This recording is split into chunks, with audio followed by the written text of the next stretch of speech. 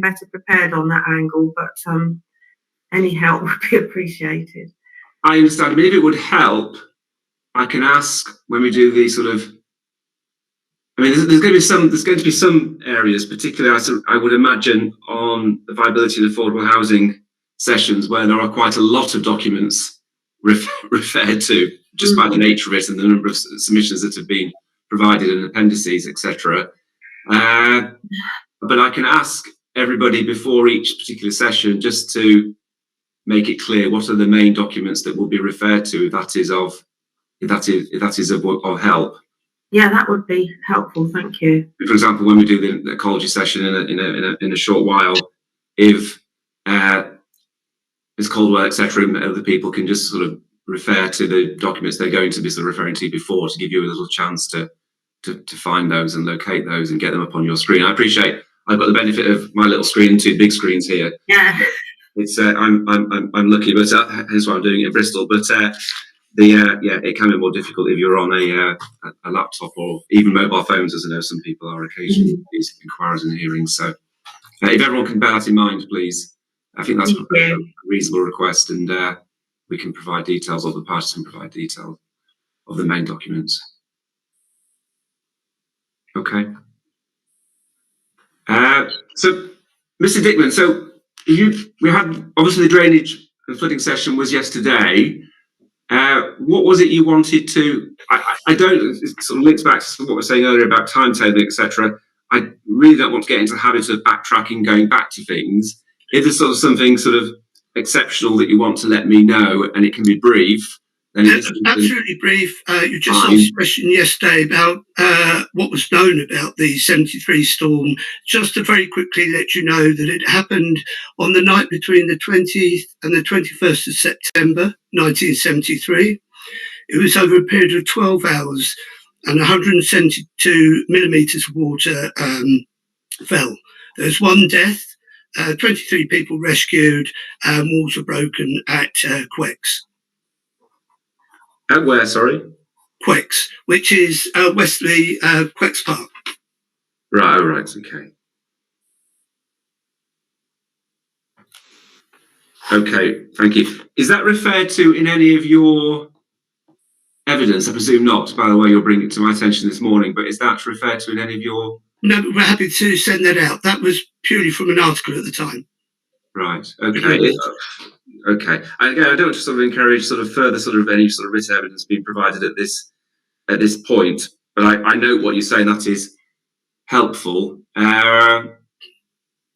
Williams, from the appellant's point of view, if there's anything added there which you wanted to come back to, perhaps that could be incorporated into Mr.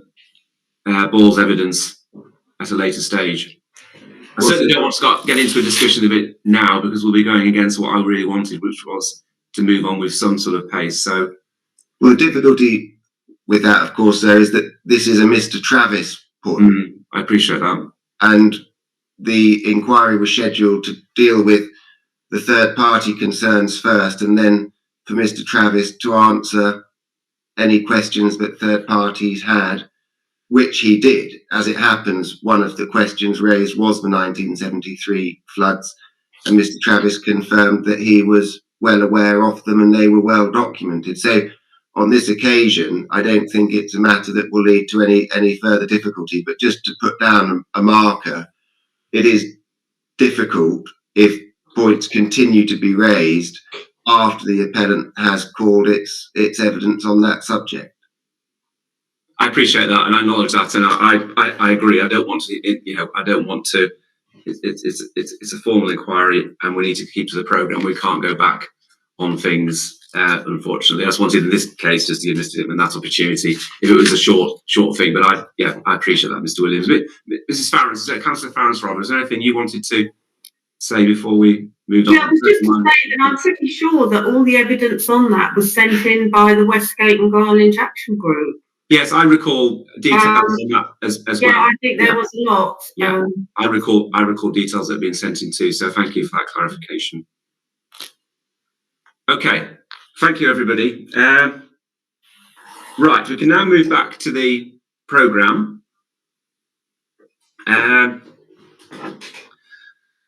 So we're on item 5, midway through item 5. Bear with me while I just reshuffle a few things here. So yesterday we did the, if you like, the habitat regulation part of the biodiversity discussion.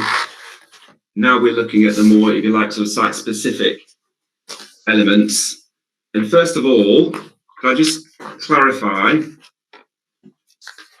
who wishes to take part in this discussion? And if I can start with the appellant, please. And Ms. Caldwell, obviously you want to participate in this. Yes, thanks, sir.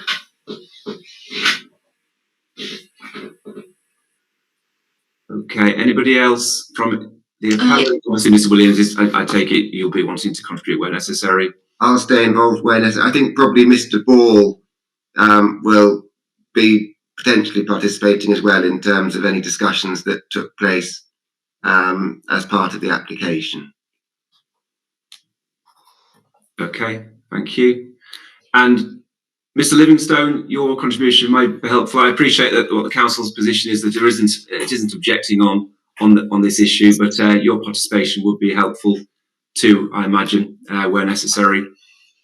Yes, sir. I'll be contributing on this issue. Thank you.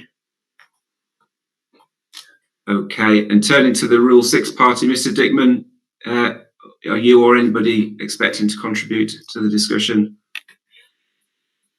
Most certainly, sir. I will be asking a number of questions, and I suspect there may be other people involved that will wish to.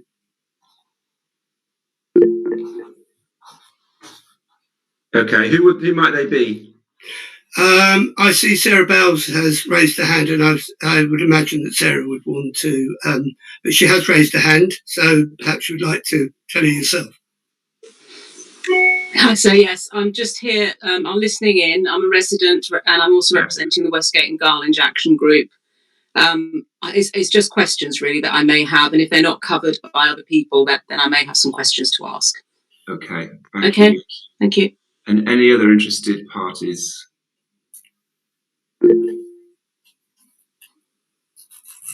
Okay, we've got Councillor Farrance. I'm assuming you're just saying that you want to take part, which I can take as... Yes, please. Yeah, and also Mrs. Brown, where are you? I've seen your hand up. Sorry, I didn't put my mark on. Yes, please, I'd like to take part as well. Thank you. Okay, thank you, everybody. As this is a roundtable discussion, it's a slightly different format to the discussion that we had, or the session we had on drainage and flooding, in that this is rather like a discussion that anybody who's attended a planning hearing in the past, where I will lead and ask questions or ask for contributions from parties or people's comments. So if anybody has questions, if you could ask the questions through me, please. And I want it to be obviously a well-managed discussion, which I'm sure it will be. And if we could avoid sort of repetition of each other's points, and if we can keep to the agenda items, please, then that would be helpful. Thank you. Going back to Councillor Farrance's point, are there any particular documents that would be particularly helpful for parties to be aware of or have open? Yes, as identified in the agenda, I will be referencing the Breeding Bird Survey Report, which is CD 8.03. The Barnow Technical Note, which is CD 8.06, and the relevant updated ES documents, which is Chapter 7 on ecology, and that's CD 8.01. In other matters, I will also be discussing the Biodiversity Net Gain report that we produced, which forms Appendix 3 of Chris Ball's proof, and CD 9.01, which is the Statement of Common Ground between the appellant and TDC.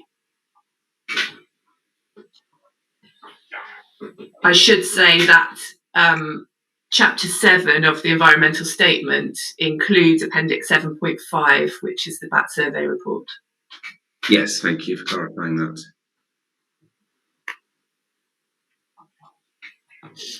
Okay, thank you.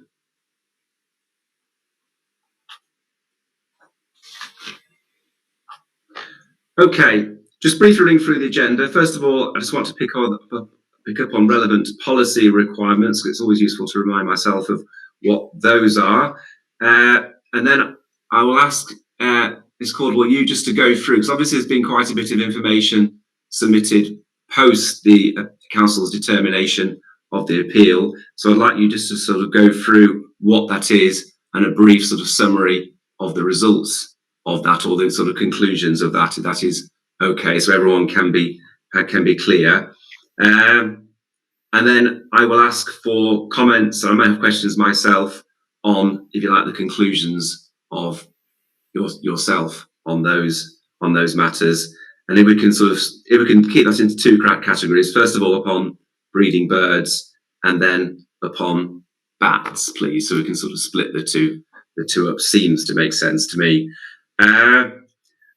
And then, and obviously also want to include in that any consideration of mitigation matters, because I know there's been several points raised in representations from the Rule 6 and interested parties in that regard.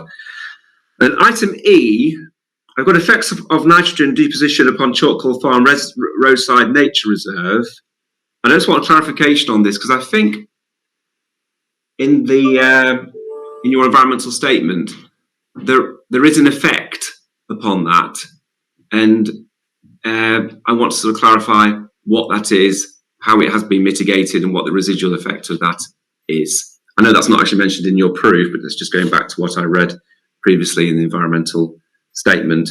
And then at the end, briefly, if just provide people's conclusions against the relevant policy requirements.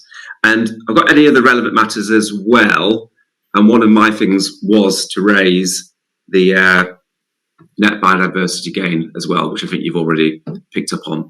Yes, so that's helpful. Thank you. Okay. So the first part, the relevant policy considerations. I think the sort of the main policy, development plan policy anyway, is policy SP30. And would anybody like just to give a brief sort of, obviously I sort of read this, but just so everybody is sort of aware, just a brief summary of this. I mean, I don't know, I don't mind who does this. Mr. Livingstone, you're there, if you want to do it, or Mr. Paul, I really don't mind. I don't mind giving a brief summary of this. So the policy itself is effectively the biodiversity policy that's in the local plan, which requires that development proposals will make a positive contribution to the conservation, enhancement and management of biodiversity and geodiversity assets, resulting in a net gain for biodiversity. And that's through a number of measures which are identified in the policy, which includes restoration and enhancement of existing habitats, where appropriate, the creation of new wildlife habitats, creation of linkages between sites to create local and regional ecological networks, as well as protecting soils, mitigating against the loss of farmland bird habitats. And it also goes on to talk about basically assessing the presence of assets on sites and protected species, and then talks about some of the issues that we sort of discussed yesterday in part about the sort of special protection area, making sure that functioning linked land is assessed within submissions, and when that's the case, an assessment will be required. And then just to give you the last sentence so that everyone's aware, it states that planning permission will not be granted for development if it results in significant harm to biodiversity and geodiversity assets, which cannot be adequately mitigated or as a last resort compensated for to the satisfaction of the appropriate authority. Okay. Thank you. And just on the net biodiversity gain, which I think you mentioned there, there's not actually there's a requirement for is the enhancement of significant features of nature conservation value. Oh, actually, net gain is at the top, isn't it? It's at the top. Okay. Yeah, I see. Okay, thank you. Any comments on that from the appellant, Ms. Caldwell, are you happy with that summary? I just wanted to sort of, so it's clear in everyone's mind what the actual, because sometimes we sort of go straight into issues without firstly looking at what the policy requirements are. So I thought it was helpful in this regard. Anything you wanted to add? No, I think that provides a good summary. Thank you. And is everyone happy that it's consistent with the framework?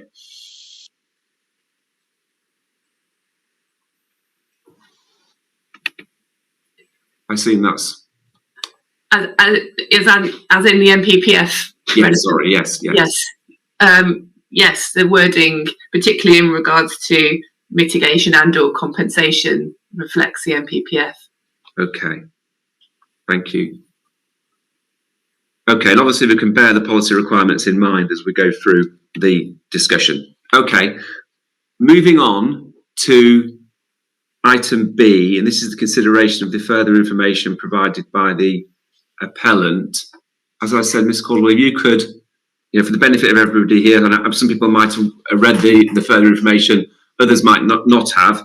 If you could just do a sort of a brief sort of summary of the further information and the sort of key findings from the appellant's position that you have found, please. Yes, sir. So the Breeding Bird Survey report, which is CD 8.03, details the results of breeding bird surveys undertaken between April and June 2020. Methods are provided in paragraph 3.3 to 3.9. In terms of the results, we confirmed that 26 species were considered to be breeding on site. That includes potential, possible and probable breeders, the definition of which is included in the methodology, which were considered to be holding one or more breeding territories within the application site, with a total of 40 species recorded. So some species which were not considered to be breeders may just be passing over.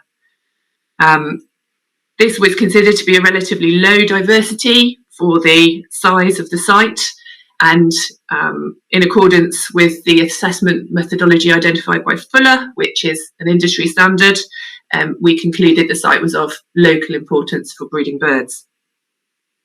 It's notable that we recorded 9 red-listed breeding species, 11 red-lists in total recorded on the site, and this included grey partridge, corn bunting and skylark, which are all declining farmland bird species. However, these are all recorded in relatively low numbers, with 3 territories for skylark identified, 2 breeding territories for grey partridge and 1 breeding territory for corn bunting being identified.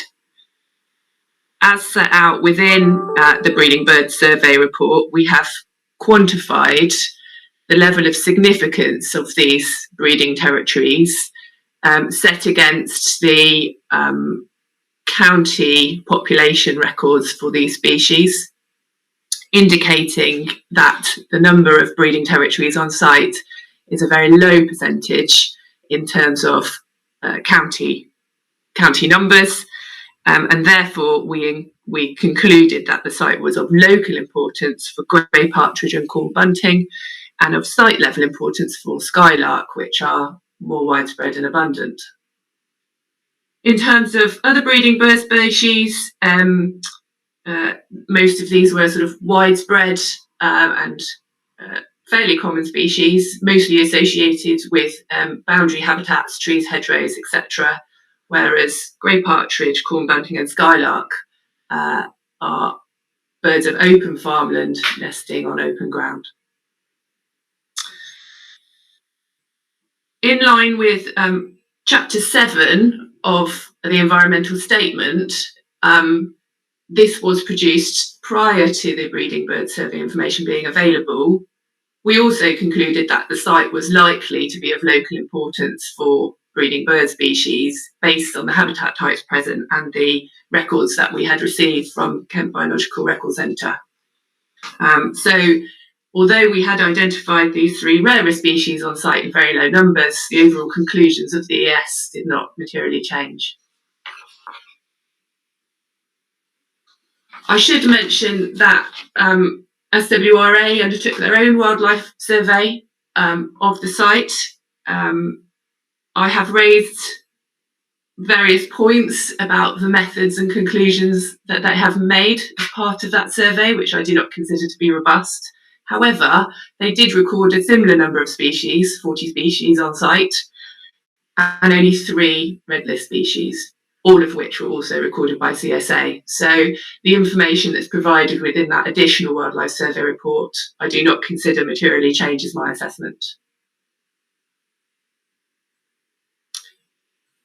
Would you like me to talk about barn owl now and then mitigation, sir? Or would you like me to continue to focus on the farmland bird species?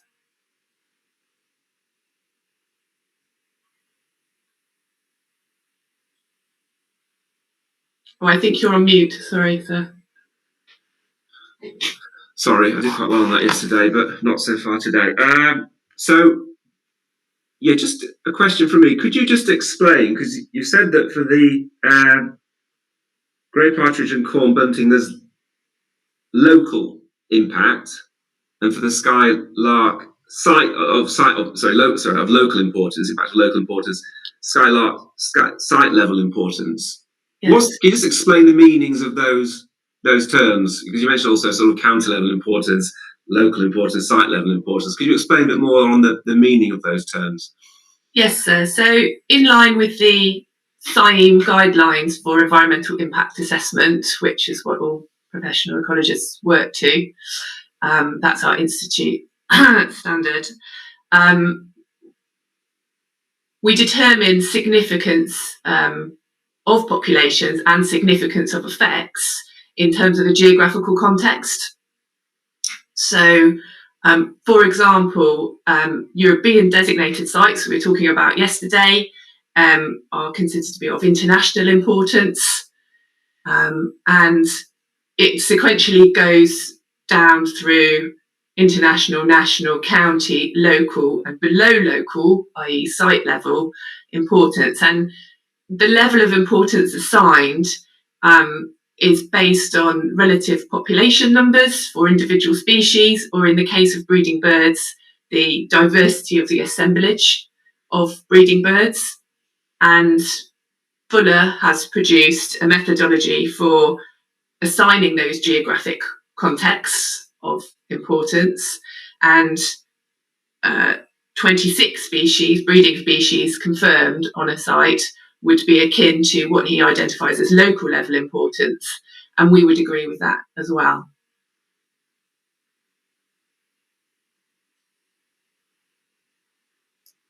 Okay, thank you. Any comments from anybody on what's been said so far?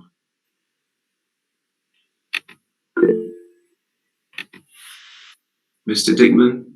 Yes, thank you, sir. I do have problems understanding the red list notion.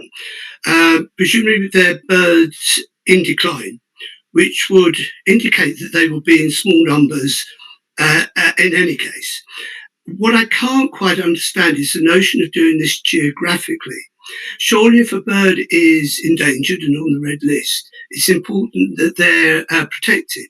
Now, given that if a number of authorities within the county took the stance, well, it's local, so therefore it's not of that significance, and that happened nationally, then we would run the risk of actually losing endangered species. So I can't quite understand how you put a bird on a red list because it's in decline and there are a few of them, then you say, well, there aren't very many, therefore it's okay in this case.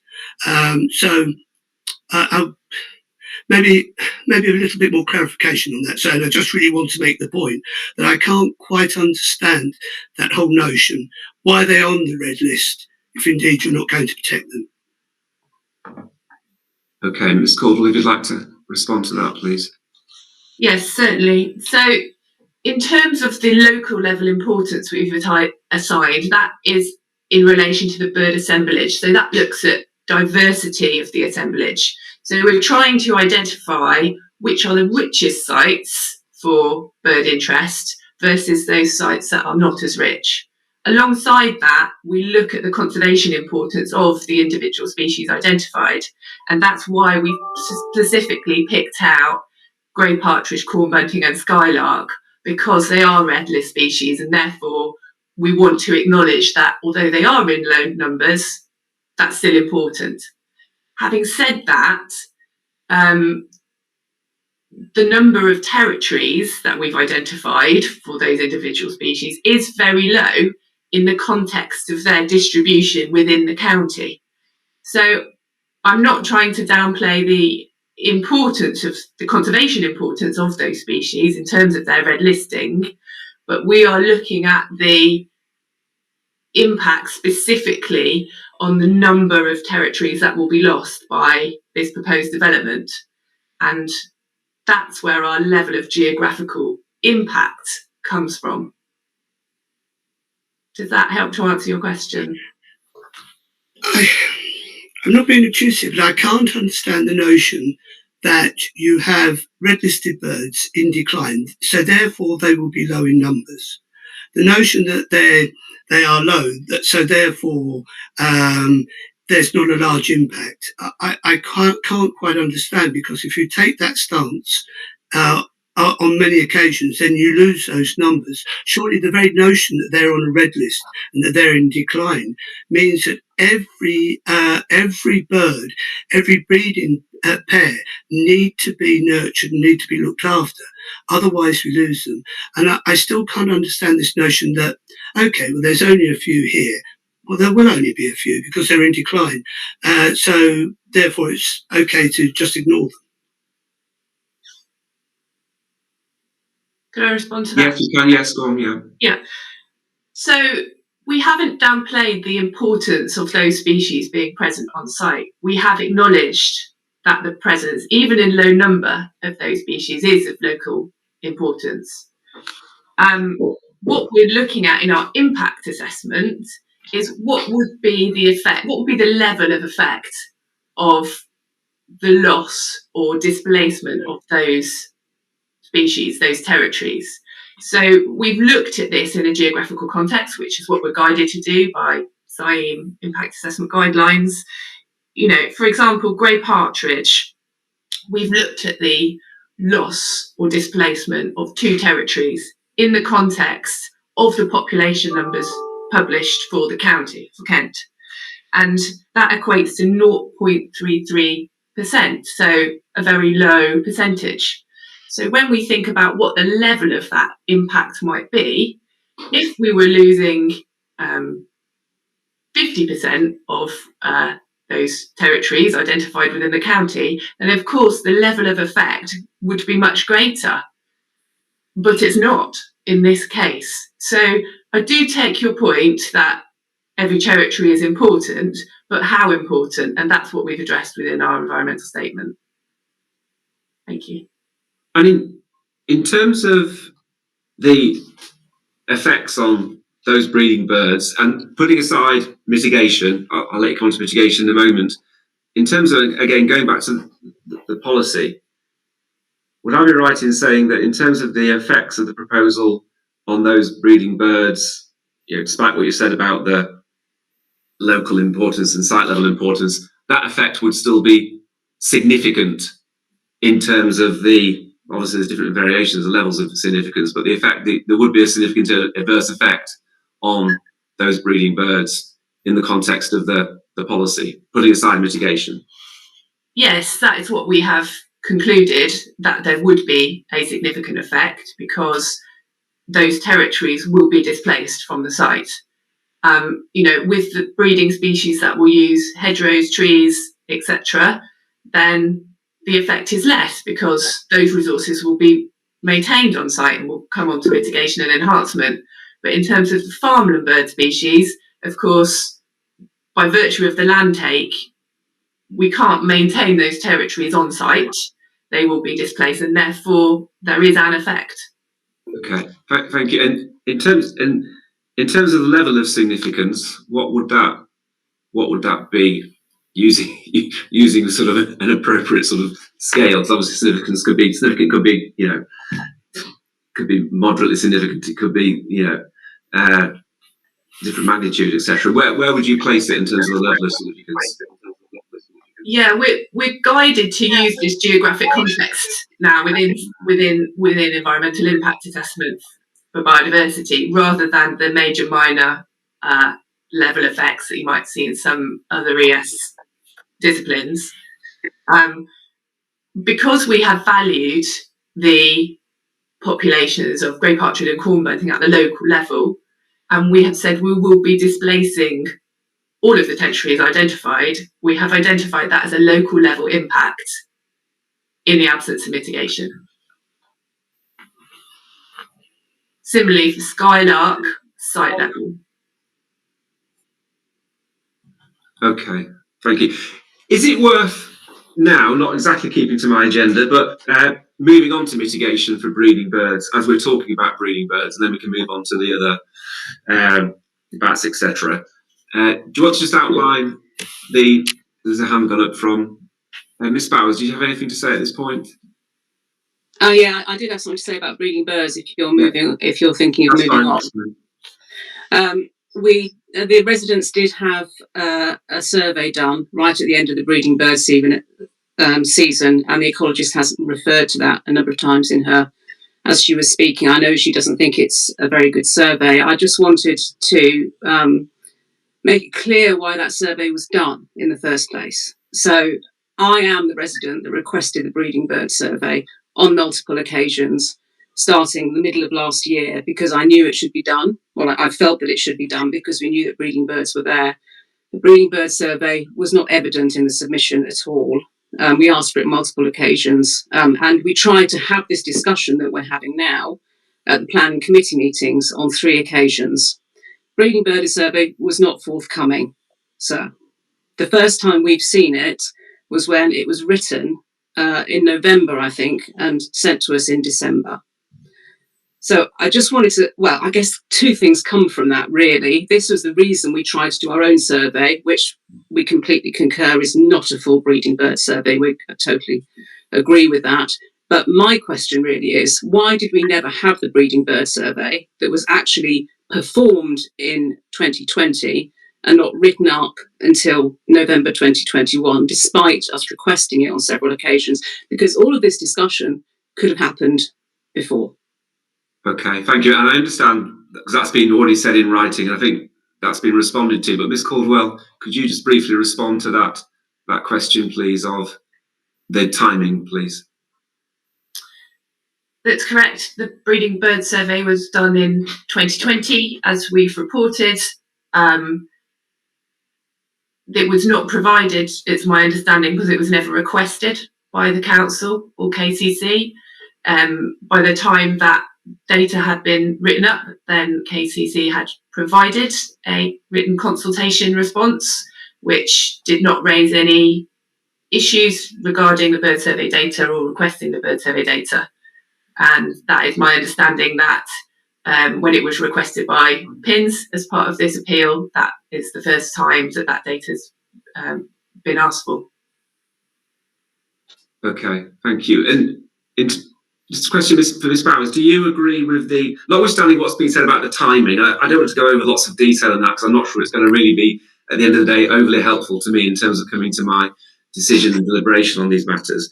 But I do appreciate what you've said and what's been said on this. But do you agree with the findings of the appellant's breeding bird survey in terms of without mitigation, in terms of the impacts that have been outlined?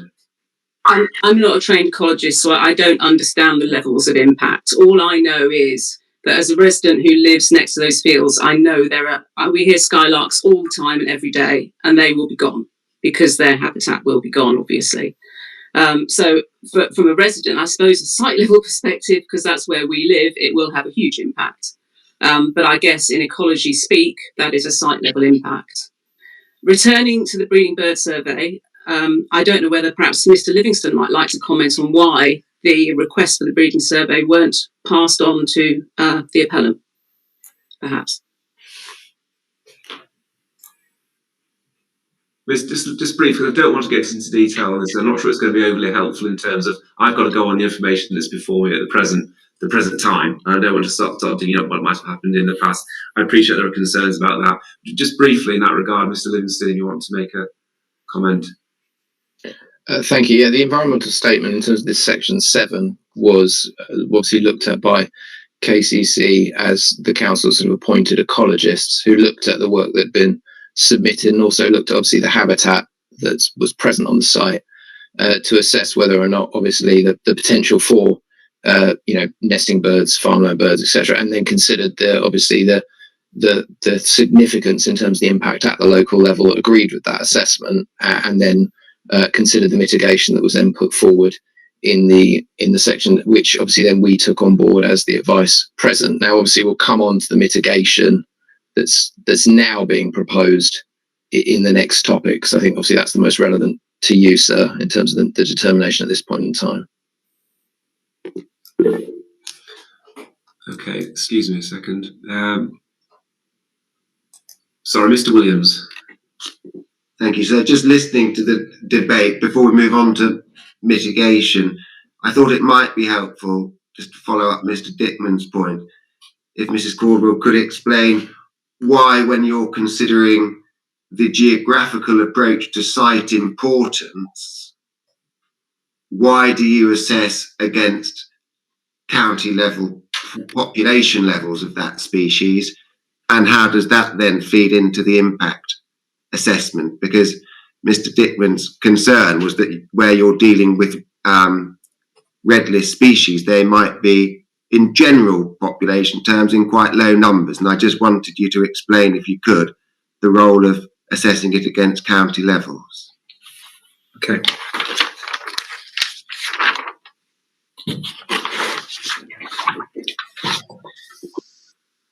Thank you.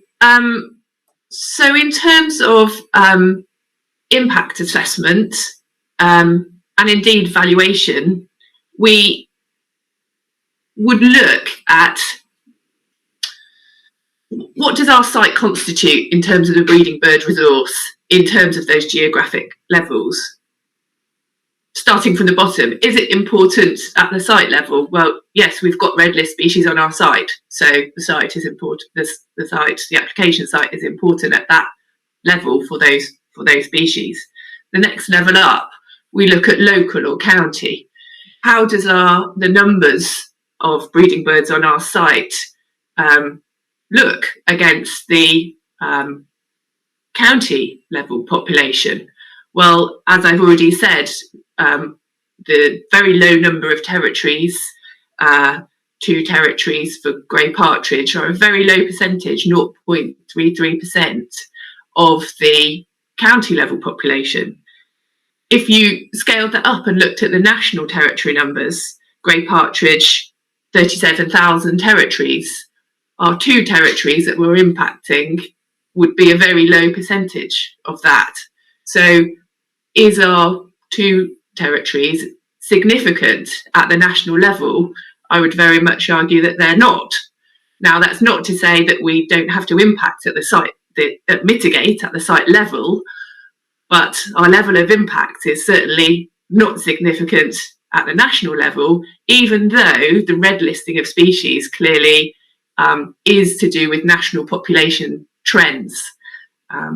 Not just numbers, but trends in terms of declines or breeding success. Does that help to answer that point? I would have to say not, I'm afraid. I still can't understand the notion of having a red list for a species in decline and then quite flippantly saying, well, we will lose some, but doesn't really matter. It'll be a small number in the general scheme of things. These birds are endangered and everyone matters. And I guess that's where we will not agree on that. Okay, thank you. And in that regard, I think I've got the information before me that I need to come to, conclusions, which of course is my job in all this. So I'm aware of sort of what your views on that. I'll have to go away and consider those. I've got 2 hands up. Councillor Farrens, is there anything further you wanted to add before we move on to mitigation? Thank you. Just very briefly, I have to say I'm struggling like Mr. Dickman is to understand this, because I would have thought if they are only important at site level, that makes them very important if they're an endangered species. I am struggling with that, but I also do want to mention on behalf of my residents that people do talk about the skylarks. A lot of people who live along Shottendane Road have talked a lot about the skylarks and the wildlife that is there. So local knowledge, again, maybe could be considered. Thank you. Okay, thank you. Mrs. Brown. Thank you, sir. Yes, I just wanted to mention that this is going to have a cumulative effect across Thanet, because there's lots of farmland across Thanet which is being looked at as being developed. So we lose this site, and then we'll lose another site, and then before we know it, all these endangered birds have lost their habitat. Okay, thank you. Ms. Calder, would you like to come back to those two points, please? Yes, certainly, sir. On Mrs. Farron's point about skylark, one thing I would just like to make you aware of in terms of skylark is, in terms of their ecology, they are a very visible species. They have this display flight where they go up very high in the sky, and they're very vocal, and they can call for a long period of time. And they are very visible in contrast to some more cryptic species. Now, this behaviour does not necessarily relate to the number of breeding territories that we have identified on our site. So I'm not trying to get away from the fact that we do have breeding skylark on our site, and that is important. But in terms of sort of local perception, skylark are a very visible species that are easy to notice. So that's my point on that. And the second point on cumulative level impacts, that was assessed within our ES chapter. And of course, we must bear in mind that SP30 does have a specific requirement for farmland bird mitigation. And therefore, any scheme coming forward must have due regard to farmland birds and provide adequate mitigation and/or compensation as appropriate. In addition, there was some detailed survey work in relation to wintering birds and other breeding bird species in production of the local plan to look at the sites that would be least impacted by development in that regard. So in terms of cumulative impacts, yes, in the absence of assessment and/or mitigation as required, there could be a cumulative impact, but we must assume that all development coming forward is bound by the same policy that we are, and therefore a cumulative effect cannot occur. In the middle of the floor, probably. Thank you.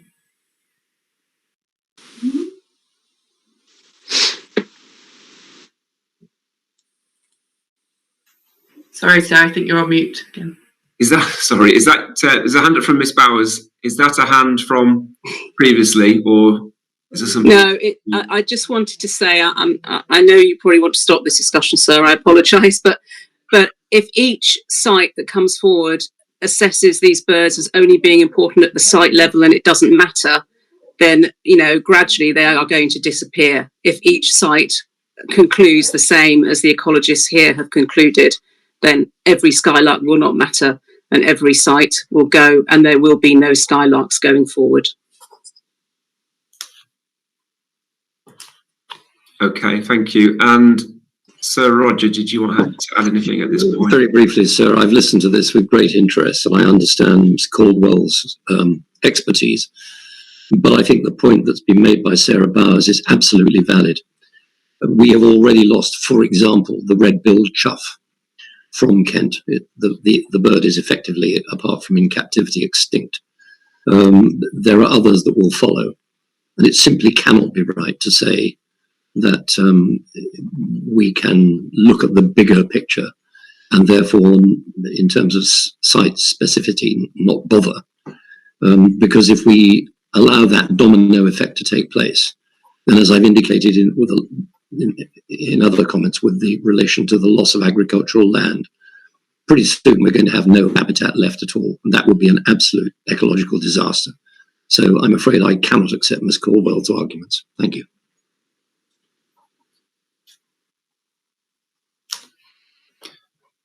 Thank you. And Ms. Caldwell, I'll give you as the appellant the final opportunity to comment before we move on to mitigation, please. Thank you, sir. I would just like to clarify that although we have identified the level of impact in relation to farm and bird species, we have identified a significant impact at the local level. So I reject the comments that say we have said that there is no effect and that it doesn't matter. That's not the case. We have rationalised what level of effect we think there will be, and we have proposed mitigation and compensation accordingly. Thank you. Okay, thank you. Can we now move on to mitigation? This is mitigation just for, in terms of what we've been talking about for the breeding birds. Can you just summarise the mitigation that has been proposed? Yes, sir. So as set out within the original ES chapter submitted with the application, we set out the level of new habitat creation and enhancement that we could be delivered in line with the proposed landscape strategy and the amount of open space proposed within the DFP, Development Framework Plan, that is. And for the majority of species, that will result in a positive effect. The availability of hedgerows, thicket planting, wildflower, grassland planting is scarce in this area, which is dominated by arable farmland, and therefore these will be new and enhanced resources for the majority of breeding bird species. Subsequent to the detail received on the breeding bird survey report and the identification of these farmland bird species, we have also specified a specific bird mitigation area within the southeastern part of the site, which totals 0.08 hectares, which will be fenced off and specifically provided and managed for wildlife and bird mitigation in particular. The fencing off is to reduce disturbance from new residents, and the planting proposed within that area will comprise a suitable native wildflower grassland mix, a tusky mix that will produce lots of seed and invertebrate resource for a range of breeding bird species, but specifically to boost the potential breeding success of the farmland bird species we've identified would be impacted. Now, I think there's been a slight misinterpretation about the purpose of that breeding, that bird mitigation area, in that it may provide some nesting habitat for some species, such as grey partridge, which will nest in hedgerow bases adjacent to open areas. But its primary reason is to boost resources available for farmland bird species which we accept may be displaced to adjacent farmland. So the location of the bird mitigation area is on the southern edge of the site, which borders remaining open farmland to the south.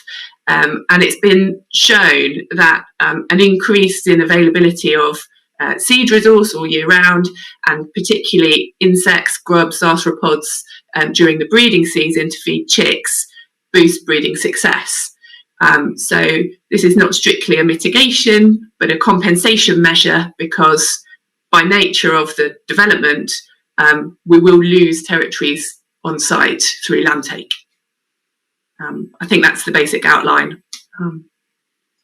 In terms of the, thank you, in terms of the bird mitigation area, you'll have probably read the concerns that have been raised by the local residents about its location in terms of proximity to houses, in terms of, I think, proximity to a road, and things like implications for pets, and can you provide I just want to give the opportunity to come back on those comments that have been provided by residents, which sort of seem to sort of undermine the value of that, what is being proposed in terms of that open space proposal, and what its actual contribution in mitigating the significant effect.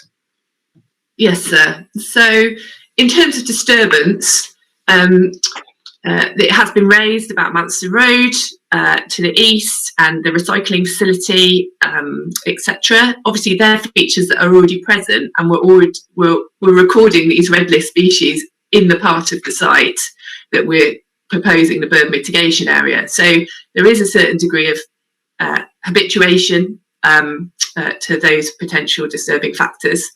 With regards to pets, obviously the site is already surrounded by some residential development, and to a certain degree that effect may already occur. We have acknowledged within our Chapter 7 of the ES that there could be an adverse effect from increased predation, so that's been built into our assessment already. But despite that, these habitats will provide more cover than is currently available for these breeding species, which should help to eliminate some of the effects of predation, and the new prey availability for breeding birds, should help to boost their breeding success. So I am not trying to get away from the fact there may be an effect from predation from pets, etc. But on balance, we feel that this would still be an adequate compensation. Thank you. And just in terms of one of the things you said, I think you said the habitat will provide more cover than previously available. Do you mean sort of it'll provide more cover for breeding birds than what was previously available in terms of the open farmland? Is that what? Yeah, so the landscape proposals, apart from the specific bird mitigation area, includes lots of hedgerow planting. I think we've got over 1 kilometre of hedgerow planting.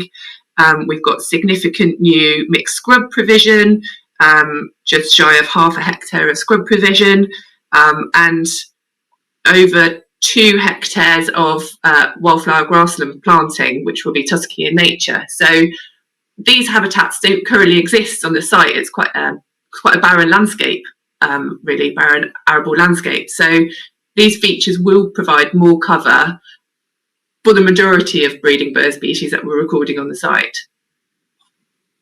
Okay, just for my own clarification, and in terms of obviously, I think you've touched on this, but in terms of significant effect on grey partridge, etc., skylark and corn bunting that has been identified, you're not saying that this mitigation would actually mean that you'd get, if you like, replacement breeding territories, as I understand it. You're saying that there might be breeding territories for other birds, but not necessarily the ones that would be significantly affected. Is that right, or have I got that slightly wrong?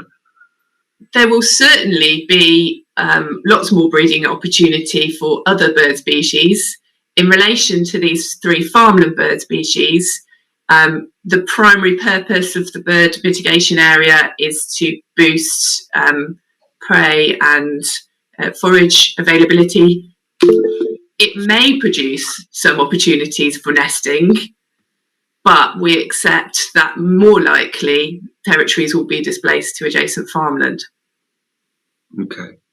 And going back to the policy, SP 30 Part 6 says mitigating, one of the measures it seeks compliance with is mitigating against the loss of farmland bird habitats.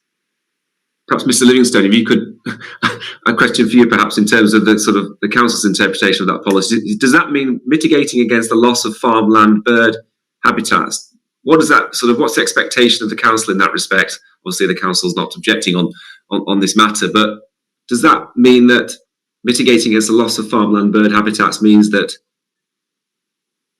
that mitigation could actually be to encourage other birds, but not necessarily farmland bird habitats, which it seems would be lost in terms of these two sites? I appreciate the point, Ms. Caldwell, that they might go on to adjacent sites, etc. But what's the intention of that bit of the policy in that regard? I think obviously inherently within strategic allocations on farmland sites, there's the potential for impact on existing habitats, and obviously this policy is taken in the round of the local plan and all the other allocations. I think in terms of the specifics of this policy, in terms of mitigating against the loss of farmland bird habitats, obviously what we looked at within the consideration of the application is what measures have been put in place within the landscaping that's provided within the scheme, to ensure that you're basically trying to ensure that as many habitats as possible are either created anew in the locations to which they are, so which could, as you say, so it actually introduce different bird species there, or potentially improve actually the ecological value of certain parts of the site. But I think there is an element here, which is that sites like this can result in certainly displacement of farmland bird habitats by their very nature of being allocated and being changed. I think the intention is to try and ensure that as much as can be done within the round, that those impacts are mitigated to a degree. Obviously, preservation in situ is more tricky with certain sites. I think if I may, I did want to come on to a couple of the points that come up about this particular bit of mitigation. Is it an appropriate time to come in now? Sorry, I appreciate Mr. Dickman's got his hand up and should arguably be first. As you're on, is that all right? Sorry. Continue in terms of I just wonder if it's possible to just get some idea of the 2 points, obviously from the council side of things. Obviously, is this mitigation area is sort of a new element of mitigation that's come out of the additional information that's been published. I think obviously we were satisfied with the information upon submission of the application, and indeed what Ms. Caldwell's talked about is not it's not fundamentally opposed to the assessment of impacts that have occurred within the determination of the application. But in terms of the mitigation, I just wonder if it's possible to find out a bit more about the determination as to the size of this area, because obviously the ramifications of it, which admittedly will probably knock onto our discussion about conditions, is about the fact that it's proposed to be fenced off to avoid disturbance of this area. And so I was just wondering if it's possible to find out about the size in particular and how that's been determined. Yeah, absolutely. Ms. Caldwell, please, if you can respond to that. Thank you. Well, with regards to the size and indeed the location of the proposed bird mitigation area, the location has been selected. I mean, you have to look at the scheme available. We have to look where would be a good location for this bird mitigation to be provided. Well, it must be provided adjacent to the wider landscape and arable resources available for it to be effective. So the southern southwestern part of the site lends itself to that. We cannot ignore that we already had a large area of landscaping proposed there. So that was in the original development framework plan and the original landscape strategy. So all we've done is looked at how much of that existing landscape area we could dedicate to bird mitigation to maximise our mitigation and compensation on site within the scheme. In that part of the site, we have this archaeology exclusion area, which is of a similar size. So no development or significant landscaping could be achieved within that part of the site. My archaeology and heritage colleague has confirmed with TDC's archaeology officer that the type of landscaping that we're proposing within the bird mitigation area would not contravene what's required by the archaeology exclusion area. And similarly, my landscape colleagues have confirmed that provision of the landscaping proposed would not impact the landscape and visual impact assessment that's already been undertaken, and that the level of accessible amenity space is still policy compliant, and we have provided a separate POS note on that point, which was updated recently. Does that help to answer your question? Can I just ask a sort of follow-up question about that, in terms of, there's a separate space being provided that, as I understand it, this will be public open space where people will be encouraged to exercise, children play, etc.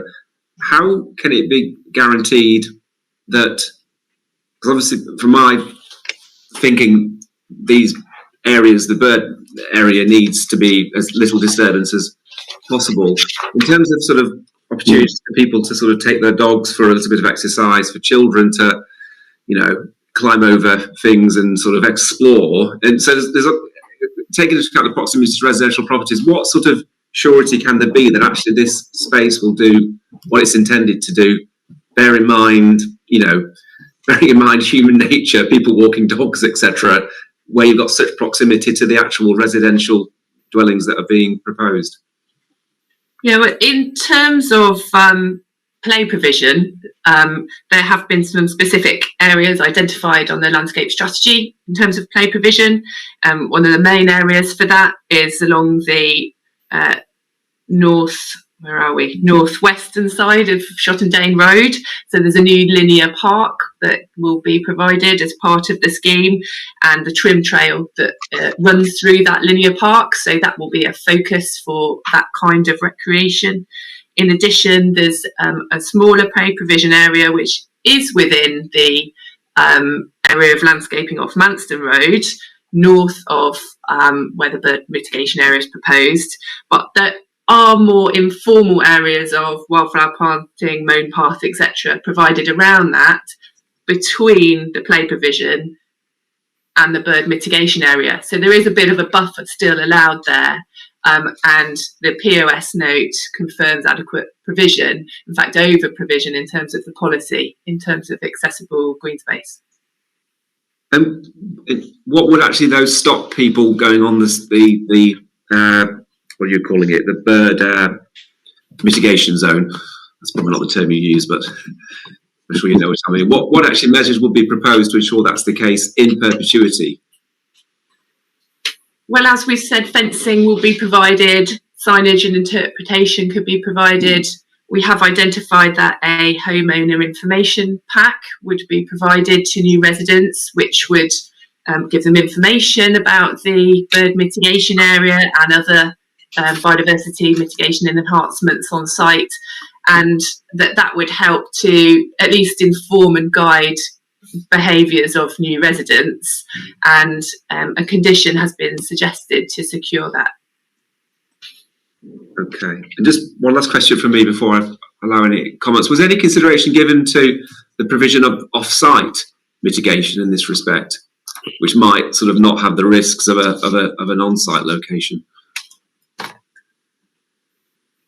It is possible that, you know, off-site provision could be an option. I know that other schemes have looked at doing some farmland bird improvements on adjacent land where that's under their control.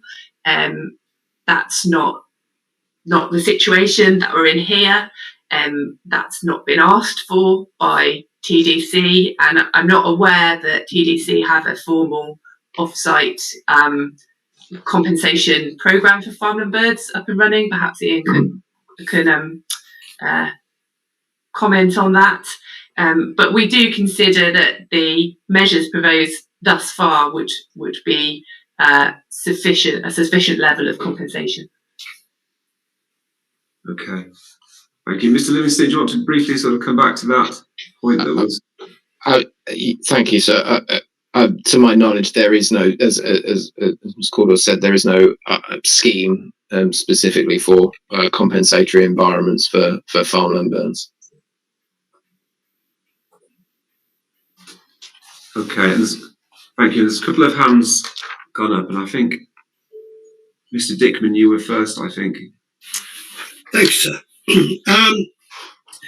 Yes, going back to the area that's designated, it is adjacent to Manston Road, which is an extremely busy road at certain times of the year.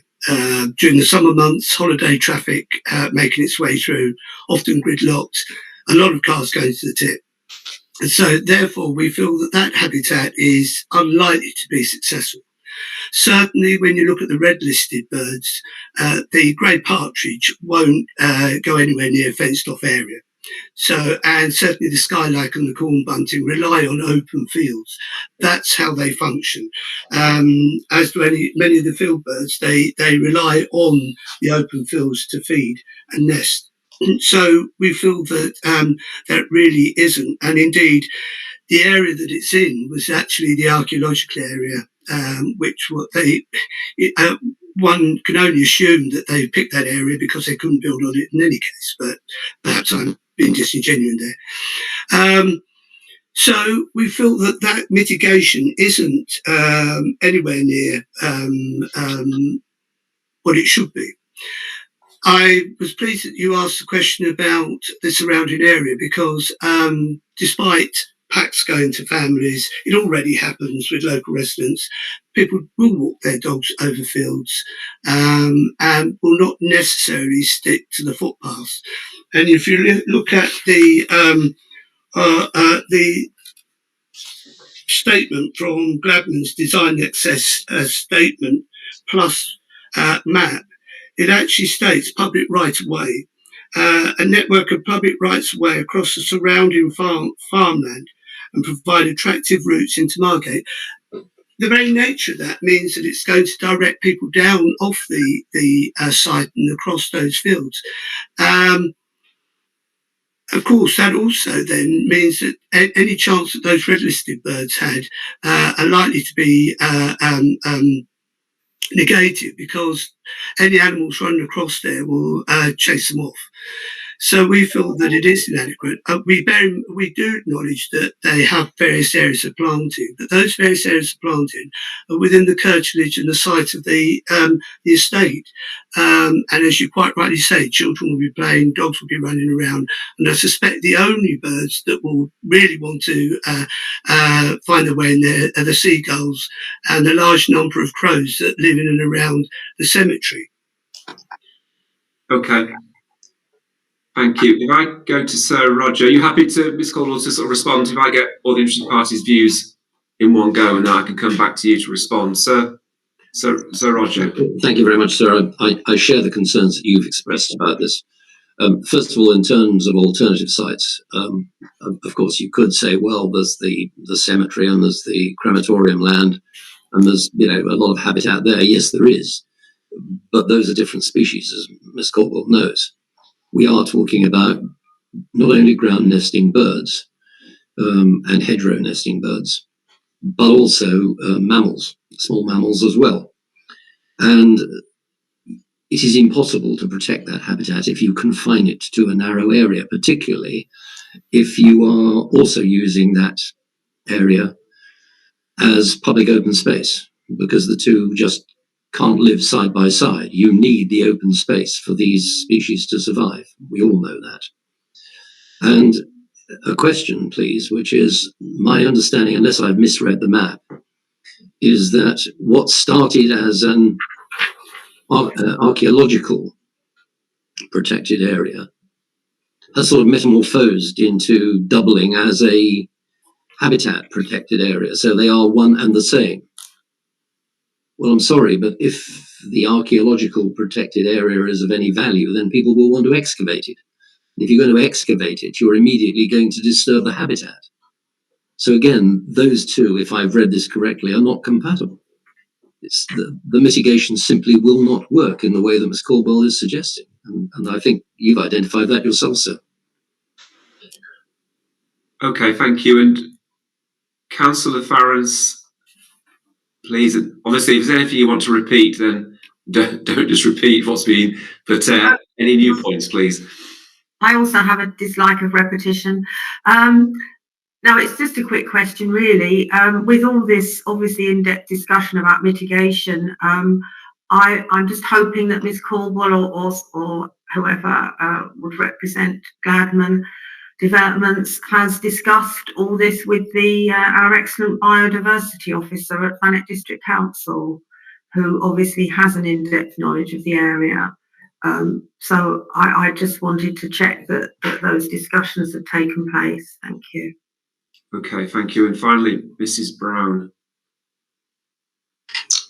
Thank you, sir. I just wanted to ask, why isn't there compensatory provision for farmland birds?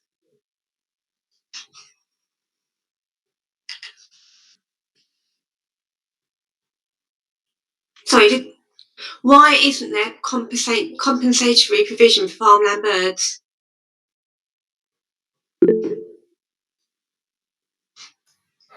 Okay, thank you. There's several points there raised, Ms. Caudle, so I think that's all the hands that I've dealt with. So if you could respond to each in turn, please. Thank you, sir. I'll start with the point on the archaeology exclusion area. Yes, it's correct that that area largely mirrors the area provided for bird mitigation. Some might say that's a effective use of space, given that viability of this site is one of the key points being discussed at this appeal. But the point about people wanting to excavate the archaeological interest there is a void one, really, because the strategy there is to retain in situ and preserve. And that is what has been agreed with the archaeology officer. And the fencing off of that area surely will benefit people not accessing that area for such reasons, or resulting in erosion of soils or anything like that. So I completely reject that point. In terms of consultation with TDC, obviously TDC have consulted their ecological advisors at KCC, and they have raised no objection, and they have largely agreed with the conclusions that we made within our environmental statement, particularly in regard to potential conditions that could be used to secure some of the biodiversity mitigation and enhancement measures. And therefore we have got confirmation from TDC that that's adequate. With regards to the compensatory measures, the bird mitigation that we're providing on site is the compensatory measure. So I'm not quite sure what Mrs. Brown referred to there. Perhaps that was in relation to off-site measures. Didn't Mr. Livingston say something about no compensation measures for farmland birds?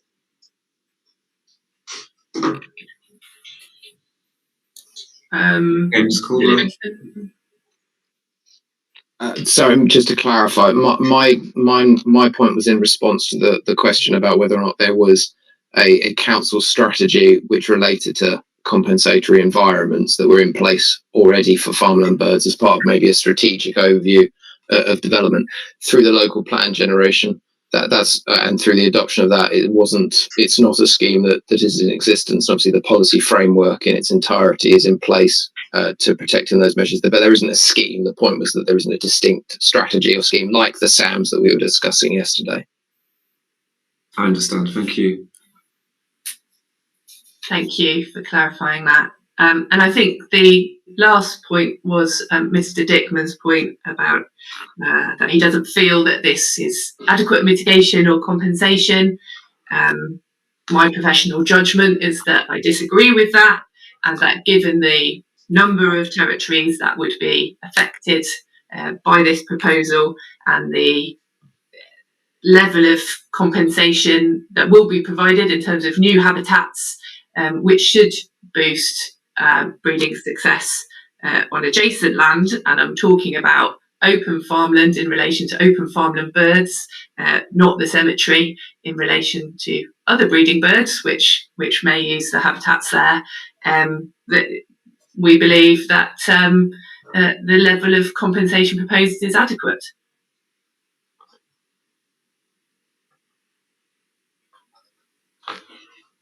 Okay, thank you. And again, this is a matter I'm going to have to go away and consider. Are there any? There's two hands back up. Mr. Dickman, is there anything briefly you want to add that you've not already said? Mr. Dickman? Thank you, sir.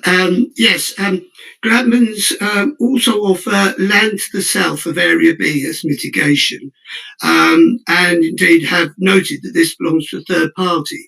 Has that third party been approached in terms of that mitigation? Ms. Calder, would you like to respond to that? We have not approached any third parties as far as I'm aware in terms of securing off-site mitigation. We haven't actually proposed any mitigation off-site. My observation is that although we are providing the bird mitigation area, that some farmland species may be displaced to adjacent farmland. So there's no specific mitigation action being proposed on third-party land. And finally, I notice on the map, on your statement on public rights of way, which is figure 3, Gladman's design and access statement plus map, that you have 2 zones there, a 400 metre zone and an 800 metre zone across the farmland. I wonder, is there any calculation as to the amount of farmland that would be lost or affected due to that? Do you mean in terms of disturbance from use of disturbance, certainly in the fact that it is still working farmland? To my knowledge, TM14 is an existing footpath route, public right-of-way, that runs along the southern boundary of our site between Shottendane Road and Manston Road, and that obviously there will be increased use of that resulting from the development potentially, but that we're not suggesting that there'll be any access across open farmland that's not part of a public right-of-way. So I'm a little bit confused by your comment. I don't know. Only in as much you have the two rings radiating out. Presumably they're zones that are being earmarked that show the area that's likely to be affected, I assume. Which draw are you referring to, Mr. Dickman? It's figure 3, Gladman's design and access statement plus map. Now, if you could just clarify what the 2 rings are spreading out from there, that would... I think my planning colleague, Chris Ball, would like to interject at this point. Mr. Ball. Thank you, sir, if it's of assistance. Can I just clarify, is this figure 3.2 with the heading Designations Plan and Local Plan Extract? Is that correct? It's figure 3, Gladman Design and Access Statement plus map. Do you, and this is within the Design and Access Statement, is that correct? Yeah. Bear with me. I think probably what they are isochrones, which show separation of distance over a spatial area to give you spatial context of the plan that you're looking at. But let me just double check. Figure 3, you say figure 3.2? Yes, it's public rights of way. Right. Is it a page number?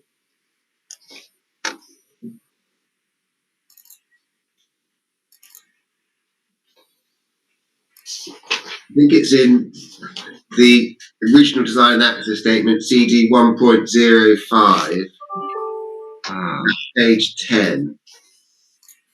Yeah, I've got it. Designated Plan and Local Plan Extract is the title, I think.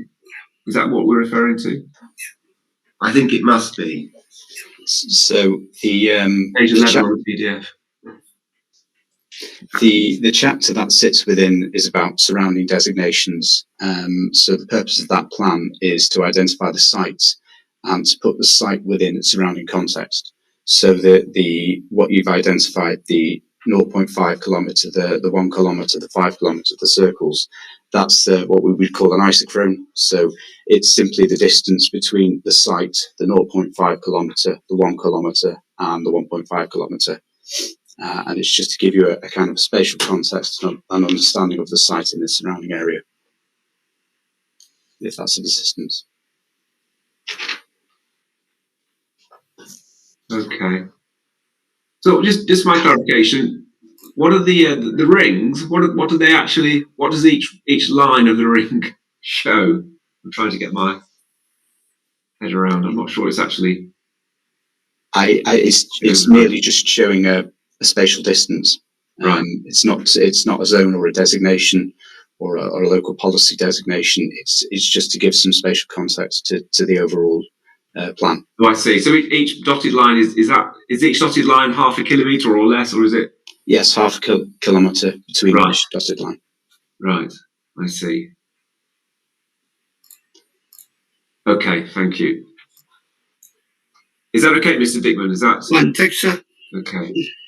I can close that document. Okay. Thank you. I think that's all the comments. I've got no further questions on the mitigation. As all these matters, I have to go away and consider everything that's been said and everything that's been provided in writing as well. So thank you for that contribution and discussion, please, which is helpful to me as always. Can we just move on to the next part of the agenda for this morning's discussion? In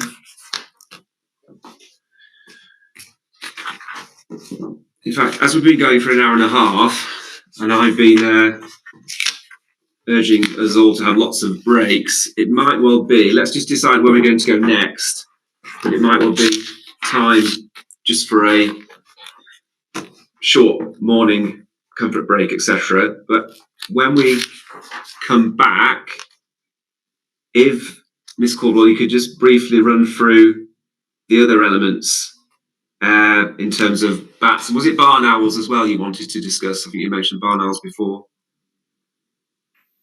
Yes, that was on your agenda. Yeah. If you could just briefly sort of summarise that, and we'll talk about those aspects, and then including mitigation, and then we'll do the nitrogen deposition, and then the other relevant matters, net gain, and just conclude against the policy requirements. So if we can have a short break now, is 11 minutes going to be okay for everybody? Okay, we'll adjourn and return at 11:15. Thank you, everybody.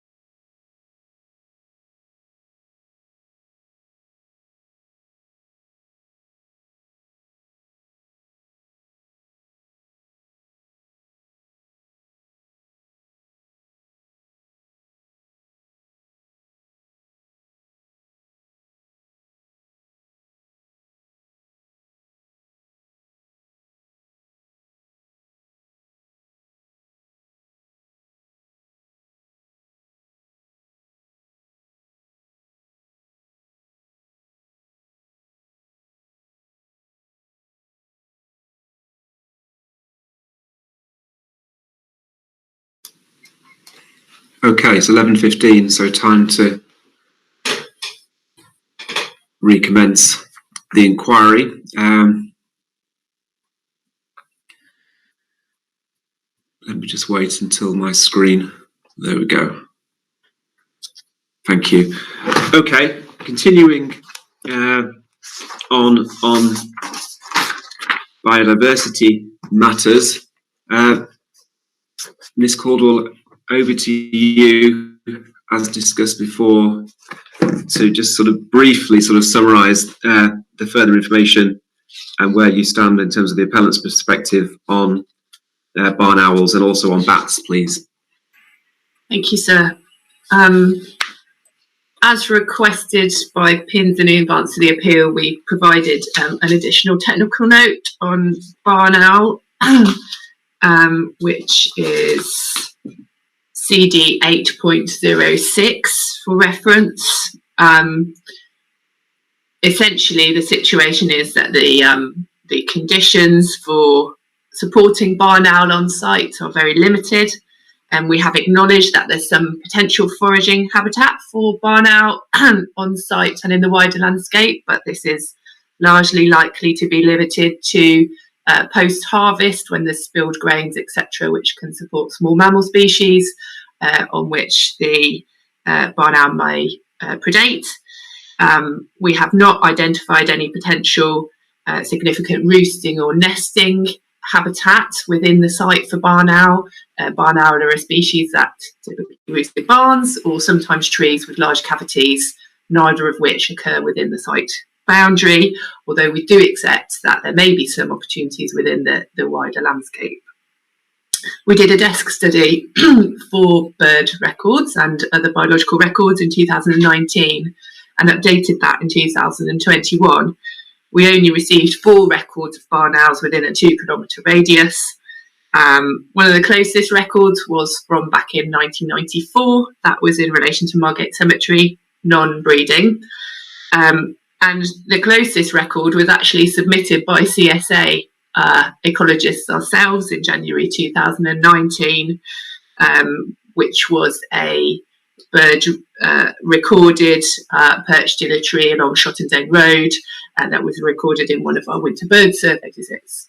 So we're aware of the presence of barn owl in the local landscape, but we've not observed barn owl foraging across the site during any of our breeding bird surveys, nor any of the other wintering bird survey visits, which were extensive between November 2019 and February 2020, and no incidental sightings of barn owl were made during the bat survey work undertaken between July and September 2019, or any of the reptile surveys, which require at least 8 visits to the site between August and September 2019. So as such, we concluded that the site is not a significant resource for barn owl, and whilst we accept they may be present in the local landscape and crossing or foraging on our site at certain times of the year, that there will be no significant impact from our proposals. In addition to that, the level of landscaping proposed, particularly the amount of wildflower and tussocky grassland creation that will occur as part of the landscaping strategy and the bird mitigation area, will provide new significant resources for barn owl to be able to forage across, and as such, no significant adverse effect anticipated. I don't think there were any specific points raised in relation to barn owl, but that's the information that we have. Okay, thank you. I've got no questions on barn owls. I don't think anybody else has any points to raise at this stage. So if you can move on to bats, please. Certainly, sir. In relation to the bat surveys, SWRA have raised some concerns about the adequacy of the assessment, the presence or absence of roosting bats, shortfalls in our reporting and the effectiveness of any mitigation that we've suggested, I have provided a full rebuttal to the points raised within my proof of evidence. That's paragraph 6.17 onwards. I've had no rebuttal back from SWRA to my proof. However, I'll run through the key points in brief so that everybody's aware of my position. In terms of survey effort, the surveys undertaken in summer 2019 were in line with the bat conservation survey guidelines, which is the industry standard that we work to, both in terms of the level of transect survey and static monitoring that was undertaken. And the acceptability of these survey methods was confirmed by KCC in their consultation response. This is detailed within paragraph 6.19 to 6.20 of my proof, and in relation to statics, paragraph 6.22. The value of the site for foraging and commuting bats, the site was assessed in terms of the level of survey effort that we'd have to undertake as low quality. And low quality habitat, in accordance with the BCT survey guidelines, includes habitat which could be used by small numbers of commuting bats, which has gappy hedgerows or unvegetated streams, but isolated, i.e. not very well connected to the surrounding landscape by other high quality habitat. And looking at an aerial photo of the site, you'll see that it's a very open, arable landscape. Whilst there are some gappy hedgerows and bands of scrub along some of the boundaries of the site, these are quite limited in terms of their extent and quality. And whilst there are some areas of suitable foraging habitat, Trevoli Park and the cemetery adjacent to the site, there's really no areas of significant high quality habitat for bats in the immediate landscape vicinity. So that informed our assessment of the habitat quality, which henceforth informed the level of survey effort that we undertook. And I'm completely happy that that is, in my professional judgment, the proportionate level of survey to undertake. In terms of how we valued the bat populations at the site following our survey work, the level of bat activity was considered to be very low across the site, both observed during the transect surveys undertaken and the static monitoring. We identified the site was used by at least 4 species of bats, dominated by common pipistrelle that are our most common and widespread bat species.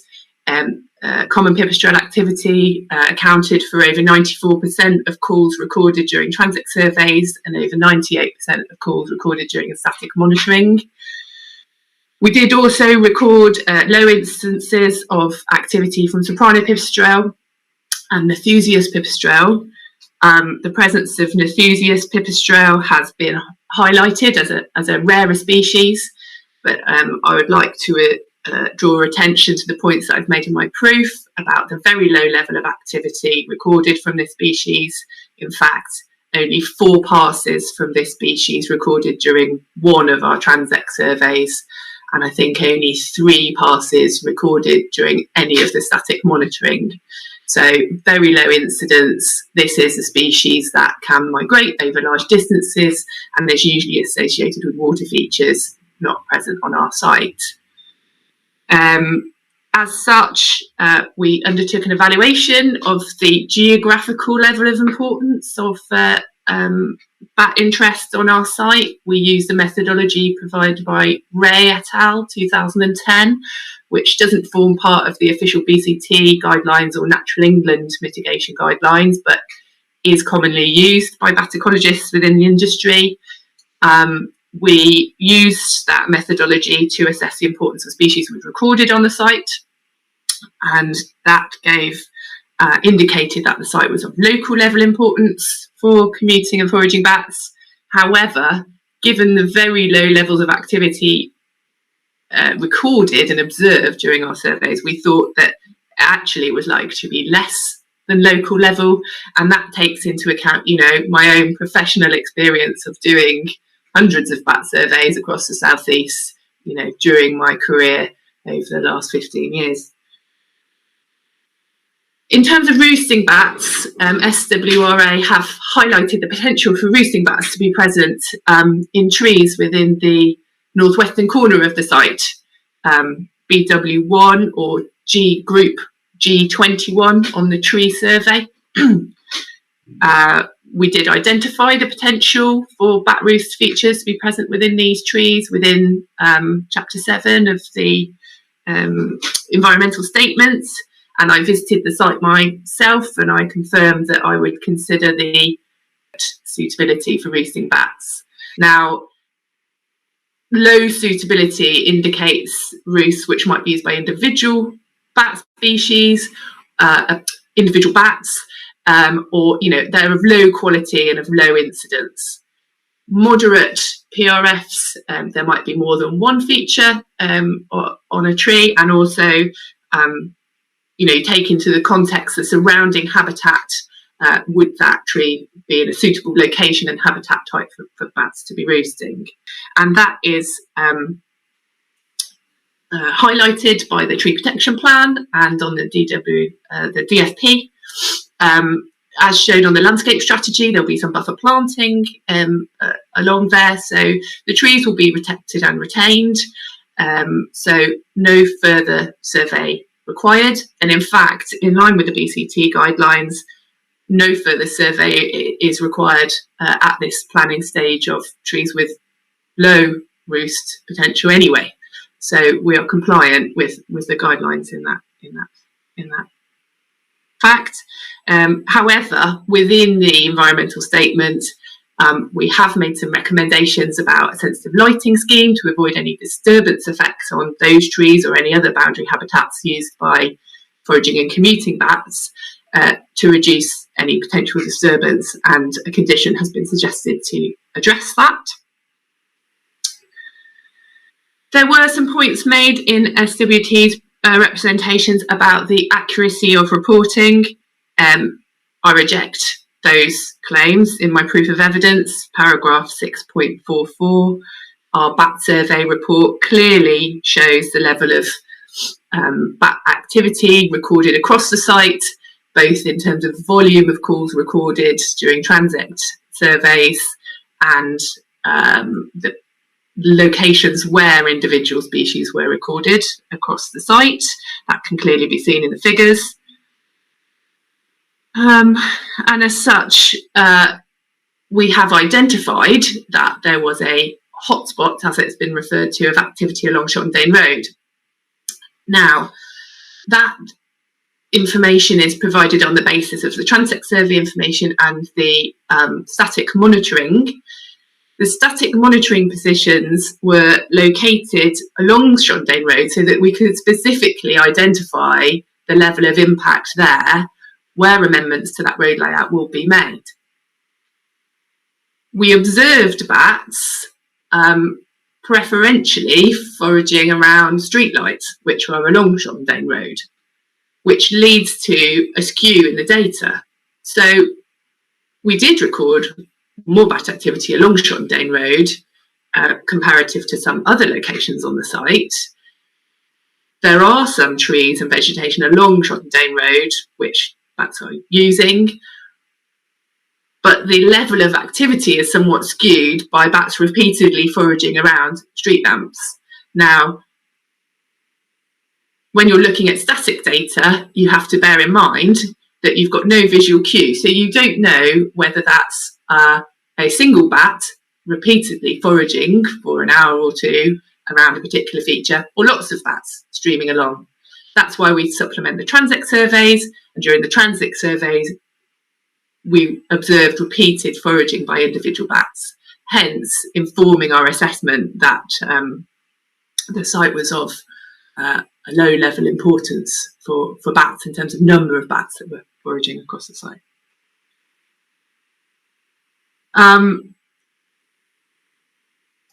Just on that point, sorry for interrupting, but just on that point, the foraging hotspot point has been raised by the residents group, Westgate and Garland Action Group, about the loss in particular of trees and hedgerows along Shottendane Road. This is obviously in the master plan, and it's an outline application, and layout's not a matter before us, but the master plan obviously shows dwellings, could be and might be proposed in that location, so there's a fair indication that's possibly what might happen, subject to reserve matters.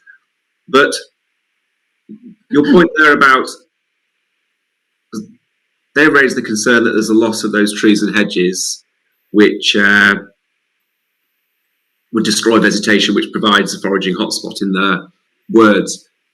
Is your point in response to that it's a foraging hotspot because the bats are foraging around the street lights rather than actually using those trees and hedges? So to clarify, it's a bit of both. So, the bats are using Shottendane Road as a bit of a flight corridor because there are trees and hedgerows along that road. But the levels of bat activity in terms of the pattern, so this repeated foraging activity by a low number of individual bats, is influenced by the presence of streetlights. Now, I'm not inferring that's a positive thing, because streetlights draw prey away from other areas. Hence, they draw some of the bat species that are fairly light tolerant, like common pipistrelle, towards those features where they forage. So I'm just saying that the presence of streetlights is skewing the data slightly in terms of the patterns of behaviour. In terms of the impact along Shottendane Road, some of that vegetation towards the southern end of Shottendane Road will be retained and possibly buffered by new landscape planting. The scheme, although we have got a new roundabout junction that is being proposed along Shottendane Road, will be bordered by new tree and hedgerow planting. So similar habitat linkages, which is one of the requirements of SP30, new habitat creation and habitat linkages, will be delivered as part of this scheme, which won't be dissimilar in location or type to the existing. So in terms of concerns about impacts along Shottendane Road, it's not that we haven't said that there won't be an impact at the point of construction, but in the long term, those resources will remain, and at any rate, they're being used by low numbers of bats at present. When you say the long term, how many years would you put for the replacement hedging and planting and trees to get to the level where they would provide a similar benefit? Well, there will be a time lag. I can't comment on construction programme at this stage, but time to target condition for certain habitat types is clearly set out within the biodiversity gain assessment. And for some trees and hedgerows, hedgerows might be 5 years. For trees to reach to maturity, depending on what rootstock is used at the planting stage, could be 15 to 30 years. So yes, possibly a long lag time for maturity of trees, but that doesn't mean that developing habitats won't have some value for foraging bats.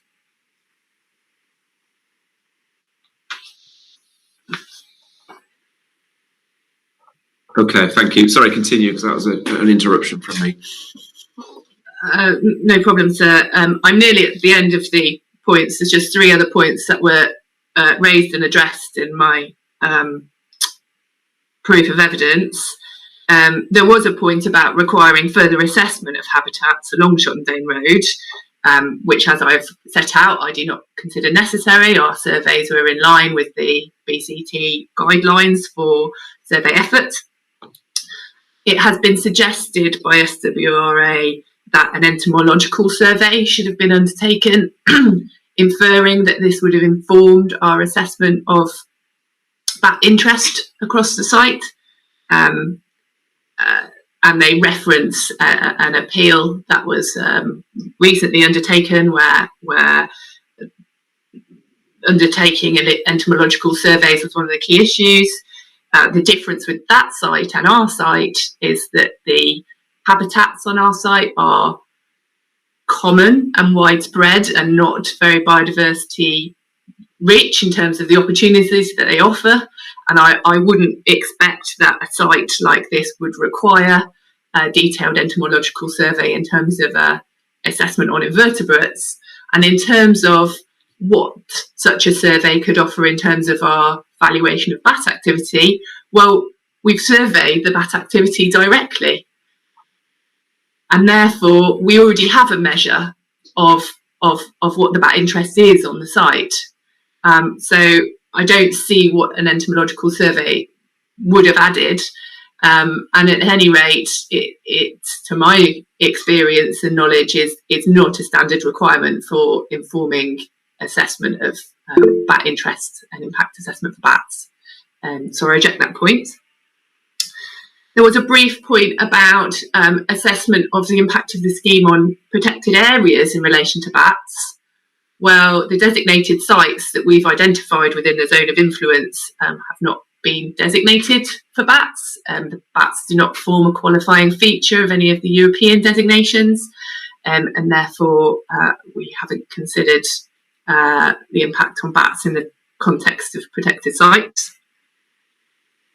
And the final point was about mitigation, concerns about the effectiveness of the mitigation that we proposed.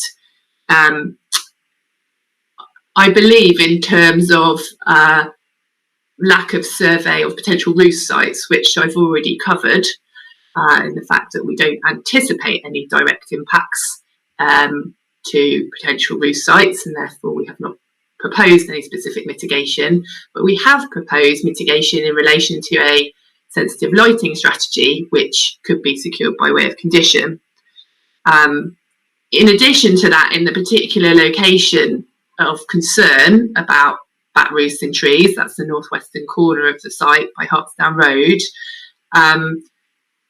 there is boundary planting, buffer planting proposed there, and none of the core roads in terms of the current layout of the site occur adjacent to those trees, and therefore comments about headlights of cars, etc., I would reject, and at any rate lighting can be secured by condition anyway. We've also previously discussed the homeowner information pack, which could also be secured by condition and would provide guidance on security lighting that residents might want to provide on their own housing, you know, closing curtains at night, that sort of thing, which I accept may not be enforceable in terms of the actions that residents take, but the condition itself in terms of provision of that education is. I think that's all the main points that have been raised in relation to bats, so I will leave it there.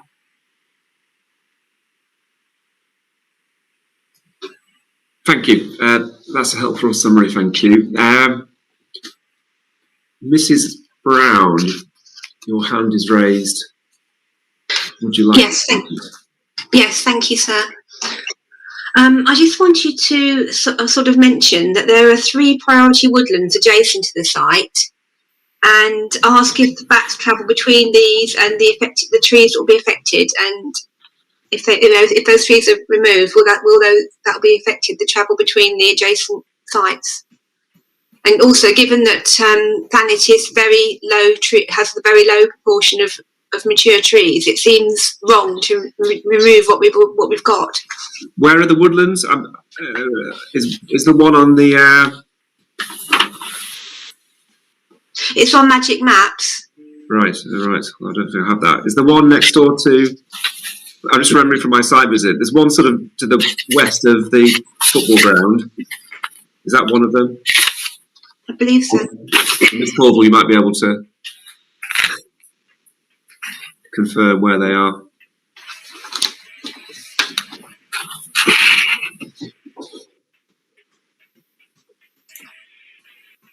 Sorry, sir. Are you referring, Mrs. Brown, to there is a small area of plantation woodland off Hartsdown Road, sort of the northwest corner of our site? Yeah, I saw that on my site visit. That's opposite the cricket club, I think, isn't it? Yes, I believe so.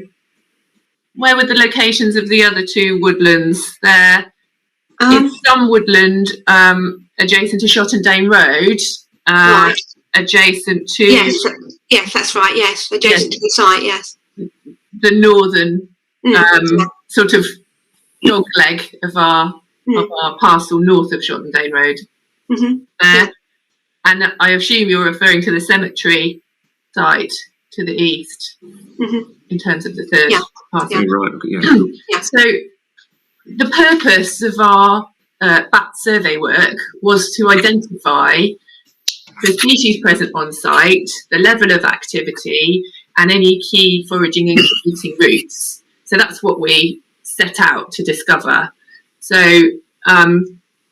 the information provided in the bat survey report shows exactly where we recorded individual species and any hotspots shown on a heat map within that report.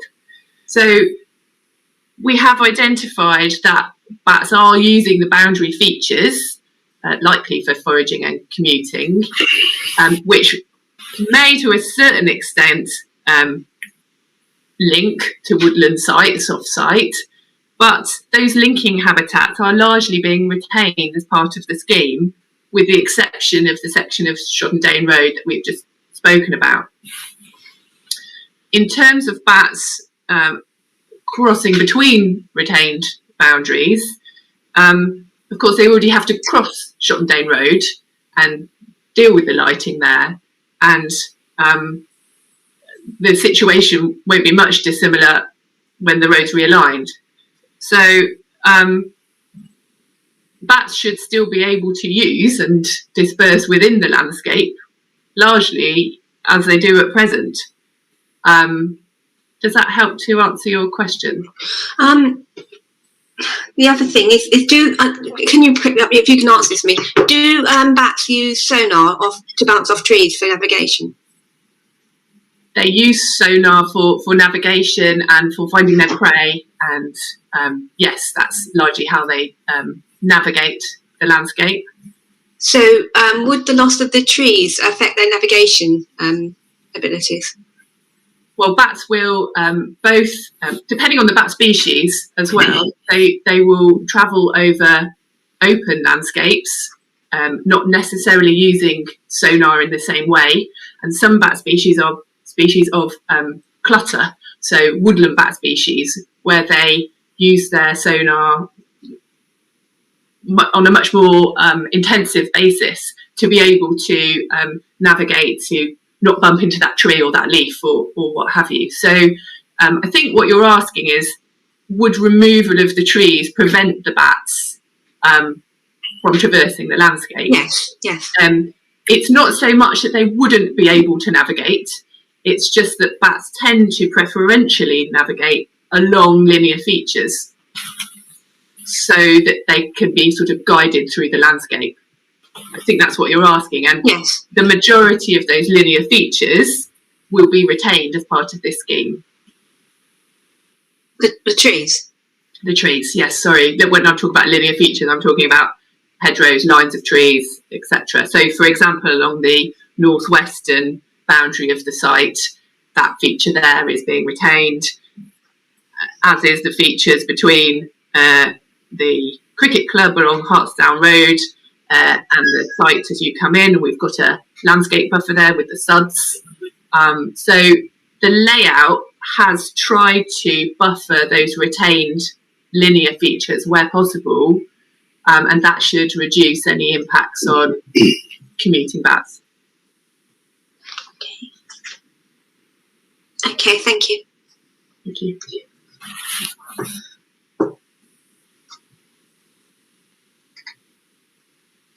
Sorry, I was muted. Thank you for that question, Mrs. Brown, that response. Mr. Dickman. Yes, thank you. In fact, thanks to Jacqueline, she was really going to answer she's asked my question. I think it's an important one because in the report it does say it's an area of low quality. However, there are 3 priority woodlands close by the build. The question I wanted to ask is how far do the bats travel, and how far is it reasonable to look in terms of their roosting habitat? Shall I answer that? Yes, certainly, please. Yeah. In terms of commuting from roosts to forest? Yeah, commuting from roosts, yeah. So, dependent on the bat species, core sustenance zones, as we call them, vary between species. For some species, such as Nisusius pipistrelle, which commute over fairly large distances, those core sustenance areas are quite large. For other species, woodland species, those core sustenance zones are much lower, but they'll still probably be within 1 or 2 kilometres of a roost site. So in terms of would the loss of our site impact roosts further afield? Is that what you're asking? No, the only reason I'm asking is I wanted to ascertain how far it's reasonable to look for nesting habitats or roosting. The reason I ask this is because the other side of Tivoli Woods, when you get to the tennis courts, we've had a look around there, and there's quite a bit of nesting, or we've noticed nesting and roosting from bats in and around the railway arches and in the embankments. And I'm just wondering whether you went that far, given that it's within that area that they may come foraging. So our survey work was restricted to the boundaries of the application site, so we didn't go any further. In terms of looking at off-site roosts, obviously we try and identify any close by roosts in terms of the data search that was undertaken. In terms of any key linkages between potential off-site routes and habitats on site, we would pick those up during the transect or static monitoring surveys.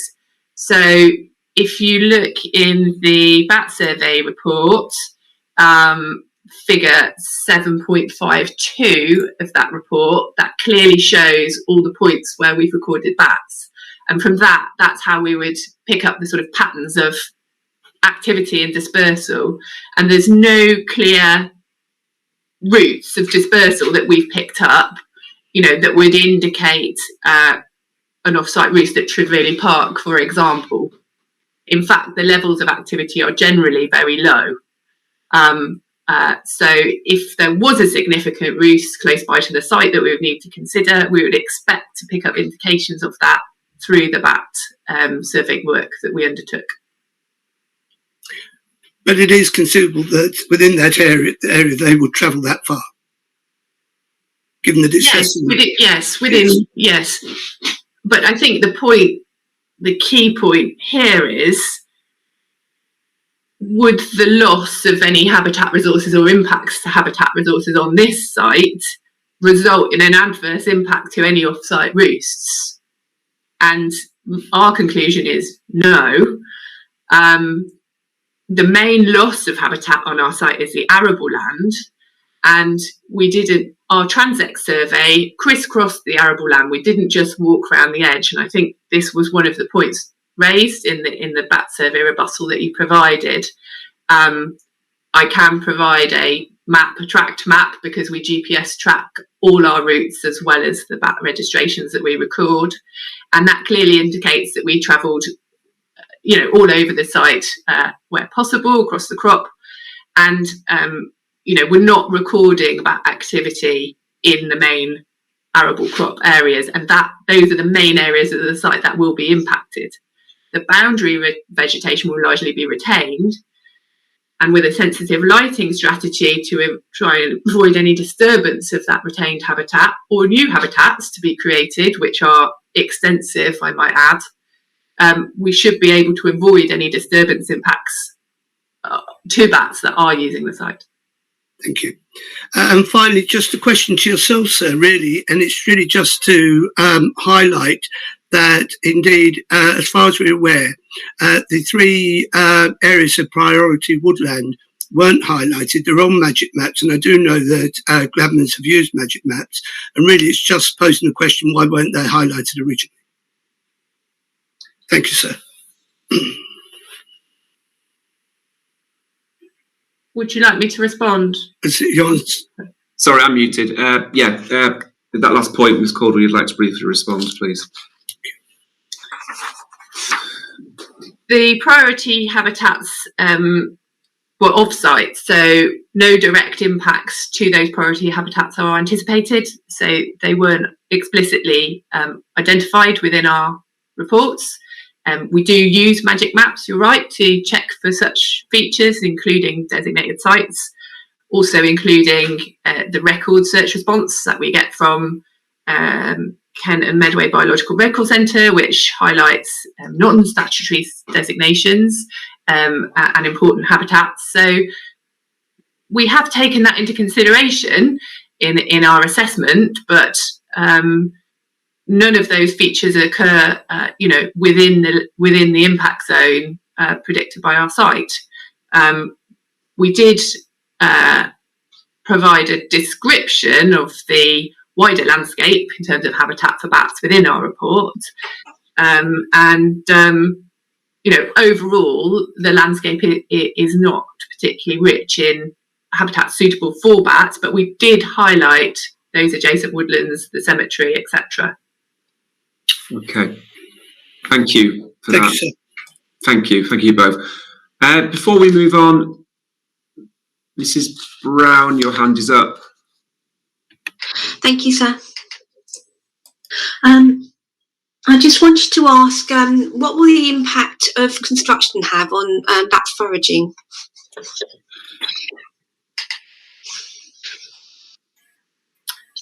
Are you concerned there about lighting impacts, perhaps? No, I'm concerned about the disturbance from the construction. In terms of vibration or yes, activity and lighting actually as well. Yes.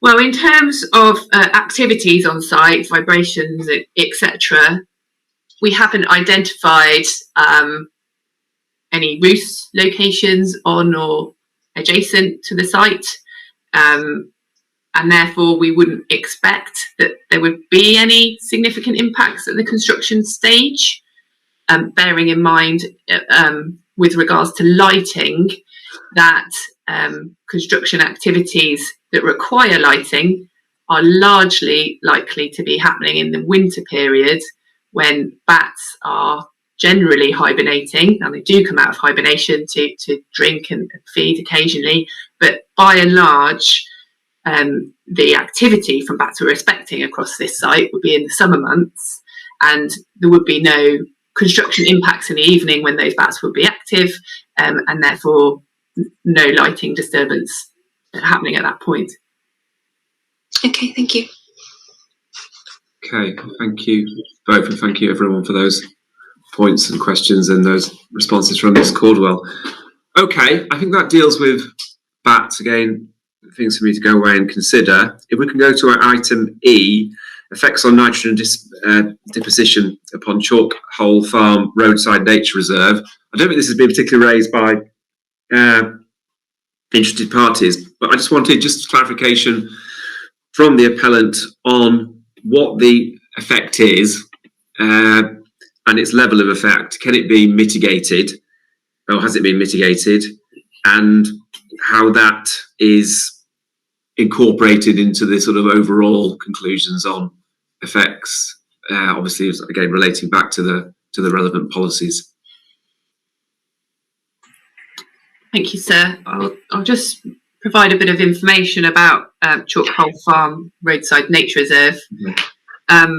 This is a local designation and as non-statutory, and as such we would value that at a county level of importance in terms of geographic importance.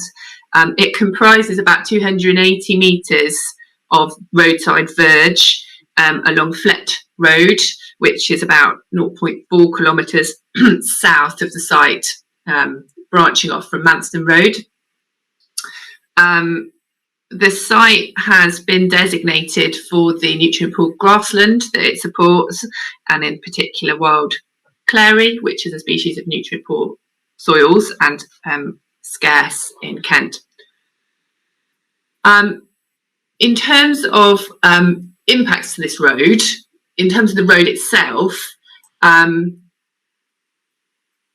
it was scoped out of the traffic assessment because this road receives very low traffic flows at present, and it wasn't anticipated that traffic flows along this road would increase significantly as a result of the development, because it doesn't really go anywhere. It's a access only road to the properties further down Flat Road. It's a very narrow lane. It has a restriction of 6.6 foot in terms of access, and has various speed bumps, passing places, etc. Along it. However, Manston Road at points is close to the roadside nature reserve, branching off in a sort of triangular formation, and being about 165 metres away from the roadside nature reserve as its furthest point, with arable land in between Flat Road and Manston Road. Now, Natural England guidelines for thinking about the effects of vehicle emissions on habitats, in terms of habitat degradation from nitrogen deposition, for example, guides us to think about traffic-related impacts on roads within 200 metres of a designation. Now, this is typically in relation to European designations, but here we've applied that same methodology to this local designation.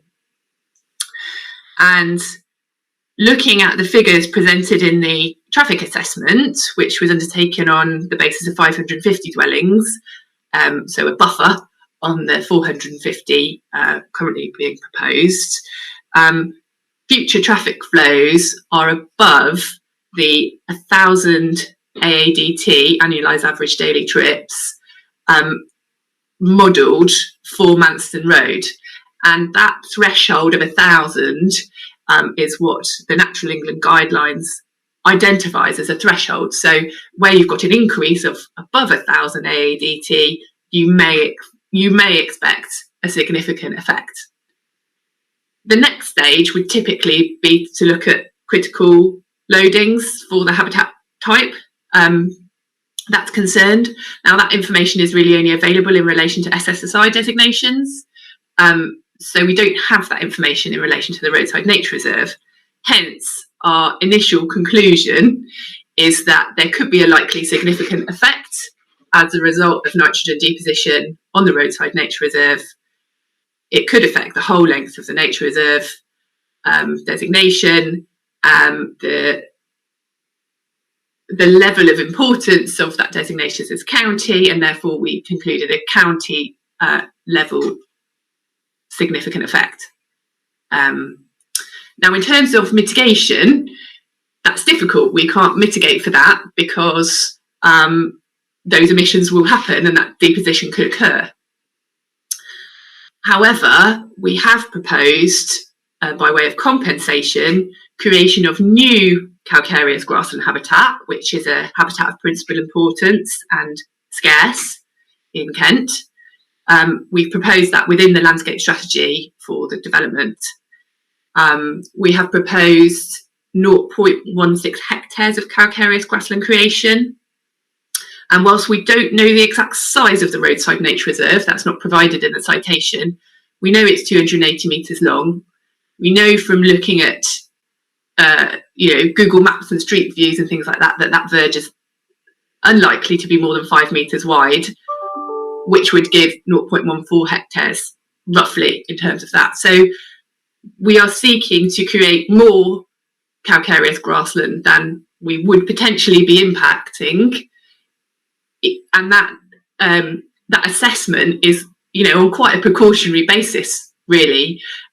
Also, given the fact that nitrogen deposition effects diminish with distance, So whilst at the northern end of the roadside nature reserve, we're quite close to Manston Road, by the time you get to the southern end of the reserve, we're 165 metres away, and therefore any effects of nitrogen deposition may be expected to diminish. So I hope in a nutshell that explains the sort of rationale. In terms of the conclusions in the ES, because we're proposing compensation rather than mitigation, our residual effects, which are assessed after mitigation, are still that there would be an adverse effect at the county level. However, we then propose this compensation in terms of new habitat creation on site, which will help to eliminate those adverse effects. Thank you, sir.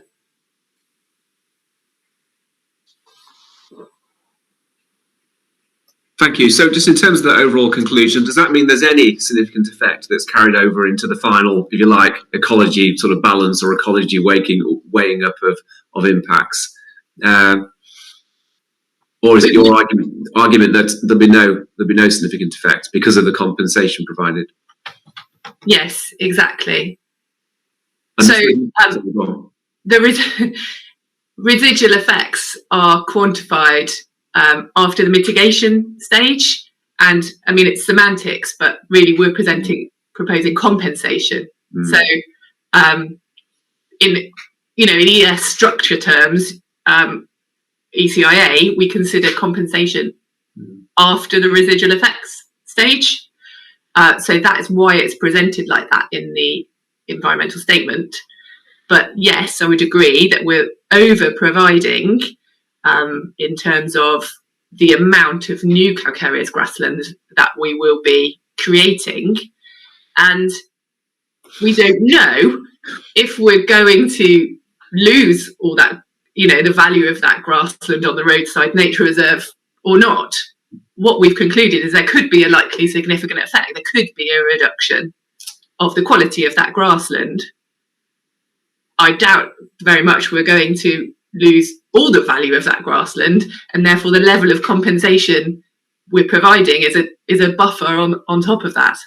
Okay, I understand. Thank you. Mr. Livingstone, I'm presuming from the council's point of view, you've not raised objection to this, that you're in agreement, are you, with what's been said, and that there's no, if you like, there's no significant effect carryover to be considered as part of the policy? No, it was our determination that agreed with the provisions that were made on site.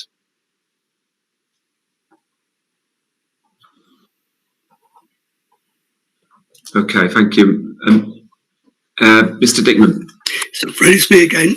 Really, it's just a point of accuracy, and that is Fleet Road, where Chalk Hole Farm is situated, isn't actually an access-only road. It is a through road. And it's quite important to make that point because at busy times, Manston Road changes very, very quickly, particularly during the summer months and times when people are using the tip. And it's often used as a rut run, if indeed it's like that. So cars do pass up and down there. It is a through road. Being a very local resident, I tend to try not to use it. You're correct in your analysis that it's very narrow, but it is a through road. Okay, thank you for that clarification. I've got another hand up from Miss Cordwell. I don't think I've. Sorry. Sorry, Sarah. It's getting close to lunch. Yes, respond, please. I'm just going to briefly respond on that last. It's your hand going up that confused me. Sorry, go on. Sorry. Just on that last point from Mr. Dickman, our assessment obviously has scoped in a potential impact on the roadside nature reserve, whether or not there was any traffic down Fleet Road or not because of its proximity to Manston Road.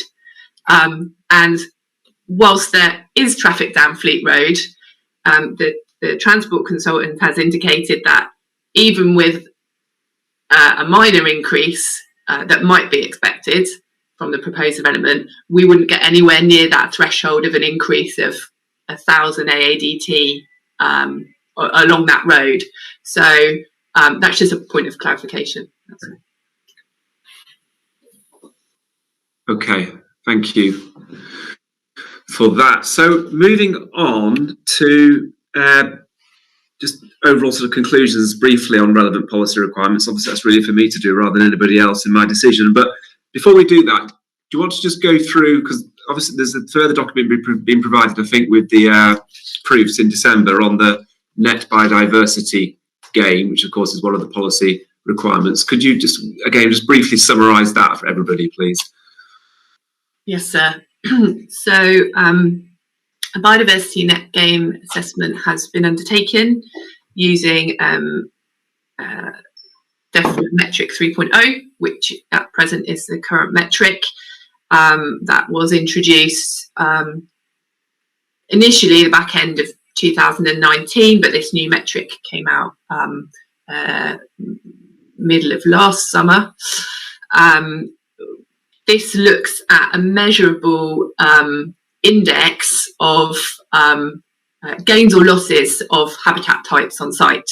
So it takes the baseline habitat information that we have about the site, so the area, habitat type and habitat quality or condition of the habitats currently present on site, and sets that against the habitats that will be delivered or could be delivered as part of the proposed scheme. So we've based our calculations on the most recent version of the Landscape Strategy Plan, which demonstrates the scope to deliver these types of habitats on site.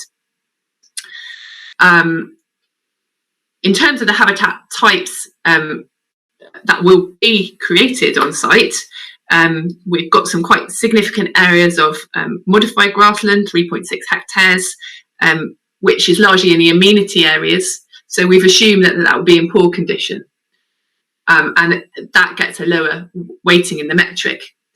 For areas of wildlife grassland provision, or areas specifically where we'll be safeguarding for biodiversity, we've assumed a neutral or calcareous grassland habitat provision, and that the condition of that should be able to be greater than poor, because we'll be specifically managing it to improve and achieve good habitat quality in those areas. In addition to grassland, it takes account scrub and thicket planting, new woodland or structural tree planting, hedgerows, street trees, etc. The outcome of the assessment is that the scheme has got the scope to deliver a 7.45% net gain in terms of habitat units. And we also look at linear features, so hedgerows, tree lines, etc., as a separate part of the metric. And there'll be significant provision of those, with a 54% gain in hedgerow units calculated. As such, the scheme demonstrates that we'll be delivering a measurable net gain for biodiversity. As part of the report, there's also an assessment of the functional value of the habitat types that will be delivered as part of the scheme, so that we can ensure that we're delivering the right types of habitats in the right places. There's also a trading summary that's provided as part of that report to make sure that we are compensating any habitat losses with reprovisioning of the same types of habitat where we've got distinctive habitats, and that trading summary has been satisfied as part of the assessment. In addition to the measurable net gain elements in terms of biodiversity units, we've suggested a number of other enhancements which are drawn out in some of the draft conditions. So nest boxes, permeability of fencing for hedgehogs, the type of new planting that can be provided in terms of seed and berry production for breeding birds, etc. So I think that gives everybody hopefully a good summary of where we've got to with the net gain. Thank you. There's a question from me in terms of what we talked about earlier in terms of the effects on breeding birds. How is that factored into the biodiversity gain calculations? So the biodiversity net gain calculations are specifically based on habitats. So they follow the UK HABS classifications for habitat types. So we're specifically looking at habitat type and how distinctive that habitat is. So, for example, arable habitats have got a very low distinctiveness and a low weighting in the metric, versus richer habitat types like hedgerows and woodland planting and native grassland creation, which are more distinctive. So the metric really only looks at the habitat type and the condition. It doesn't take into account specific species requirements, but that's why, as part of the biodiversity net gain report, we also look at functionality of those habitats so that we can make sure that we're creating the right types of habitats to mitigate, enhance resources for the species that we have on site. So that would include breeding birds.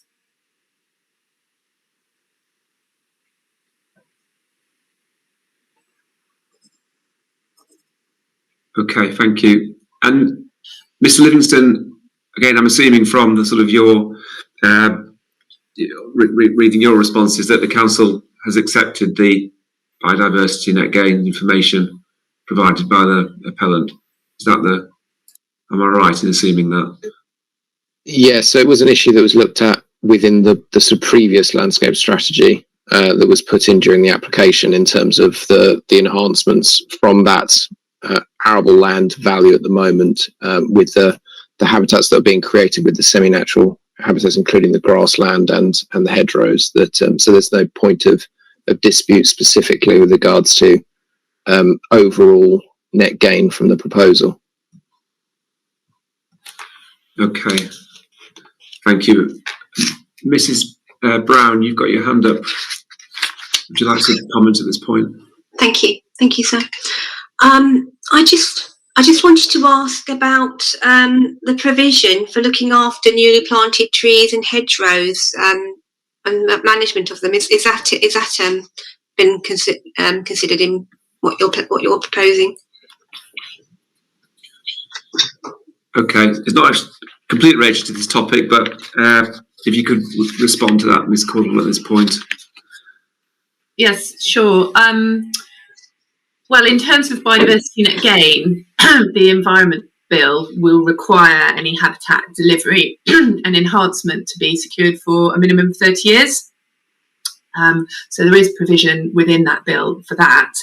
In terms of this application, we have proposed that there will be a bespoke landscape management plan to cover the management of those areas, and there will also be detailed planting plans provided to set out exactly what seed mixes, trees, exactly will be planted where.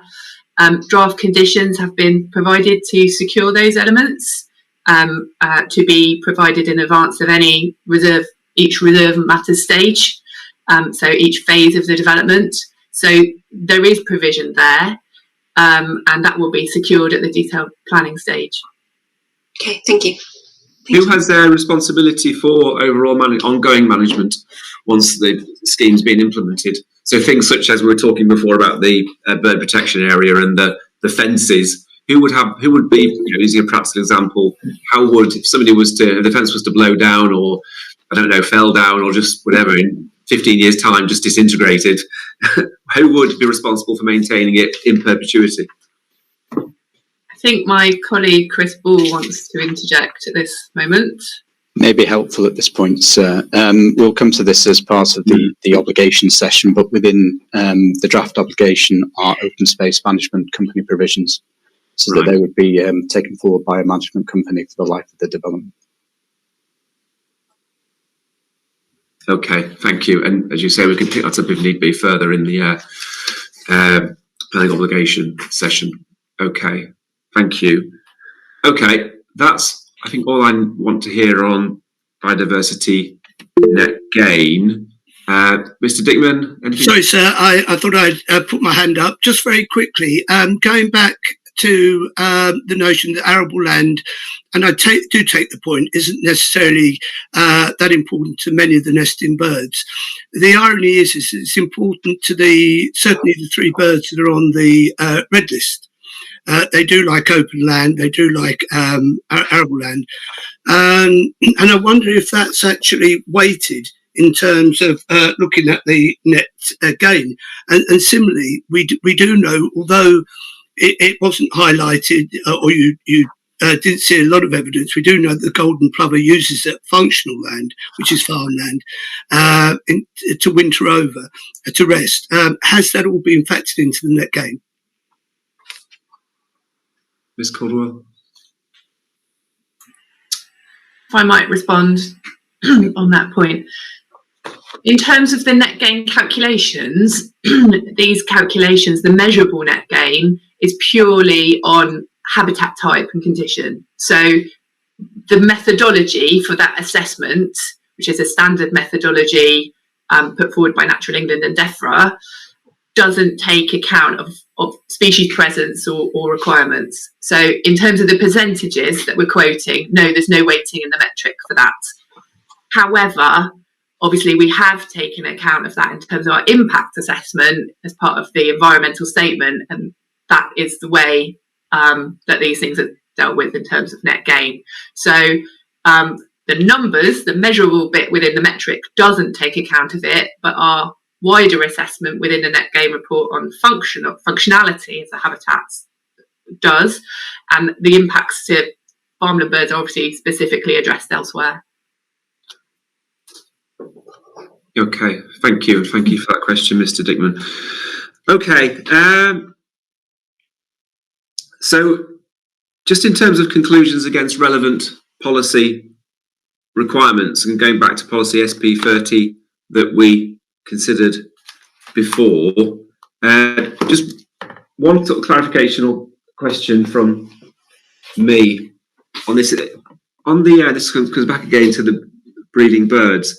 In the statement of common ground, it says that subject to these measures being implemented, these are the mitigation measures for the breeding birds, residual impacts to key species are significant at no more than local level, and beneficial effects for other species are anticipated at the site level. We've discussed before what is meant by local level, but does that sentence significant that subject to these measures being implemented, residual impacts to key species are significant at no more than local level? That still means, does it, that there'll be significant impacts to be considered when I consider SP30?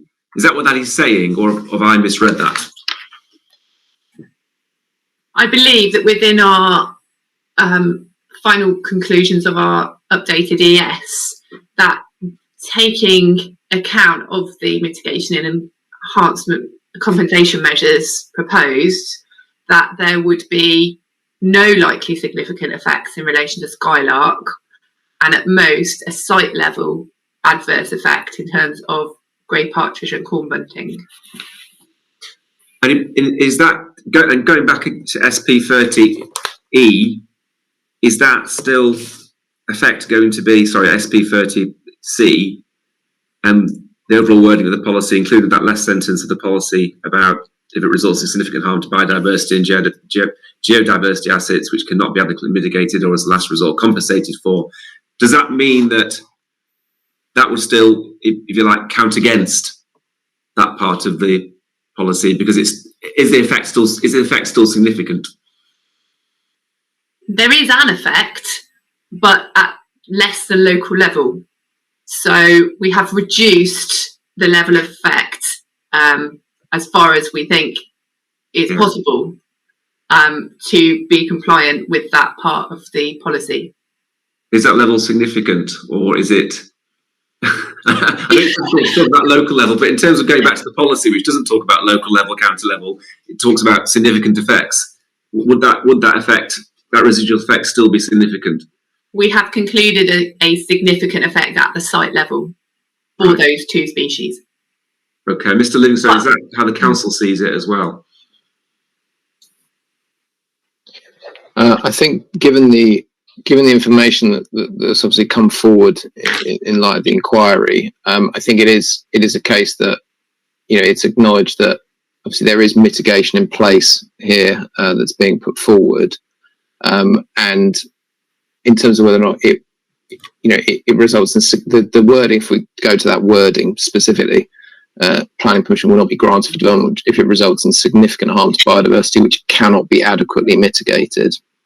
Obviously, the appellant has put forward mitigation, which is suggesting it would be, adequately mitigating on a planning balance point when looking at the policy as a whole. And obviously, this is obviously what we did at the determination when it went to planning committee, was obviously whilst you have the farmland bird issue, you also have the other issues to do with biodiversity on this site, and the obviously improvements that are being made in other ways as well. So it's for the planning side of things rather than the sort of ES judgment, if you see what I mean. It's that the balancing up has led, in the view of the council, to not result in significant harm. Okay, thank you. And it might be, I see both Ms. Caudwell and Mr. Ball's hands. I was going to sort of say this might be one area which might sort of spill over into the session this afternoon or tomorrow morning on planning matters. But Mr. Ball, did you have anything you wanted to say at this point on this? It was largely to reinforce the point that Mr. Livingston made, and I think when we're talking about scale of harm, in this instance we're dealing with an EIA development, and the harms that Ms. Caudwell has identified relate to significance in terms of EIA. In this instance, we're dealing with policy SP30, and my read of that significant harm is a different scale of harm. We are talking about planning harm arising from the development. When we look at planning policy, obviously in this instance, we are looking at a site that has been assessed through the local plan process and allocated, and as part of that site assessment process, the council sifted sites to remove those which would result in the highest level of ecological impact as part of their site assessment, and allocate those that resulted in the lowest amount of ecological impact. And I think also within the policy itself, we can't just focus on the final sentence. There's also the point that Ms. Caudwell drew on earlier about creation of linkages between the sites. So in this instance, she referred to bat linkages. There's also the clause at point 2, which refers to creation of wildlife habitats where appropriate by including opportunities for increasing biodiversity in the design of the new developments, which have been incorporated into these proposals. So I think, and I'm hesitant to use the term now, but when you take things in the planning balance, you have to consider the harm overall, whether that has been mitigated. And in this instance, the caveat at the end of the policy allows you to consider mitigation and compensation as part of the overall test as to compliance to the policy.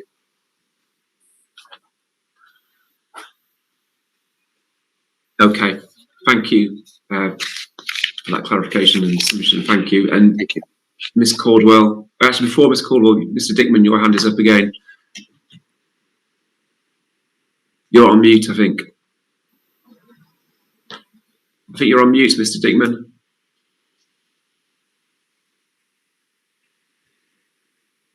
I think you're on mute. Yes, it's just going back to that notion of mitigating to, and what worries me is that doesn't appear to be any mitigation for the birds on the red list. The very nature that it will push them out from the fields into other fields where quite clearly there will be recreational movement through those fields. It just seems to me that there hasn't been any mitigation for the 3 birds on the red list. While I know it's only at local level, it is of local importance. Okay, and I understand that point from your previous submissions today as well. So I absolutely appreciate that, and I'll take that into consideration. Ms. Caudwell. It was just a final point, really, to largely echo my colleague Chris Ball's comments there about all the other elements of SP30, which I think he's already been through, so I won't repeat. But in terms of the mitigating against the loss of farmland bird habitats, we've covered the points about the farmland red list species of open land. But of course, in terms of the other red listed farmland bird species, which use hedgerows, thickets, trees, etc., there will be a large positive increase in the types of habitats that those species use. So I think when we're talking about balance, we have to bear that in mind, that there will be some significant benefits for other farmland bird species. Okay, thank you. And I think finally on this biodiversity issue, Mr. Williams. Thank you.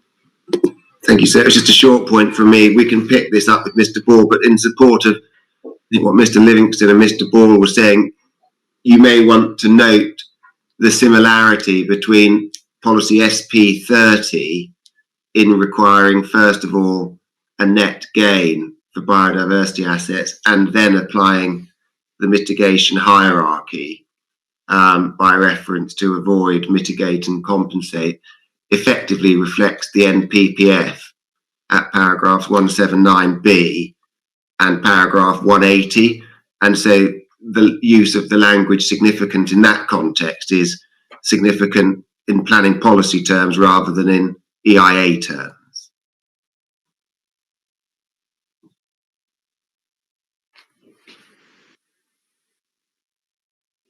Thank you. I understand that. Thank you. Okay. I think that brings us to the end of the biodiversity discussion. So thank you for everyone's submissions and comments and questions in that regard, both interested parties and the appellant. That was all very helpful to me. Thank you. And I think it's important to air those issues. I know the council hasn't objected on what we've been discussing today, but I think in the light of the concerns expressed by residents, that was a worthwhile and useful discussion. So thank you all. Right, it's 12:26. So if we can move on to the next item on the agenda, which is heritage. Again, this is not a matter which has been raised by the council, and it's not a significant matter that has been raised by interested parties. I have been passing references to it. The reason I've put it on the agenda were that obviously, as a decision maker, I've got a statutory duty to assess impacts on designated heritage assets, which obviously there are several in this case. I've got some helpful submissions from the main parties and a statement of common ground.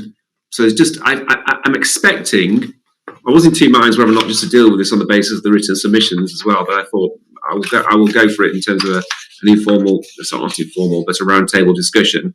But I think it can be taken quite quickly, and I think we can finish certainly by 1 o'clock. So just give me 1 minute.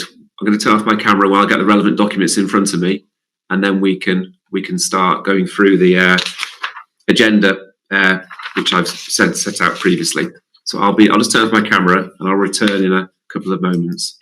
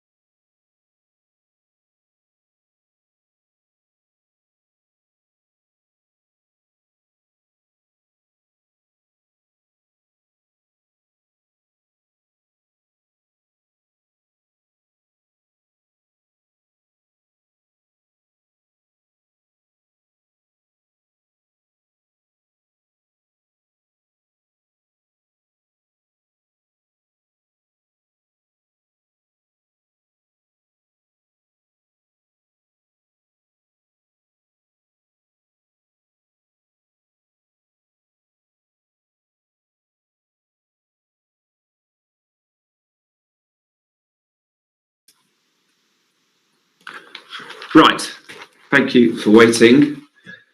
So turning to the agenda, first of all, just to get a clarification of, or confirmation of who wishes to contribute to this discussion. Thank you, sir. Can I introduce Mrs. Meera, who's here? And also, sir, I hope you've got the documents. Have you received the heritage position statement that Mrs. Meara produced? Yes, I have. In fact, that was going to be sort of that's right in front of me, because that was going to be sort of what was going to sort of lead me through the discussion from my point of view, to be honest. And I've got also a helpful map that's been provided, presumably by Mrs. Meara, which sets out the location of the relevant heritage assets as well. And I think there's a heritage statement of common ground as well, which largely reflects the position statement, but it goes a bit further, obviously, in setting out the council's position as well. Yeah, okay, thank you. And at my site visit last Thursday, I went to see, as far as I possibly could, including a walk through the cemetery, the heritage assets that have been referred to, although I would add the caveat that the two that I couldn't really see because I was viewing from public places I didn't see much at all of the railway convalescent home, the grade 2 listed building, because that was largely hidden and I daren't go down the driveway. So I didn't really see much of that. So I'm going on what I've read about that. And I sort of got, I think glimpses of what I presume was a Shottendane farmhouse, because I walked down that footpath which goes between the two roads, a diagonal footpath which cuts across the corner past the cricket club. And I also observed in the distance and got a bit more closer to the parish church of St John the Baptist, the grade 1 listed building, and I could observe that from the site. So I think I've got a pretty good sort of view of what I had to see, apart from those caveats. So, okay, any interested party or Rule 6 would like to take part in this discussion? Okay, thank you. And obviously we've got Mr. Just to say, sir, that I will obviously reserve any comments at the end of the... That's fine, Mr. Dickman, thank you. Okay, so unless Mrs. Meara, you wanted to sort of say any sort of broad introductory sort of comments, which I'm happy to let you do if you want, I was going to propose that we went to look through the 4 designated heritage assets that I've listed, A, B, C and D, in my agenda. Are you happy we go straight to those, or was there anything sort of you wanted to say as just a way of introduction from your point of view? No, I'm happy with that, sir. I think you have the all the background you need in the heritage assessment and statement of common ground. Did you need my qualifications and experience at all, or have you got that? I think I probably have those in the proof. I do. I've got them not in your proof, but in your position statement, I've got those. Yeah, that's absolutely fine. I'll take that as being read. Yeah, thank you. So the first one is St John's Cemetery, and just for my clarification, because I did walk through the cemetery and several interesting buildings and monuments, etc., in there, which I saw. But as I understand it, in terms of the impacts of the scheme, it's agreed that there'd be what's described as negligible harm to the significance of the grade 2 listed gates and gate piers and section of curved wall. And just so I'm absolutely clear on this, there are 2 gates to the cemetery to the road, from cemetery to the road, but the ones that are being referred to, I presume, from the drawing you provided, are the ones to the north, the northern set, rather than the southern set. That's right, sir. Do you have figure 3 of the heritage assessment? Yeah, I'm looking at that now, yeah. Yes. So the northern set, which I've labelled LB5, are the listed gates. And you're right, there's another pair further down which are later in date and are not designated. Right, those aren't designated, okay.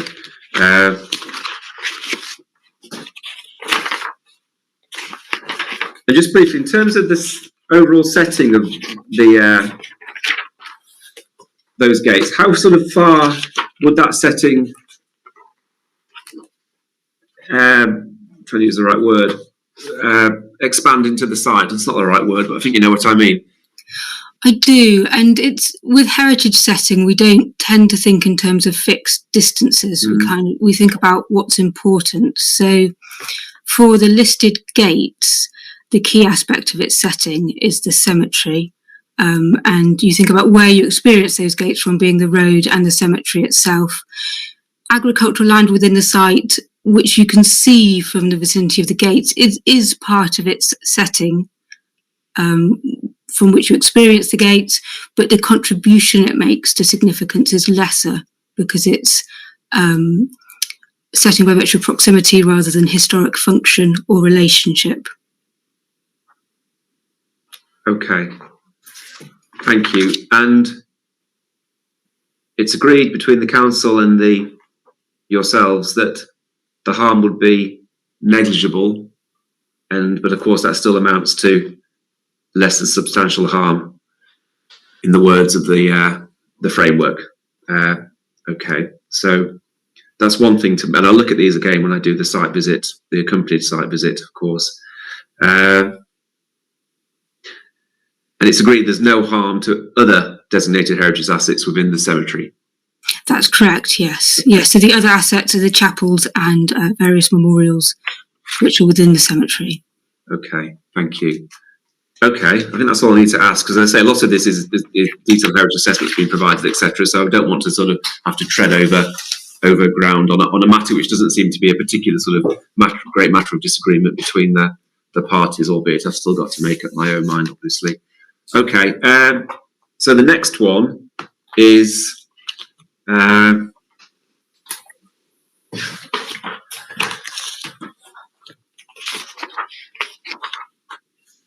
farmhouse, Shottendane farmhouse, and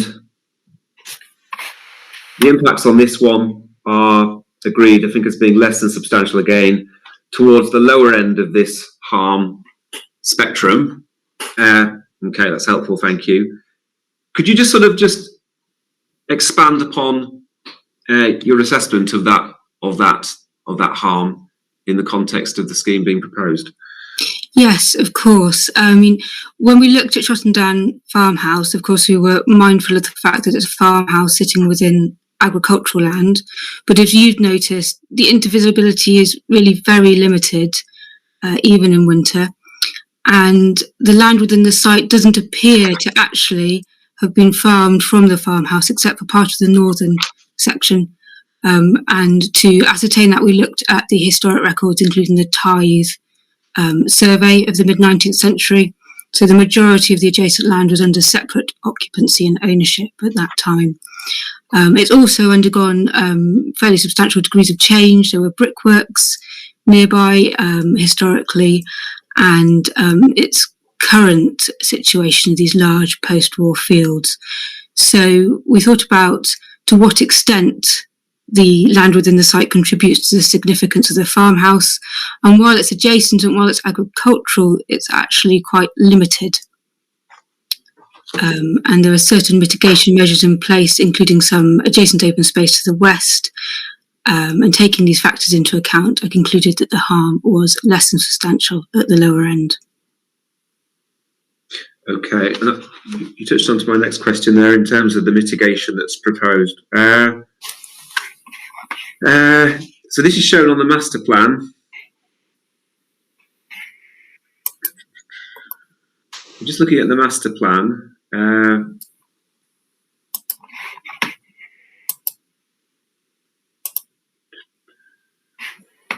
Is the space you refer to the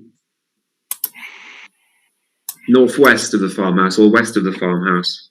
To the west, sorry, I'm looking at the parameters plan version C. If you bear with me, I'll just get the master plan.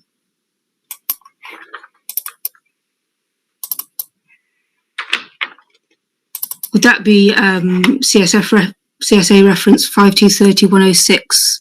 Okay, I think I've got that here printed out. Yeah.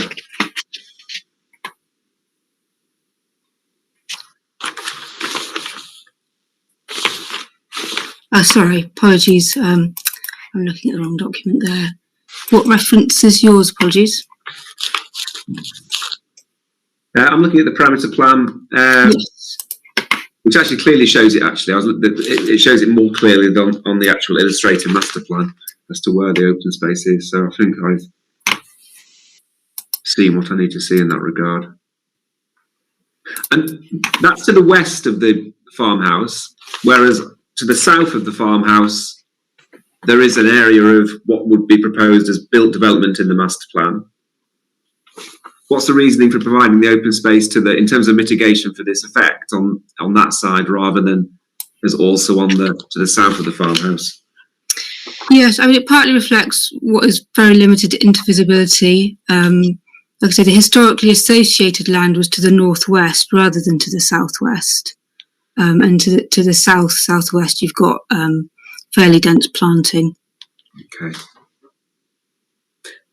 And when I do the site visit on whenever it is next week, can I get a sort of, will there be opportunity? I hope there'll be opportunity, because I've sort of done all the public footpaths. Happy to do those again, of course, and it's always useful to do them again after I've heard all the evidence at an inquiry or a hearing. But is it possible to actually presumably get into that part of the site and sort of walk down that boundary to have a look at that relationship between the agricultural land as existing and the farmhouse? I'm presuming it might need the wellies on, but is that? Yeah, I mean, you can walk along within the site, yes. Actually, you don't get a very good appreciation of the farmhouse. It is quite limited. Okay, well, I'd still like to, if that's the case, I think that's still be helpful to see.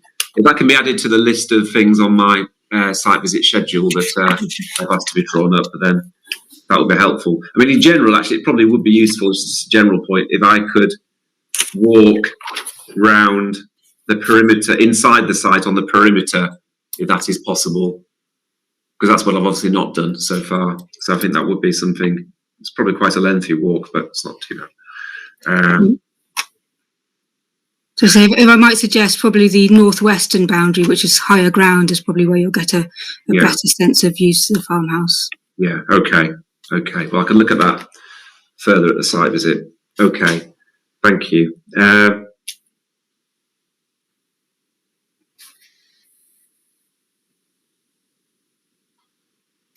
Okay, that's, I think, all I want to ask about the farmhouse. Just this thing about towards the lower end of the harm spectrum. I know it's not really a requirement of the PPF to sort of look at spectrums, but invariably parties do these days. But towards the lower end of this harm spectrum, so if the harm spectrum is from 0 to 100, whereabouts is towards the lower end? 10. Right. Sort of. Yeah, okay. Yes, I haven't really thought about it on a 0 to 100 scale, I have to admit, but low end. Yeah. Okay. Thank you.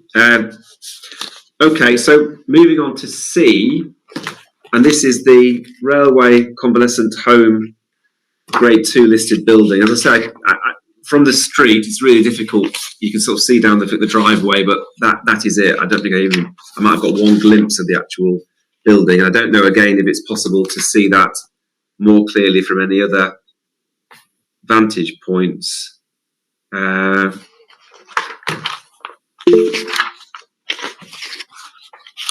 Mr. Livingstone, do you want to? Just on that point about vantage points, I think as you travel west to east on Hartsdown Road, it's effectively down the hill before you then go back up the hill to Coffin House Corner traffic lights. What you do see is some appreciation of the very top of that building. Right. But again, so I just wonder whether or not that's something to again factor into the site visit. Obviously, that's something that you may well be. It may be more visible at this time of year as well. It can, of course. Yeah. Okay. Yeah, I'm happy to do that. Okay. And for this building, we've got negligible harm at most, which I presume is sort of even lower than the negligible harm for the gates, I'm presuming, the way that's been framed. Anyway, but still less than substantial. So still something to be sort of carried in the balance, of course. I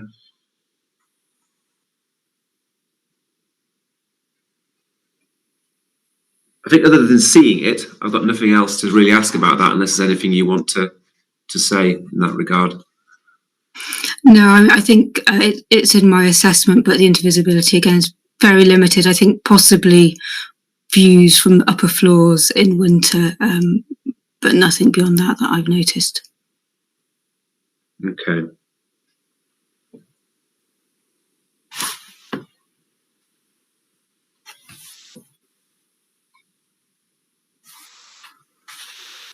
Okay, and so those are, in terms of the position of both parties, those three assets are the only assets where there would be some, whether it be negligible up to the lower end of harm spectrum for the farmhouse, where there'd be actually harm to the setting of designated heritage assets. Okay. I put down also on the agenda the parish church of St John the Baptist, possibly because of the importance of this as a Grade 1 listed building.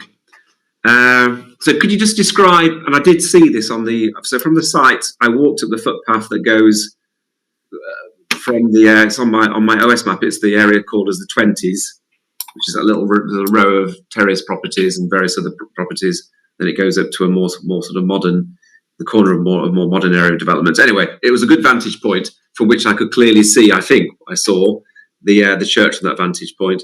I may be wrong, but I think it was the spire rather. But could you just describe sort of briefly what the your appraisal in terms of the development on the site on that Grade 1 listed building? Yes, so spires are by their nature visible from wide parts of the surrounding landscape, and views we might pick out in particular are views from historic approaches. And for this site, it's the view from Shottendane Road, although it has had some realignment historically, we identified as potentially contributing to the significance of the church. The way the open space is laid out does allow for a retention of a sort of narrow view towards the spire within the proposed scheme. And on that basis, while you might find a reduction from small areas, I don't consider there to be any harm to the overall significance of the church.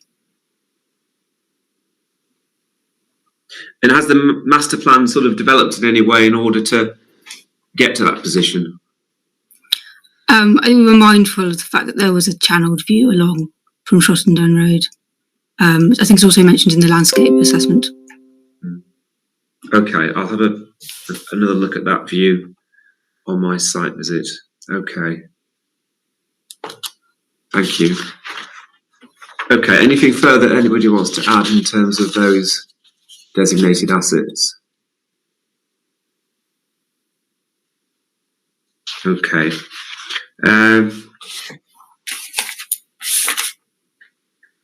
Now, any other effects? This is part 3 or point 3. Any other effects and or issues related to designated or non-designated heritage assets, including archaeology? Are there any other sort of putting aside archaeology, are there any other non-designated assets that could possibly be affected in your view?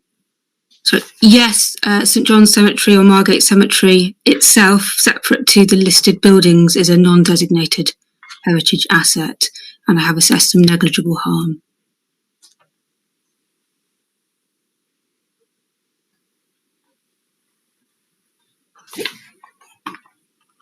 So that's on the cemetery as a whole, sort of, as opposed to individual sort of designated features within it. Exactly, yes, as a landscape or a designed landscape.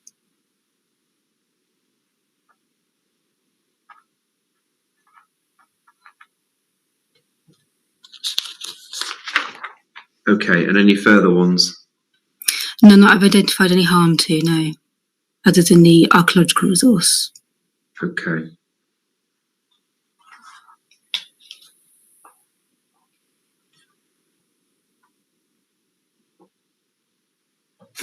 And turning to archaeology, again, I think it's fairly clear in sort of the written submissions, but if you could just give a brief overview now for the benefit of the inquiry in terms of the approach taken on archaeology. Yes, of course. So we assess the archaeological resource through depth-based assessment, geophysical survey and trial trench evaluation. And this identified an area of particular archaeological interest in the southeast, which includes Bronze Age round barrows, and a burial, probably early medieval, with further burials known to the southeast and south, and also a Neolithic pit with some interesting place deposits. The archaeological advisor to the LPA requested that these be preserved in situ, and the majority of this area of interest was already anticipated as open space. So we defined a archaeological exclusion zone, the purpose of that being to control any or avoid any below ground impacts in that area. Other archaeological remains in the central and northwestern part of the site, there are some prehistoric remains there as well, can be addressed by archaeological recording, which would be excavation and or watching brief, which can be secured by way of a condition.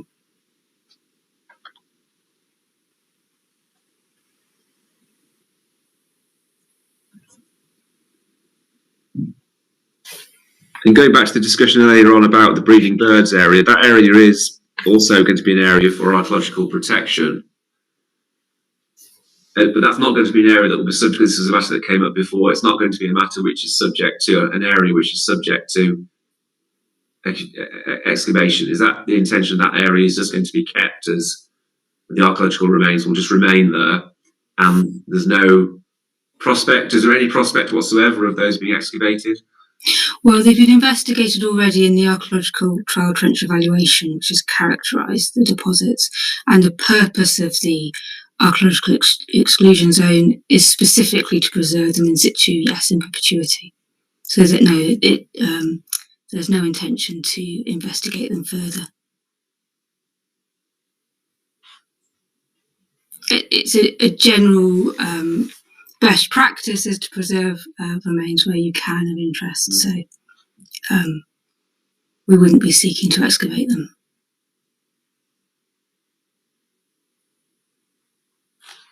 Okay, thank you. I think that's all clear from the written submissions as well. So I've got no further questions from that. The actual condition itself, if I've got any particular comments on that, I'll raise those in the conditions session.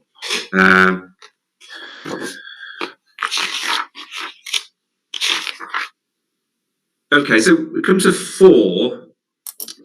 I don't know too much else needs to be said at this point. This is in terms of the justification for the harm to the designated heritage assets, and wherever any such harm is outweighed by public benefits. When I was writing this, I was sort of thinking this might be a matter which might just be left for the planning witnesses to deal with in the later formal sessions. But the agreed position is between the council and the appellant that the harm that would result would be outweighed by the public benefits. This is just the harm to the designated heritage assets, nothing to do with the overall sort of planning balance, where obviously there are differences in view.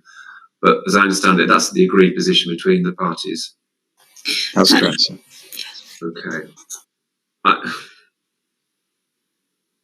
In a way, well, at one point I need to go away and obviously consider that myself, but it might well just be that where that needs to be picked up, it's best picked up by the planning witnesses. Is that reasonable?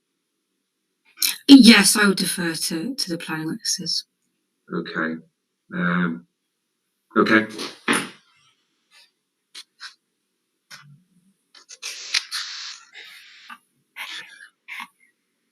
So we come to point 5.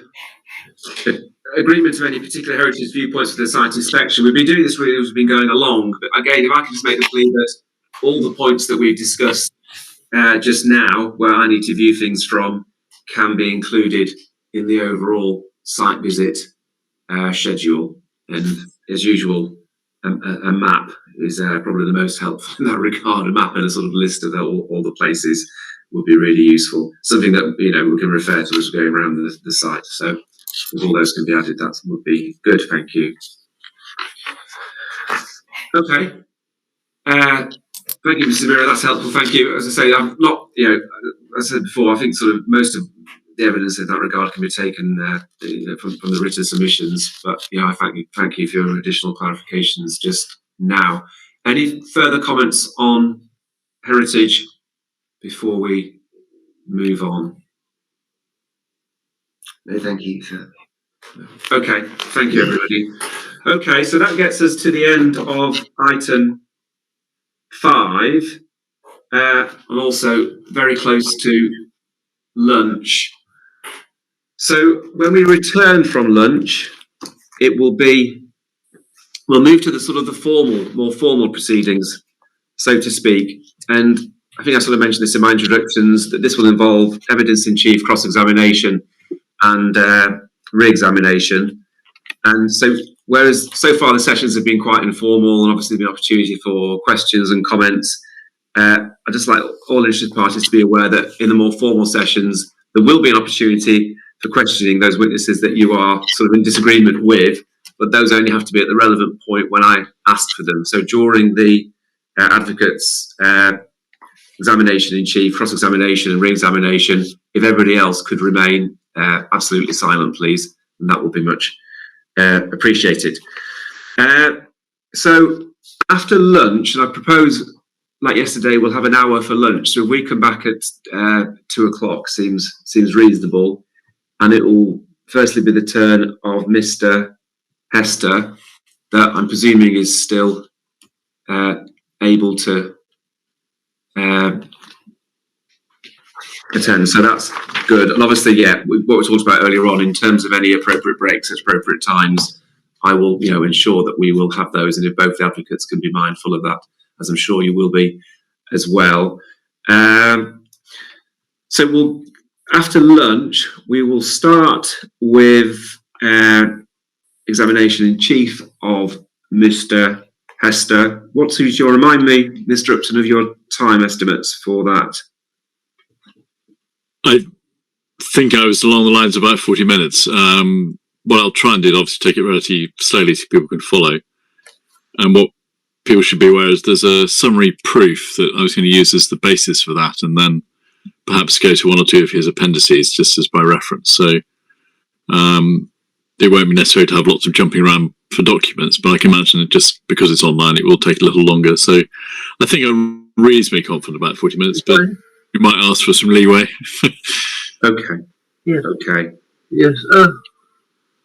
And then... Sorry, I've got the Zoom. Sorry, I think Mr. Morris, your microphone might be on. He's turned it off now. Okay. So those documents, just so everybody's aware, bearing in mind what was said earlier on. So the documents which anybody who wants to sort of follow it with actually the documents sort of in front of them or on the screen, could you just clarify what those are again, just for people who are...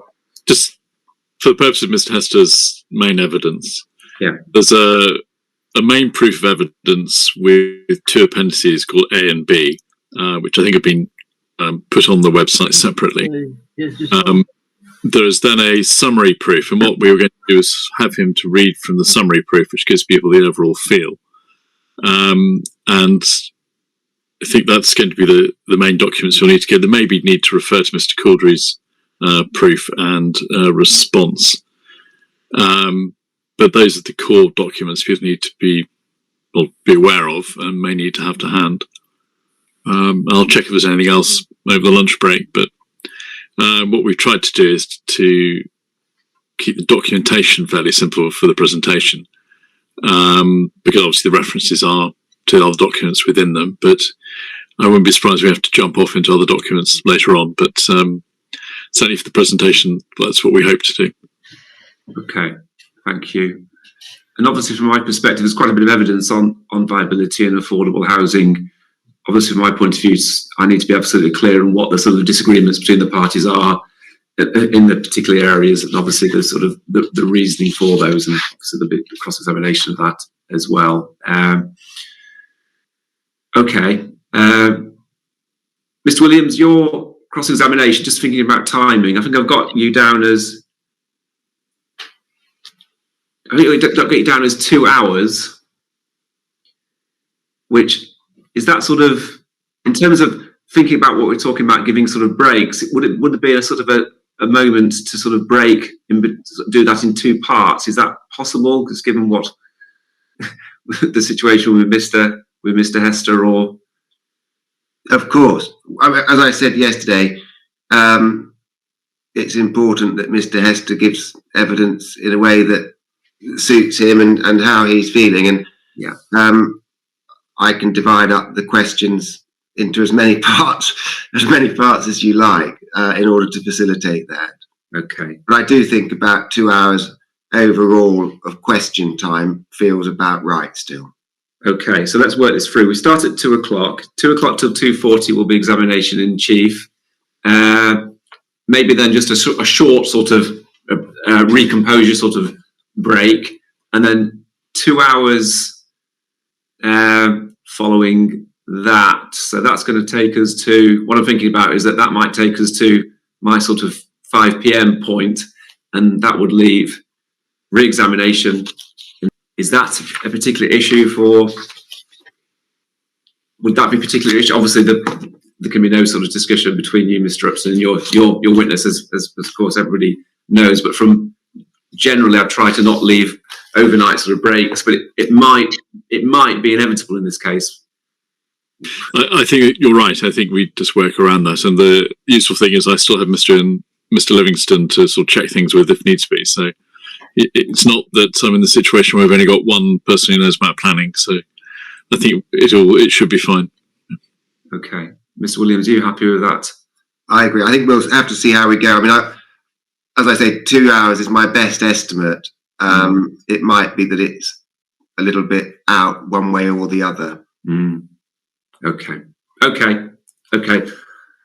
That sounds fine. Let's all break for lunch. It's been quite a long morning, starting at 9:30. So I'll now adjourn for lunch, and we will return at 2 o'clock. Thank you, sir. Thank you, everybody.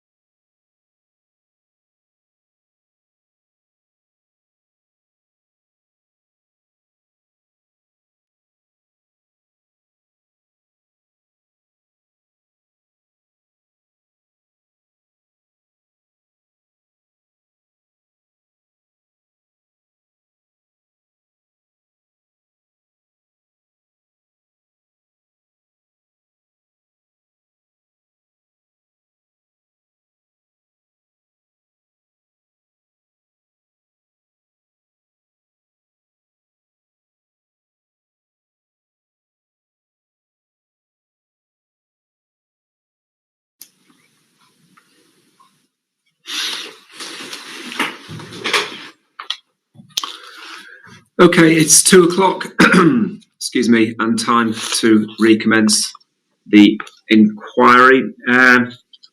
We're up to item 7 on the inquiry programme, which, as discussed before, we're going to amalgamate with item 10, which is the council's witness, Mr. Hester, on affordable housing viability and planning matters. Just before we do, are there any outstanding housekeeping matters that anybody wishes to raise at this point?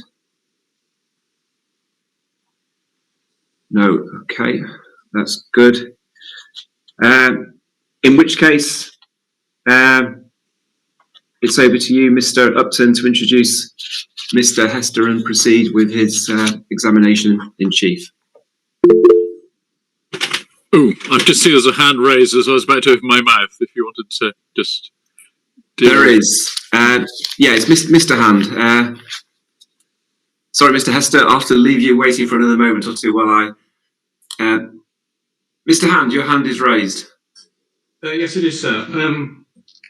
Just before... sorry, excuse me. Just before we start this session, as you... sorry, I'm planning advisor to the Rule 6 party. Yeah. Yes, you'll be aware that the Rule 6 party's viability consultant, Mr. Orst, isn't being asked to provide further evidence for this section of the inquiry, and an indication of the considerations behind that decision, which was only made late in the day on Friday of last week. Anyway, there's an indication in the SWRA's opening statement to that effect, which Mr. Dickman pointed out right at the beginning of the opening statement. So it's therefore regrettable that the viability statement of common ground was only agreed and made available yesterday afternoon. Had it been released earlier, then the Rule 6 party may well have asked Mr. Orst to comment on that document. And given his views on some of the assumptions in the FBA, Mr. Orst was concerned about the cautious nature of the Dixon-Searle assessment, and questioned why it didn't pick up some of the anomalies and the inflated assumptions that he highlighted in his appraisal of the FBA. So, notwithstanding the comments on Mr. Orst's review made by the appellant experts in the appellant experts' proof of evidence, I'd just like to reiterate on his behalf, Mr. Orst's behalf, the fact that the FBA assumptions highlighted by him are regularly agreed by parties in viability assessment negotiations. Okay, thank you. And if everyone can take note of that, and we had a discussion about the statement of common ground yesterday in terms of its lateness. It's now in, I'd have rather had it a little bit earlier in terms of having time to consider it, etc. But I can assume that the main parties will take note of what you've just said. And thank you for that, providing that submission.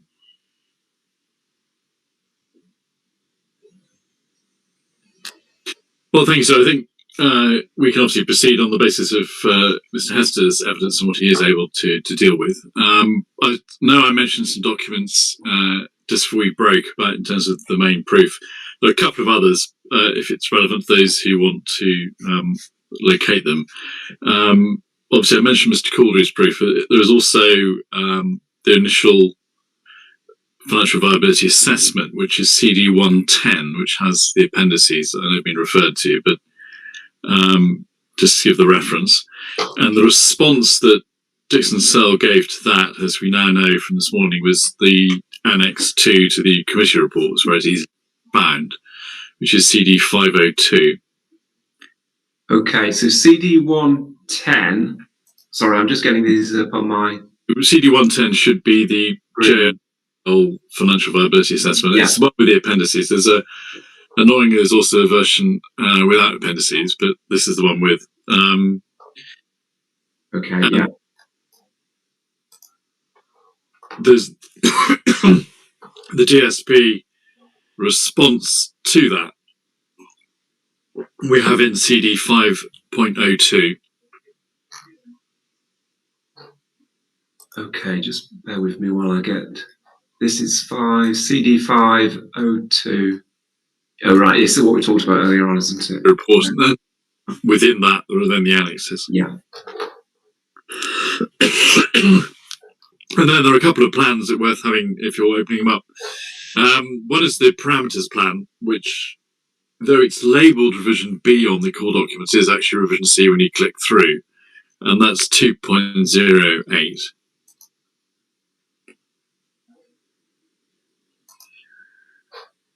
And then what we understand to be the latest version of the development framework plan, revision J, which is 2.07. Fortunately, the same sort of position, so they're just worth having. Okay. I have got those on my screen and ready, thank you. Thank you. But as you say, I need to introduce Mr. Hester to the inquiry. He's obviously been leaving Mr. Livingston to deal with the agreed matters. And there should be a proof of evidence in appendices and a summary. And all I was going to do is just ask Mr. Hester to read from the summary, but obviously in terms of introducing him, his qualifications and slightly more detail are set out in the introduction to his proof, where she sets out his experience both in the public and private sector. And I suppose I was just going to ask Mr. Hester, in terms of this site, you state in your main proof that you were instructed specifically in October of last year, but that you were aware of the site beforehand. Do you just want to expand how you got involved and why you're giving evidence, just how in terms of your profession? Well, I worked as a consultant for Thanet District Council, working on applications and appeals, probably for about 7 years, from about 2005, 2006. So I've worked with the local authority, working mostly under their previous local plan, and also know the site because of the many visits and trips that I do for work and also for pleasure, and aware of the football club, the cricket ground, and the site itself. So I was instructed in October 2021 and accepted the instruction to proceed on this basis. Thank you. Can everyone hear? I know it's slightly. I was going to ask the same question. It's not. It's slightly unclear. I could hear every word that was being said. Mr. Williams, could you hear okay?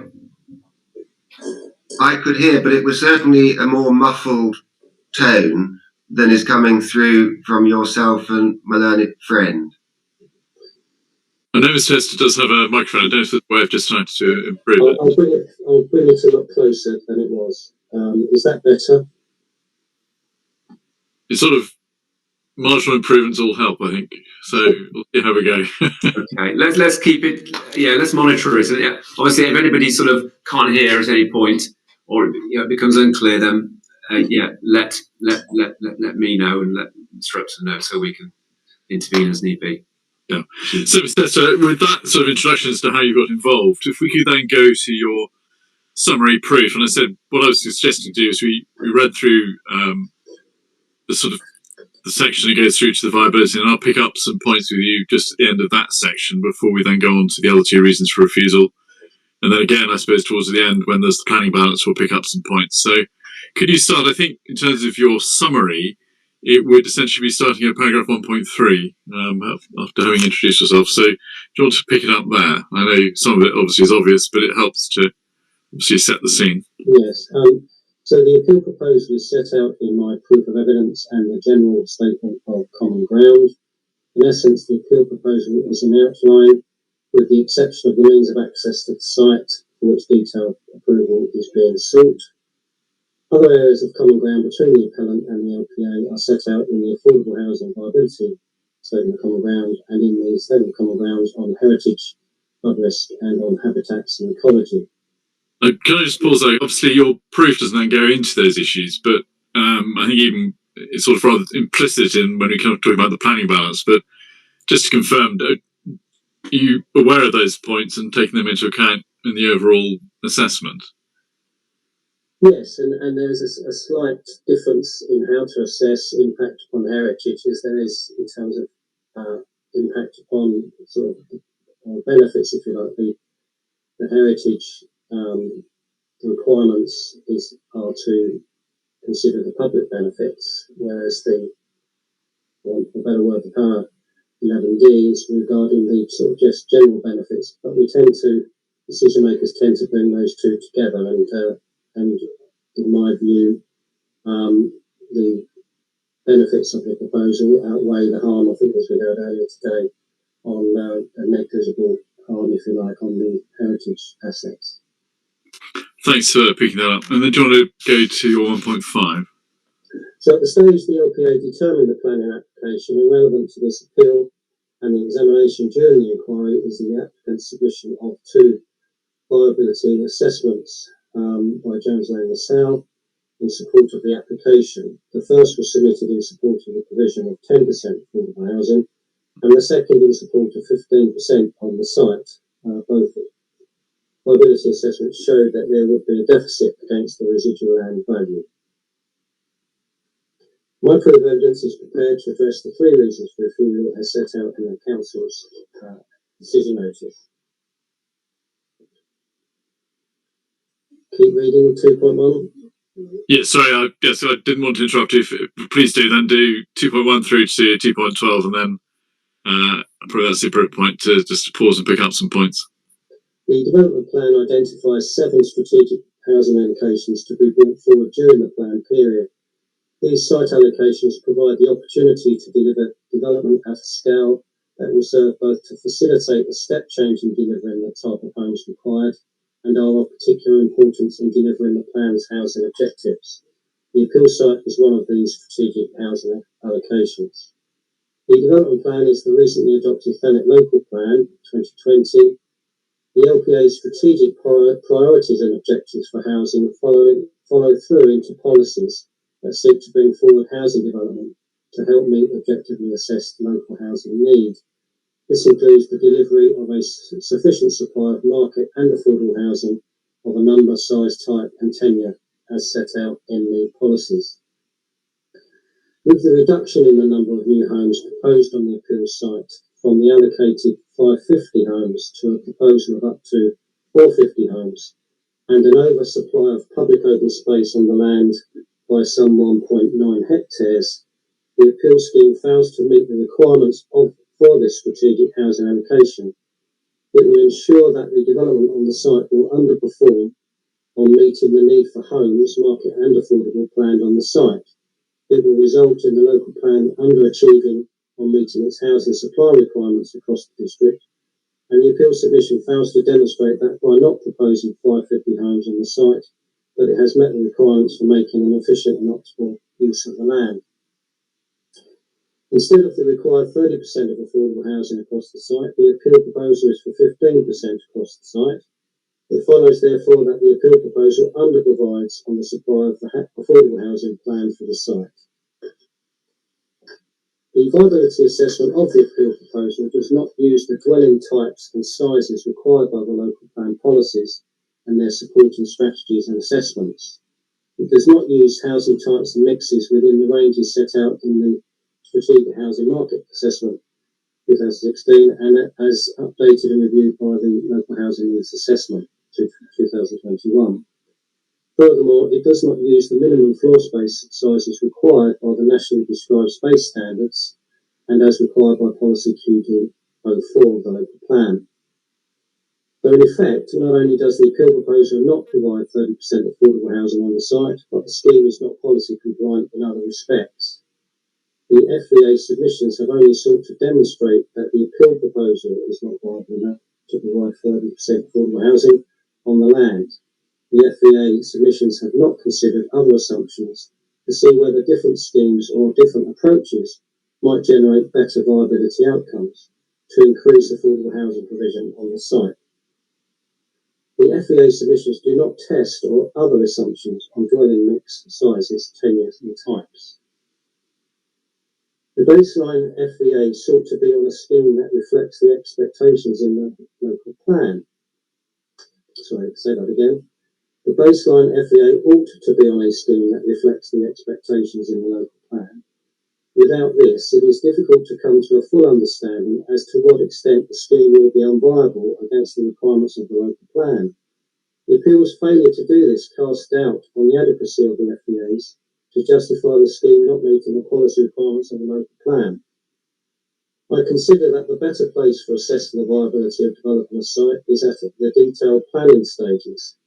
I anticipate that the sale of the land with planning permission to a house builder will lead to a refresh on the housing mix types and sizes, all of which will affect the value of the site and the scheme's viability.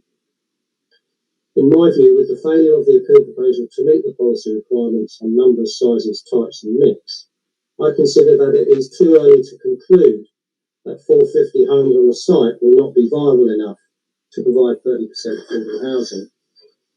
The details of the scheme are not fixed, as the appeal is outlined, but assumptions had to be used on mixed sizes and types in the FEAs. There is no one approach to the delivery of the site, and it is of concern to me that the scheme is being presented this way. It is also of some concern that the FEA has only tested the appellant's preferred and one and only scheme, and has not considered other schemes or other assumptions that are relevant, such as the requirements of the development plan on numbers, types, sizes and mix. Dixon Cell Partnership have provided high-level examples of how these changes in the FEA could increase the viability of the scheme, as shown in the appendix of my proof of evidence. In view of the high and pressing need for local needs housing to be provided for through the local plan, and importantly on a strategic housing site that anticipates up to 550 homes and a policy compliant scheme, the viability of the evidence does not demonstrate adequately enough that the requirements for 30% affordable housing should be lowered to 15% as submitted by the appellant. It follows, therefore, that full weight should not be given to the viability evidence submitted by the appellant in the planning balance. Thank you, and sorry to hear the cough, but obviously do let us know. What I was suggesting is we went to your appendix, the useful jumping off point to pick up some of the criticisms that have been raised about the approach that you've suggested should be taken to the viability. And I know Appendix A is the summary of what happened at the local plan stage, and I don't think we need to go into that at this stage. But what I was going to suggest we go to Appendix B, which is where you produce the Dixon Cell Partnerships report dated 13th December 2021, where they go through some of these points, and obviously, as I say, we can pick it up as we just go through as a sort of framework. They start out in this report by obviously mentioning their involvement back in 2020 and what they were looking at, and make the point that they didn't then look at the review in June of 2021. In terms of, I suppose, their initial involvement, they then go back, of course, to the local plan and what they call strategic level testing. And that's their page 2 of this note. Now, I suppose a couple of broad points. Points to be made, obviously, it's not the same assessment that's being done now. And I suppose the question then is to what level can we place weight on what the local plan assessed? In terms of its assumptions, I think one of the points was made about abnormals and how they were treated. Or how do you approach what was done at that stage? Well, I think in those days, under the previous PPG guidance, the local plans were not expected to go to the margin on viability. I think that's the wording in the previous PPG. And therefore, reasonable buffer was the approach of the Dixon Cell work on the local plan. So the reasonable buffer included things like £10 million towards, say, Section 106 agreements or contributions, etc., or public subsidy, affordable housing, 20% profit. They used, but also they used a specific policy compliant dwelling mix that matched the SMAR, which had been published prior to them conducting this work. So they undertook the assessment based on the, what we would say, policy compliant scheme in terms of housing. They had a generous approach towards abnormals and obligations, and they put in a reasonable buffer on 20%. So although it was a high level appraisal at that stage, there were certain parameters that they work within, which are helped to guide obviously the assessment that the scheme was considered to be, or the allocation of the site was considered to be sound by the local planning inspectors. Yeah. Thank you. I know they make the point about the sizes they used and the comparison in this note. I realise I got slightly out of order because, of course, in terms of the history, they then get involved to review the site-specific financial viability work done in June 2020, which is that report that we were mentioning is annexed to the committee report, and it is CD 5.02. I don't know if you want to turn to that. Is I suppose to the extent that they then review matters, and as we know, said it was a reasonable report, reasonable assessment, probably the best way to describe it. Is there anything particularly further to raise on that? Yeah, and just to just to say to Inspector Cliff that we've heard lots of rabbit runs with regard to DSS completely agreed with our assessment, etc., etc. But when you look and deep dive into the Dixon Cell response in 2020, that's not actually the case. And so I encourage you, sir, to look at the differences between JLL's commentary that this is complete agreement with Dixon Cell, they're in complete agreement with us, because Dixon Cell were only asked to consider the costs and values that were provided within the FVA. Firstly, they weren't invited to conduct their own FVA, but they were asked to look at costs and values. They were not asked to look at policy compliant scheme in terms of housing, mix, tenures, etc. So that's one starting point. I think in their conclusions, which I'll find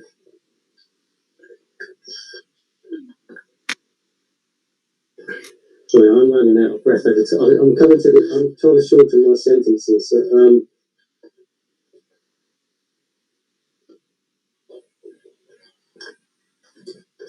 So when we get to the recommendations and summary in page 22,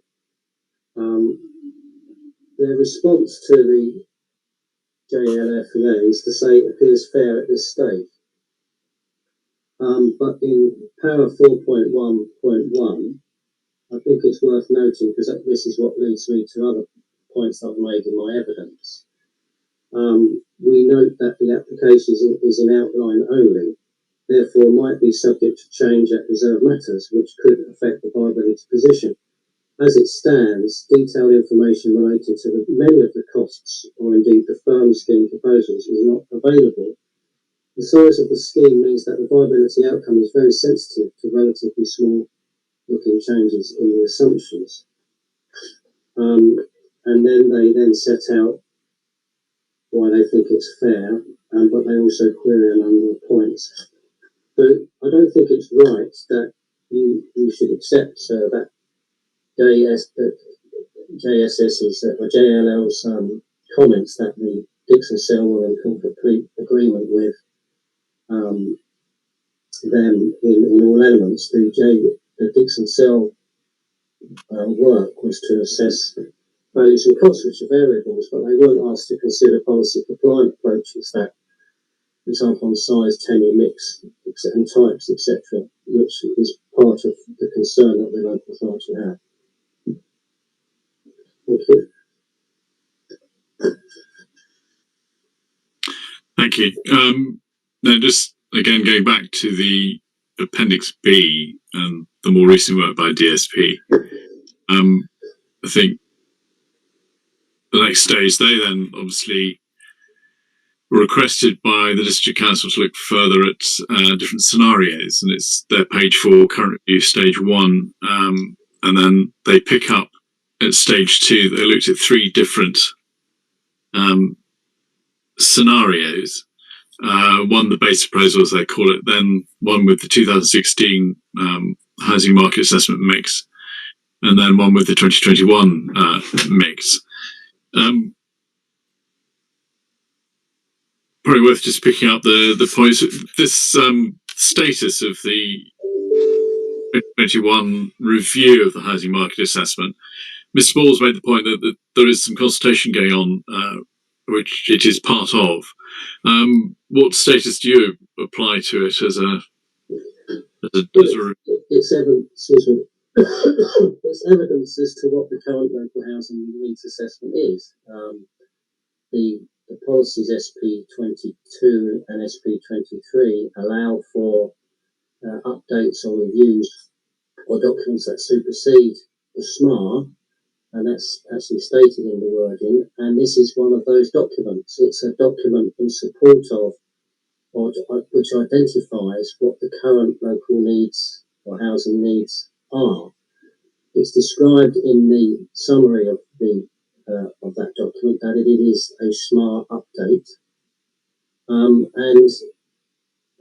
in effect it provides us with the current position on housing needs. It is a document that's also been prepared to support the local plan review, which is just commenced, and the first consultation as it is in play at the moment. But I give this document significant weight because it's a document is an evidence-based piece of work, and there is actually no other evidence-based piece of work that's as relevant and as up-to-date as this one. And that's how I see the importance of this particular document. Yeah. So the consultation that's going on at the moment is the local plan review process, just to be clear. Yeah. And it's not a document in the same way the SMAR wasn't a document that had to be adopted in the formal way. It was a document that served and provided the evidence for the policies to evolve and the plan to evolve. Okay, thank you. And then in terms of the assumptions that you used in the review, just dealing with the Dixon Searle document, the first thing they pick up is the way the costs have changed. I suppose even between June and, they say, November, there's been an increase in terms of the, I suppose, the costs of building, put it simply as that. And there is this dispute that Mr. Caldery would prefer to use, I think, what he calls, probably summarise, mid-Kent value for increased build costs, whereas Dixon Searle are using a more specific Thanet location. Obviously, they've set out the explanations for it, but what's your view as to how the costs should be approached? Costs increase, sorry, I should say.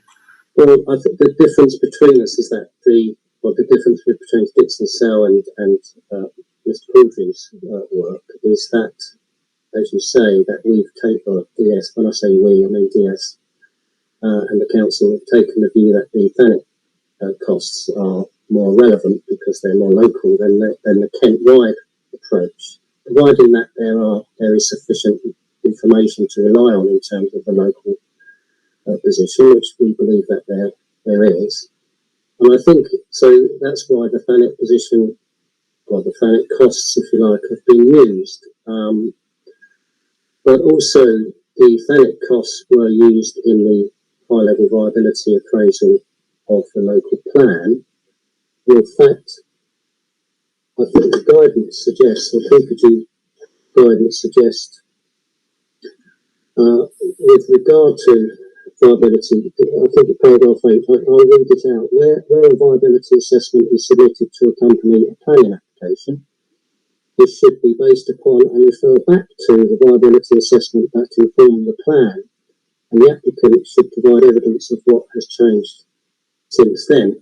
So I think it's for the appellant, or the applicant, the appellant, to justify why they now think that the Kent-wide approach to costs is more specific and applicable to this site when the site was assessed under the Thanet approach. And I suppose the difficulty with Kent is that it's such a broad brush. I mean, West Kent is an extremely expensive place to live and also to build housing.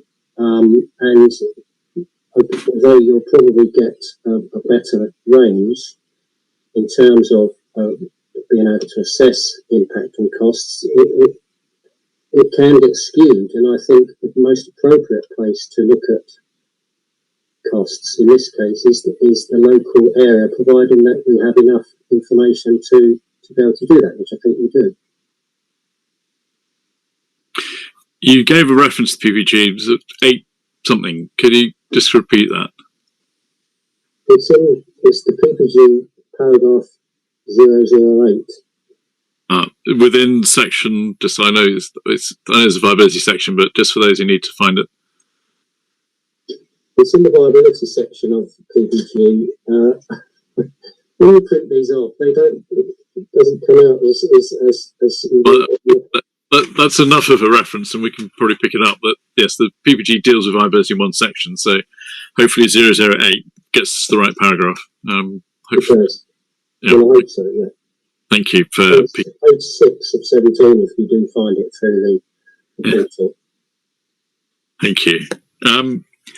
That's the build cost issue, and then going back to the Dixon Searle note, the sales value assumption I don't need to ask you about because that's essentially Mr. Caudry's seen the point and plugged it into his response. But there is still a point about dwelling mix, and which is page 8 of Dixon Searle note, and of course, actually just talk about the dwelling mix. Sorry, which is whether not just whether something is a flat or a house or 3 bedrooms or 2 bedrooms, but also I suppose the type of whether it's detached or semi-detached and the rest of it. So. There's criticism obviously you've made and picked up that the original appraisal used a different mix. And then there's an alternative mix now, Mr. Caudry's proof in his section 5. Has he now dealt with this point, or is there still an issue? You've asked me a number of questions there at the same time.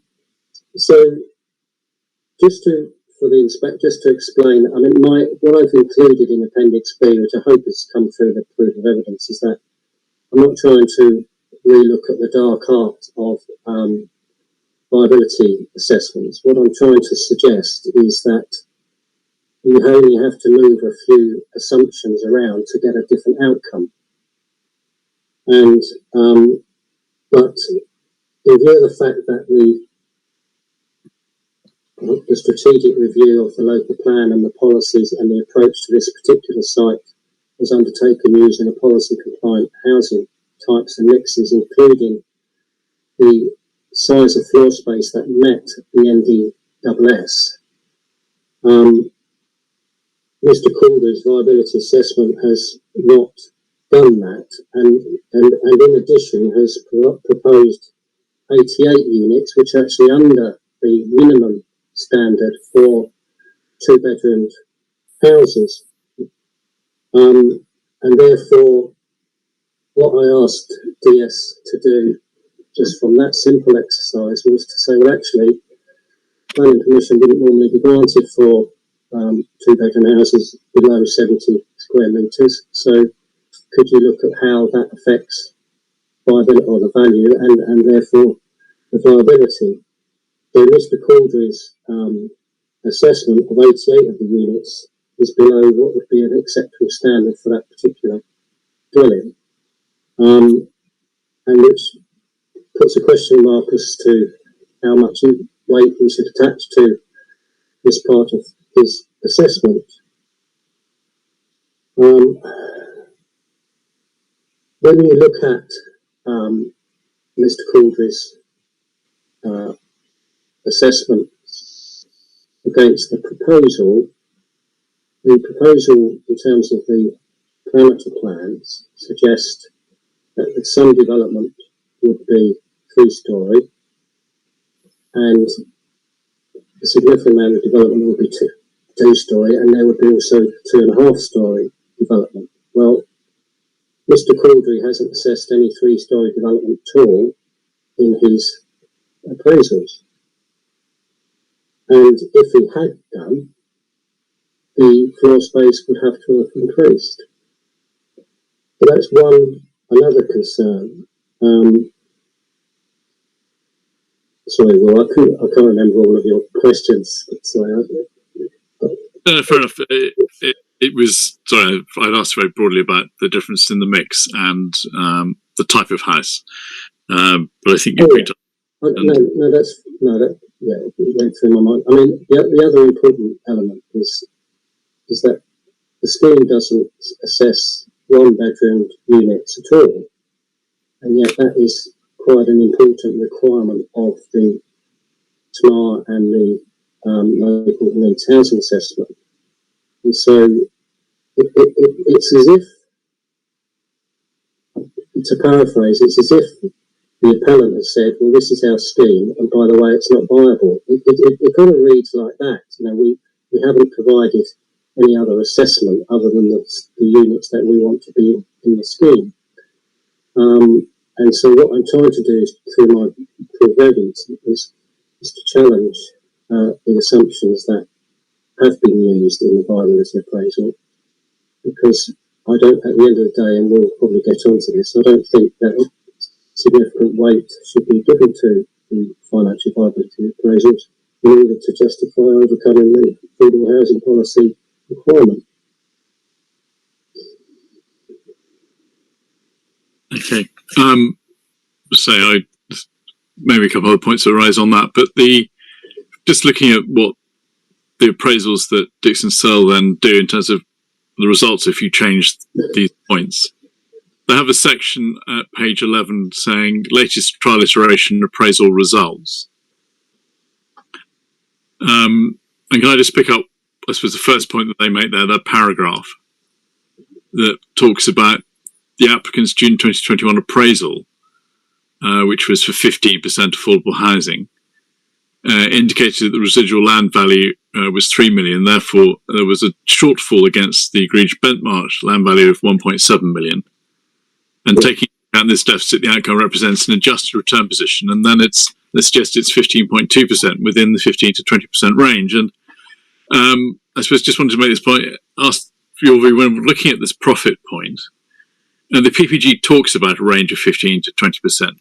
I suppose in your experience, how should that be approached? Well, I think it would be helpful to, well, certainly helpful to the inspector, but helpful to the inquiry to understand what the sort of parameters are, and I don't see any issue with at least showing what the 15% to 20% range would be. But clearly with the deficit that's identified by DS of 1.7 million, or the difference between benchmark land value and the residual land value being 1.7, but still then retaining profit within that 15 to 20% range. I think that's, again, it's something else. It's another assumption, another alternative that could be looked at.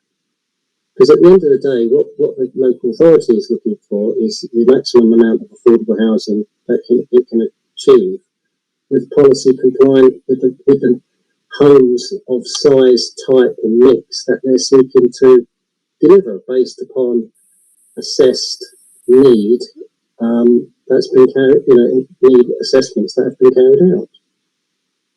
But we don't have that. We have, this is our scheme, we like it, it's not your scheme, but this is the scheme that we're promoting. Oh, and by the way, it's not viable. I mean, I know that might be seen to be disingenuous, but in paraphrase, that's exactly what it is. Yeah. Now, Dixon Searle then have some results of their appraisal testing using these set of assumptions. for the 3 different versions, V101, 102, 103. And they've got 2 tables, one for the 17.5% profit assumption and one for the 15% assumption. This is, I think, where the correction note comes in, doesn't it? That, as Mr. Caudry pointed out, that there was a weakness within the Argus software, that you can have stamp duty land tax omitted, even though it should be included, and that's what the correction note picks up.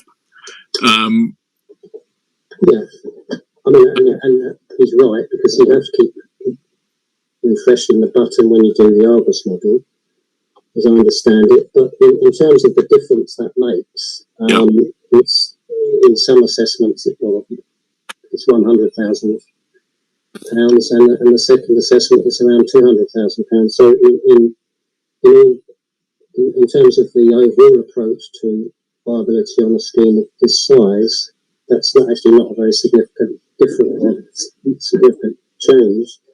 Probably involves the loss of 1 or 2 affordable houses from the proposal. But just to re-emphasise to the inspector that, my request of them to carry out a number of these higher level assumptions, trying to use as much information from AAL's assessments as possible, was to really look at how, if you move costs and values around, but keep to policy compliance, you do end up with different outcomes. And in view of the fact that this is an outlined scheme where the proposals haven't really been worked up in any detail, there will be a difference. And from experience, that's exactly what happens, because house builders themselves usually can save on costs through efficiencies, and usually have a better understanding of the values that they're likely to generate with the type of product and the floor space sizes that they're likely to put in. I suppose, just as an example, I should have said this earlier, that the last 2 big housing schemes that I acted for the landowner on was the inspector's benefit. It's about 7 or 8 miles away in the next town along to the west, which is in Herne Bay. The first scheme for 800 units plus a neighbourhood centre and a strategic road, and the second scheme was granted at the end of last year for 450 units with a road through the site. The house builder on the house builder on the first scheme for 800 is Countryside, and the RSL is Places for People, and their 2-bedroom units range between 71 and 80 square metres, including the affordable. And on the 450 scheme at Green Hill, the Bellway are the house builders and Orbit are the RSL, and they are coming out at 75 square metres for their 2-bedroom properties. And just to throw another one in, because funny enough, Dixon Cell were against me for a scheme down in Sussex, and the RSL English Rural, in that case, it wasn't a big scheme, but they wanted the 2-bed houses to be 79 square metres. So, in other words, all of the units, affordable and or market for 2-bedders, were all above the 70, but the house builders have a better idea as to what will sell and what will give them better or as most value as they can. That doesn't mean that the bigger the floor space, the more viable houses are, because there is a cap to that. You can't just increase the size of a 2-bedroom unit indefinitely, because it will then it won't get sold. So there is a kind of range that the house builders use, but it won't be under 70 square metres. It will be 70 plus and 70 and above. Okay, and I suppose just to figure out the correction note, I think says it might all these figures by 1 or 2 houses, because they've tried to equate the increase in profits, the number of additional affordable housing units that could be put forward. And I think so on the 2016 mix under the SHMA, it would, I think something in the order of, they say,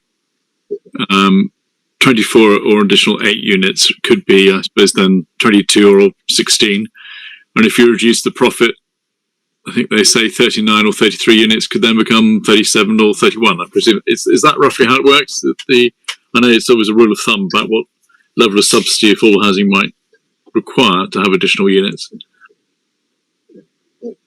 Yeah, I mean, because we've not had any piece of work that actually shows us what the base position on the platform is. We haven't had a policy compliant appraisal, a full appraisal policy compliant. It's not been submitted, and neither has it been submitted through or with the opportunity of rebuttal.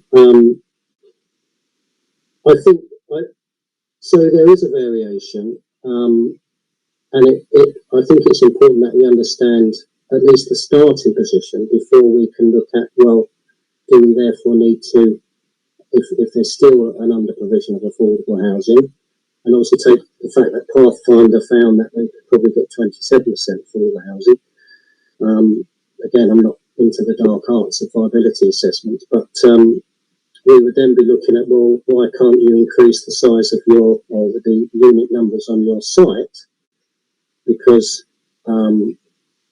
by implication, more units equals a better viability, or more units equals a better value, on the basis that houses sell for more than you buy them, you build them for. So I think we would get to that stage then as well, and to see what the differences are, and see what additional units may be required in order to achieve the 30%. But we haven't got to that stage yet, and the inspector, in respect, has to determine what's in front of him. Yeah. Can I pick up then a couple of other points that have been raised, which is Mr. Balders made the point that, in his view, the scheme that was assessed reflected an optimised form of development on the site. I mean, do you consider this is, I suppose it's the weight about what you attach to it, but is it an optimised form? Well, who knows? We've not seen anything.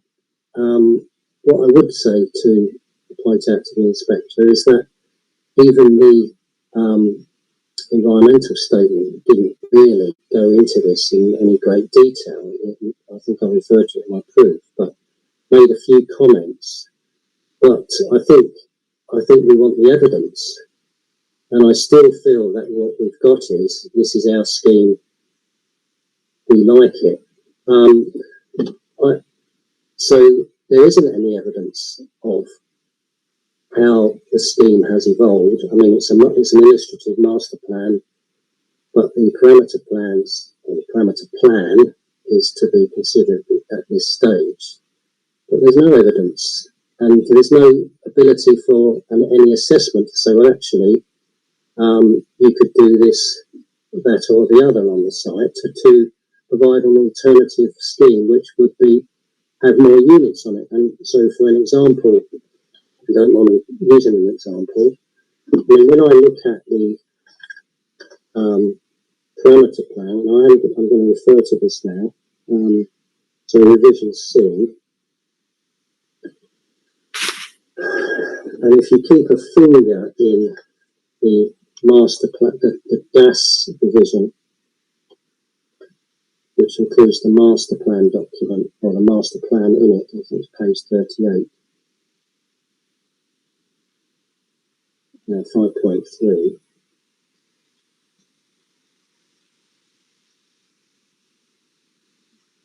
When I look at the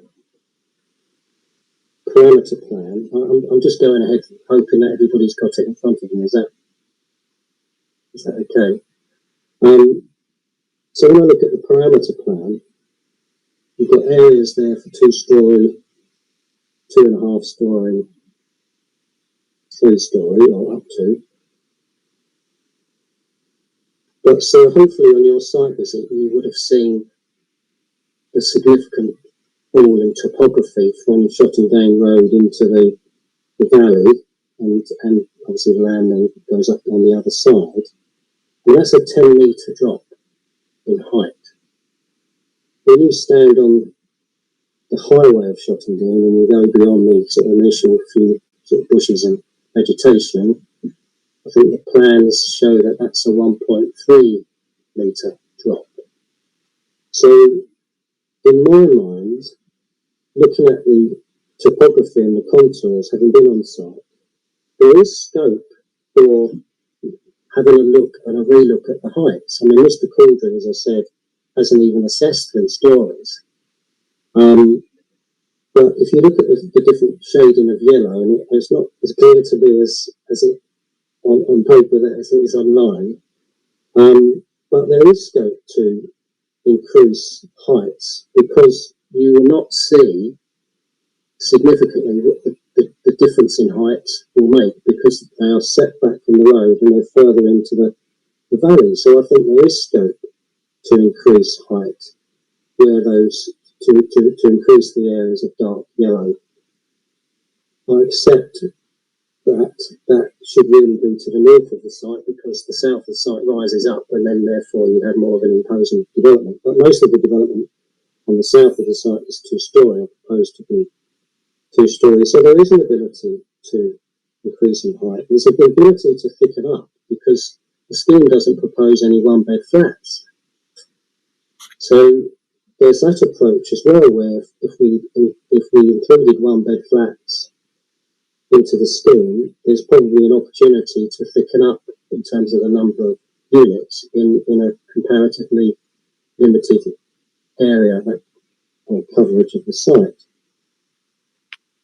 But also, and I know that this is only illustrative, but I think because the reason I've raised this is because we're underachieving on affordable housing, and what I'm suggesting to you, sir, is that there should therefore be another look at how can we increase the level of affordable housing through this development.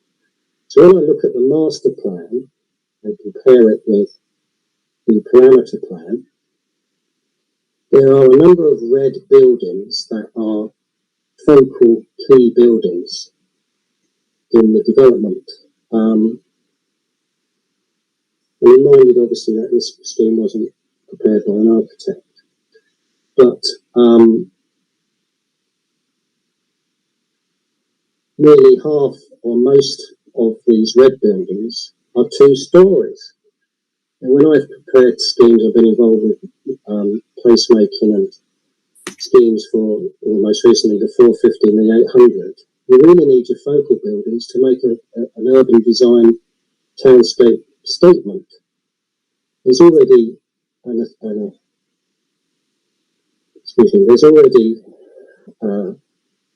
indication that these buildings would only be 2 stories, which limits the amount of development. I mean, focal buildings are normally on key nodes, key junction points. They provide a visual design statement as part of a scheme, but they just seem to be randomly located and could have been 3-story or even more so in certain locations on the northern side. So I say that because I think, therefore, the scheme could have looked at seeking to provide more affordable housing through increasing the numbers of units on the site. And I made the point in my proof of evidence that actually the open space requirement in policy SP21 is to provide a minimum of 4.4 hectares of open space. And the scheme provides for 6.3 hectares of open space. And okay, that you may think, well, that's good because that's better for master planning and placemaking. But if it means that there's going to be less development on the land or less housing on the land, then I think that needs to be looked at as well. Because if the scheme met 4.4 hectares of open space, it would allow another 1.9 hectares of developable land for housing. So there are a number of ways of looking at how to increase affordable housing on the site, rather than accepting this is our scheme, we like it, by the way, it's not viable, and we can't meet your requirements. So I think that the point I've tried to make in my proof of evidence, and in a very long-winded and arduous way now, is that this isn't the only scheme that can be delivered on this land, and the local authority is being faced with giving up a strategic site, and what's required on the strategic site in terms of housing numbers and affordable housing to meet local needs. And so therefore I think because of the high need for local housing, we need to look at this in a bit more detail, as indeed the planning committee did at their 3 attempts at considering the application. Could I just interrupt and ask a quick question for my clarification? When you mentioned focal buildings on the parameters plan, I can't see the key for the focal buildings. It's on the master plan, sir. It's on the master plan, is it? Sorry, I was looking at the parameter plan. No, if you shoot up one page, so if you're on the master plan on page 38 of the gas, figure 5.3, illustrative master plan, and then you go up the page to the page above. It's headed 5.3 illustrative master plan. The key is located on the right hand side of that page. Right, sorry, I was looking at the parameter plan. So check, we've got the development framework plan. There's a key reference that says proposed shared stroke focal spaces. That's not the same, I presume. No, I'm looking at the gas. So I think it's one we hadn't identified, but you say in the design and access statement there is, and page 38 was it? Yes. Page 38, I'm on page 38. Oh, okay, that drawing. Yes. And if you go up one page, you'll find the key.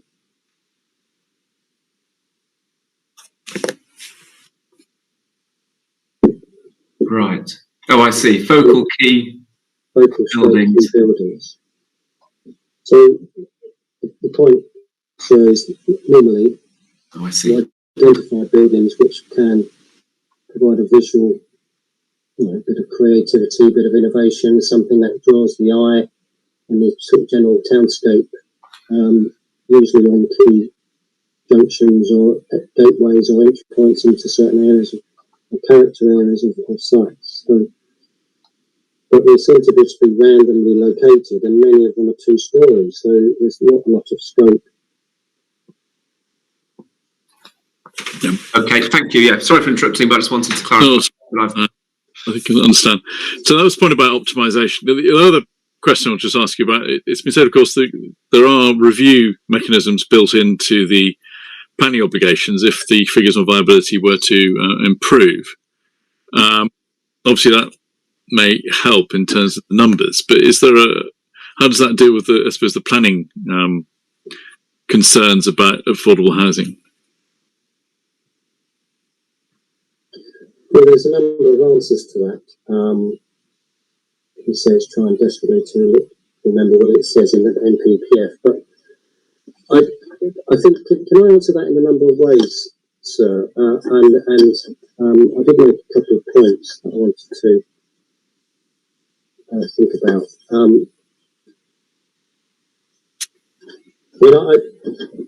I've seen that another iteration of the unilateral has come forward in draft form to me. I haven't had an opportunity to look at it. It came in at lunchtime, I think. But obviously, we don't get to. This is the appellant's unilateral undertaking to you, and it's not something that the local authority. We are interested in it, but we're not signing it. But firstly, under the NPPF, paragraph 63, where a need for affordable housing is identified, planning policy should specify the type of affordable housing required and expected to be met on site unless off-site provision or an appropriate financial contribution in lieu can be robustly justified, and the agreed approach contributes to the objective of creating mixed balanced communities. Alongside that, in terms of the planning policy guidance on this,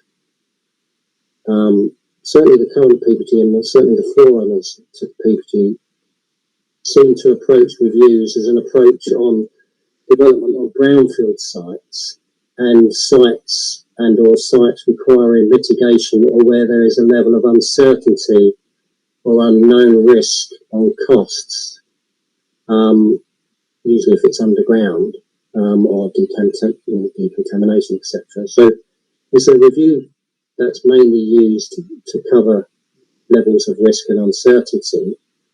In fact, the Mayor of London's got an SPD on this point, but it's not something that's been identified as part of this application that there is anything untoward underground because it's a greenfield site. So from that point of view, it's not necessary as a review. And in fact, the contingencies in the FEA are at 5%, so it's not anticipated either through the 5% contingency that there's likely to be something untoward or unknown in the development.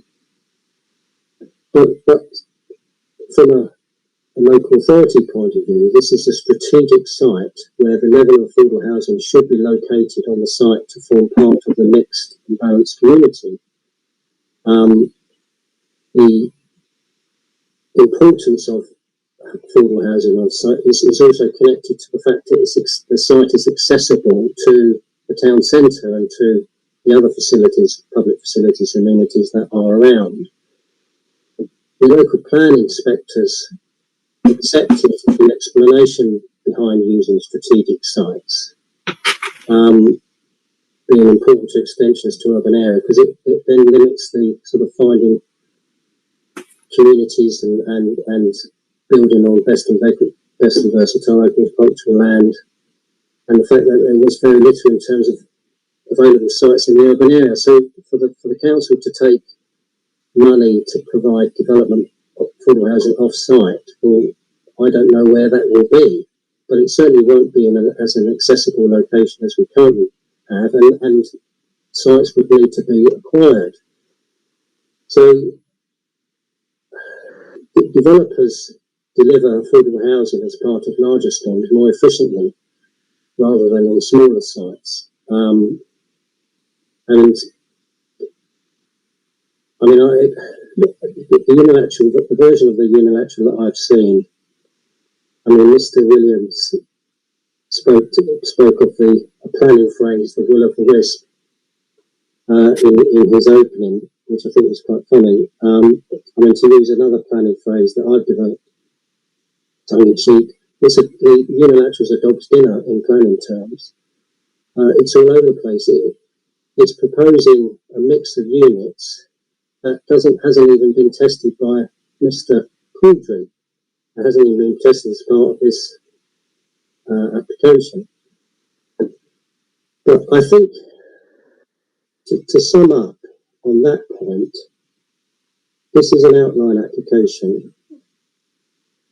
The costs and values, the scheme is going to change significantly by a house builder because obviously the appellant is a site promoter. The more appropriate way to look at this, in my view, and the greater certainty as well, in my view, is to impose the 30% now and allow the developer who is going to build out the sort of house builder, going to build out the site, to come back if need be when they've got more detailed information on costs, product, value, etc., having been to the market, to come back in the future. So I don't think a review is necessary. If a review is necessary, the starting position should be 30% affordable with a policy compliant scheme, and let's just see how the house builder does with that. The other point is that from experience, the figures and the numbers do get hidden from local authorities. House builders do not use BCIS, and therefore they will be using their own costs, so they'll get to have an advantage on that. they'll have a more finessed understanding of value than what would be generally around. And I think the proposal in Mr. Calder's evidence or submissions is that this would be 2 outlets, so it could be 2 developers that would have to be dealing with. And so at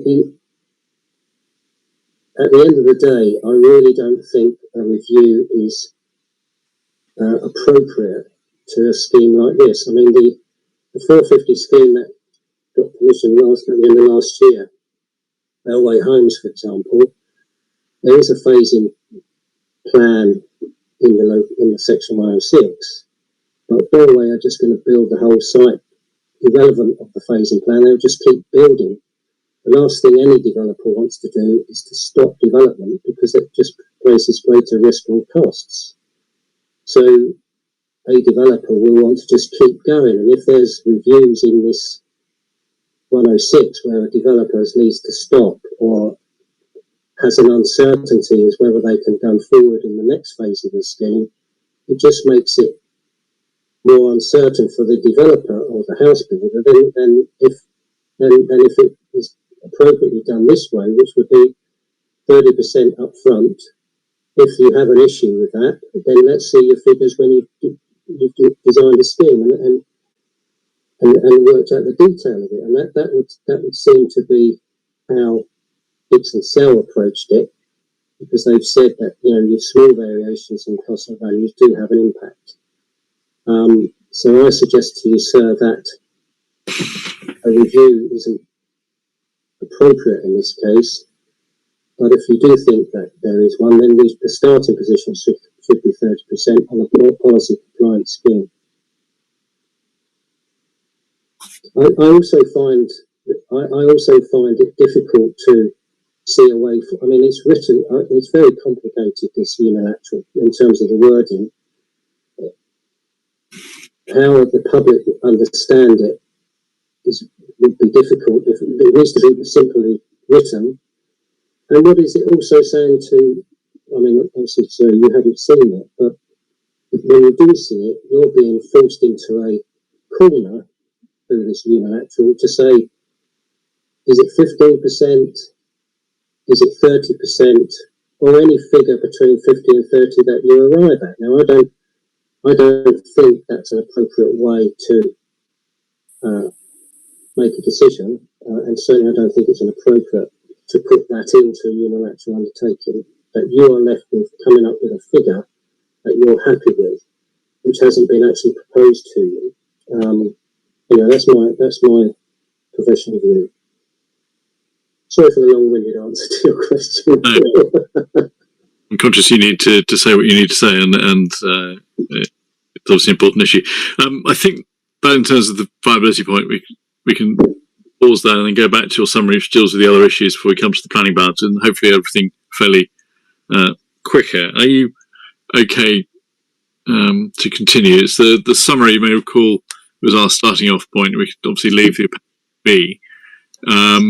There's a just brief section in your summary on the other 2 reasons for refusal, which we can probably take as read by now. It's a bit together. That if the planning obligation is satisfactory, then the community and highway infrastructure is being properly provided. And then in terms of the Thanet case special protection area, there is proper mitigation that would be secured. I don't know if there's anything else to say on those 2, which leaves the planning balance. But I'm just conscious, obviously, we have rather overshot our initial hope in terms of timing. But are you still okay to? After you finish, I wouldn't mind 5 minutes to get a glass of water before Mr. Williams, if is that possible? Well, that's okay. Yeah, if that's okay. Yeah, thank you. Your section 3 of your summary deals with the planning balance. Now, can I just deal with, I suppose, 2? Really just one preliminary point. Your proof has been written on the basis of applying the tilted balance and dealing with the policies that are most material to the decision being out of date, and therefore what's, as we've been referring to, as paragraph 11, subparagraph D of the MPPF. Point sort of strongly made in opening by Mr. Williams, and I suppose picked up by Mr. Ball, that The inspector also needs to consider paragraph 11C, which is everything is in accordance with the development plan. How do you approach that? Well, the proposal is in conflict with the development plan, and so one of your starting points will be policy SP23, which states that 30% shall be affordable housing, but there is that caveat at the end of the word, and I won't go to it because I've taken up too much of your time, but and there's then the question of weight to be applied to the financial viability assessment as to whether that demonstrates that the level of affordable housing should be or could be lowered. But in my view, the fact that the financial viability appraisal is not or has not been carried out on a policy compliant basis, that takes you to SP22 as the scheme that's been assessed does not meet the requirements of SP22, and neither does it, because of the reduction in affordable housing, neither does it meet the requirements of SP21. And so I don't think 11C applies here because those policies, or rather the appeal proposal, is in conflict with those policies. And the strategic priority 3 is set out in the reason for refusal. Yeah, which is the overarching sort of priority for the local authority. Yeah. And perhaps just before we go to what you do then say is the correct way to approach the balance in your summary, there's this point being raised about the nearby site of Salmerston Grange. And I think the reference is CD 6.04 is the committee report where it's been recorded that there's a resolution to grant. I don't think there's a decision notice yet, where the 250 dwelling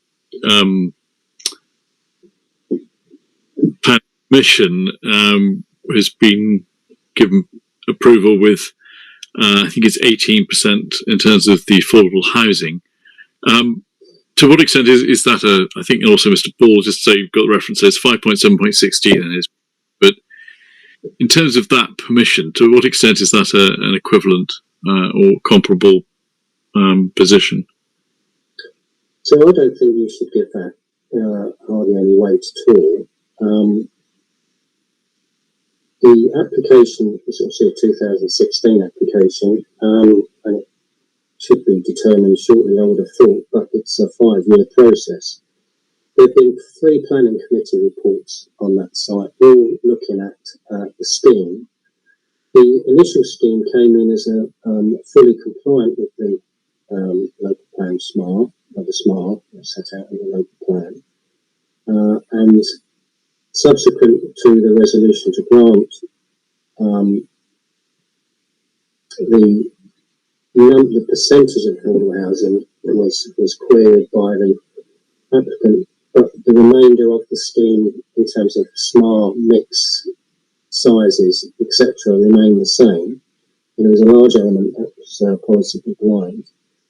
But as ever, and as it kind of supports what I've just said, in working up the scheme, it was identified that the road was going to cost £4 million more than they had identified, and therefore there was this round of coming back to the local authority in order to justify dropping the affordable housing. They also offered whether the local authority would like all of the affordable to be shared ownership, which the local authority did not want. Yeah, but that's a site for 250 offering 18% affordable. We are a site at 450 and could increase, in my view, and the scheme's only offering 15% affordable. We are a strategic site. That was a site with planning permission, or certainly with a resolution to grant planning permission prior to the local plan adoption, and therefore each case is determined on its own merits, and I think there are clearly differences in case and differences in the 2 schemes. and one shouldn't necessarily follow the other in terms of what's been accepted. Thank you. And then I think if we just turn to what you then say is the planning balance, we have your paragraph 3.1, and I'm aware not everybody will have heard how you approach it. Do you want to read from your 3.1, please? It is agreed between the main parties that applying the 20% buffer, the LPA can only demonstrate that it can deliver between 4.23 years of deliverable housing sites. This is an appeal where what has become known as the tilted balance of paragraph 11D of the NPPF should be applied, given the absence of a 5-year supply of deliverable housing sites and the current inability to meet the housing delivery test. In my view, there is a balance to be applied which weighs the benefits of the development against the harm, and that's effectively what 11D, in essence, is asking for. I recognise that the appeal proposal brings a number of benefits, although at this stage only in outline. The proposal seeks to deliver up to 450 homes, of which 68 of these would be affordable. This will go some way to meeting local housing needs in the district. The appeal proposal would also help to deliver a key piece of highway infrastructure to help meet a wider highway need and to reduce the pressure on network capacity, in particular at the nearby traffic junction at Coffin House Corner. Along with meeting a social and highway need, the additional homes will have a positive impact upon the local economy. Not only will the economic benefit come through the provision of construction and other related job opportunities for local people, but will also increase patronage to nearby shops, services and facilities. Environmental benefits would include the creation of new public open space on site and the ecology benefits in the way of tree and shrub planting and the like. The less than substantial harm to the change in the setting of the listed buildings, the loss of agricultural land and the impact upon the open countryside and landscape character are overcome in the plan and balance, in my view, by the appeal proposal. However, the benefits identified above could equally be provided by an alternative scheme. In particular, the key piece of highways infrastructure required could be provided by another scheme, whilst retaining the provision of the means of access to and from the site. In addition, a scheme for 550 homes would also go further in meeting the economic objectives behind such an allocation. And I just want to make the point here that there's no doubt that the appeal proposal does assist and provide key pieces of infrastructure in relation to the highway. It provides the through road between Shottendane Road and Hartston Road, and it also makes a contribution, a significant contribution, financial contribution towards achieving the inner circuit road. But I'd like to say that an alternative scheme could equally do that. And also, because the numbers have changed from 550 to 450, the financial contribution towards the strategic road is paid on a proportionate basis. So there's 450 times roughly £5,000 per dwelling towards the strategic road. With the allocated site at 550, it's anticipated that probably there'll be a greater amount of money in the pot. So there's a reduction in the pot by £500,000. So although it's a benefit, and clearly a road, the provision of a road is important and meets targets, the amount of money that's being paid into the strategic pot for improving the general network, there's a reduction of £500,000 from what was anticipated through the allocation of this site for 550. So I think we have to bear that in mind, and hopefully it won't then encourage other significantly sized strategic sites from having housing numbers which are slightly below what's been anticipated, because that pot will increasingly have a greater deficit than was first anticipated. So In 3.7, in view of the above, I do not consider that the failure to provide 30% affordable housing on the site has been appropriately justified by the financial viability assessment, or that the appeal scheme is the one and only scheme that can be accommodated on the site. I do consider that in applying the planning balance, the adverse impacts of granting the planning the scheme, and ultimately the harm to the strategic and sustainable objectives of the local plan do significantly and demonstrably outweigh the benefits of doing so. Thank you, Mr. Hester, and I know it's been a lengthier presentation than one might have hoped, but hopefully valuable to cover points. So, as you say, thank you, Mr. Hester. I discussed in the main is strategic about 5 minutes ago that you consider it's also contrary to policies SP22 and SP21. So are you saying that, in effect, in your view, the proposal is contrary to Strategic Policy 3 and SP22 and SP21, which is different to what's on the decision notice? Yeah, thank you for asking that question, because the strategic priority policy is the scene setter. It's the overarching policy, and the affordable housing policies and strategy and the housing strategy come from that priority. So the policies in the local plan sit within that priority and policy framework. So in my view, we read them in context and together, not in isolation. And I think that's important because I think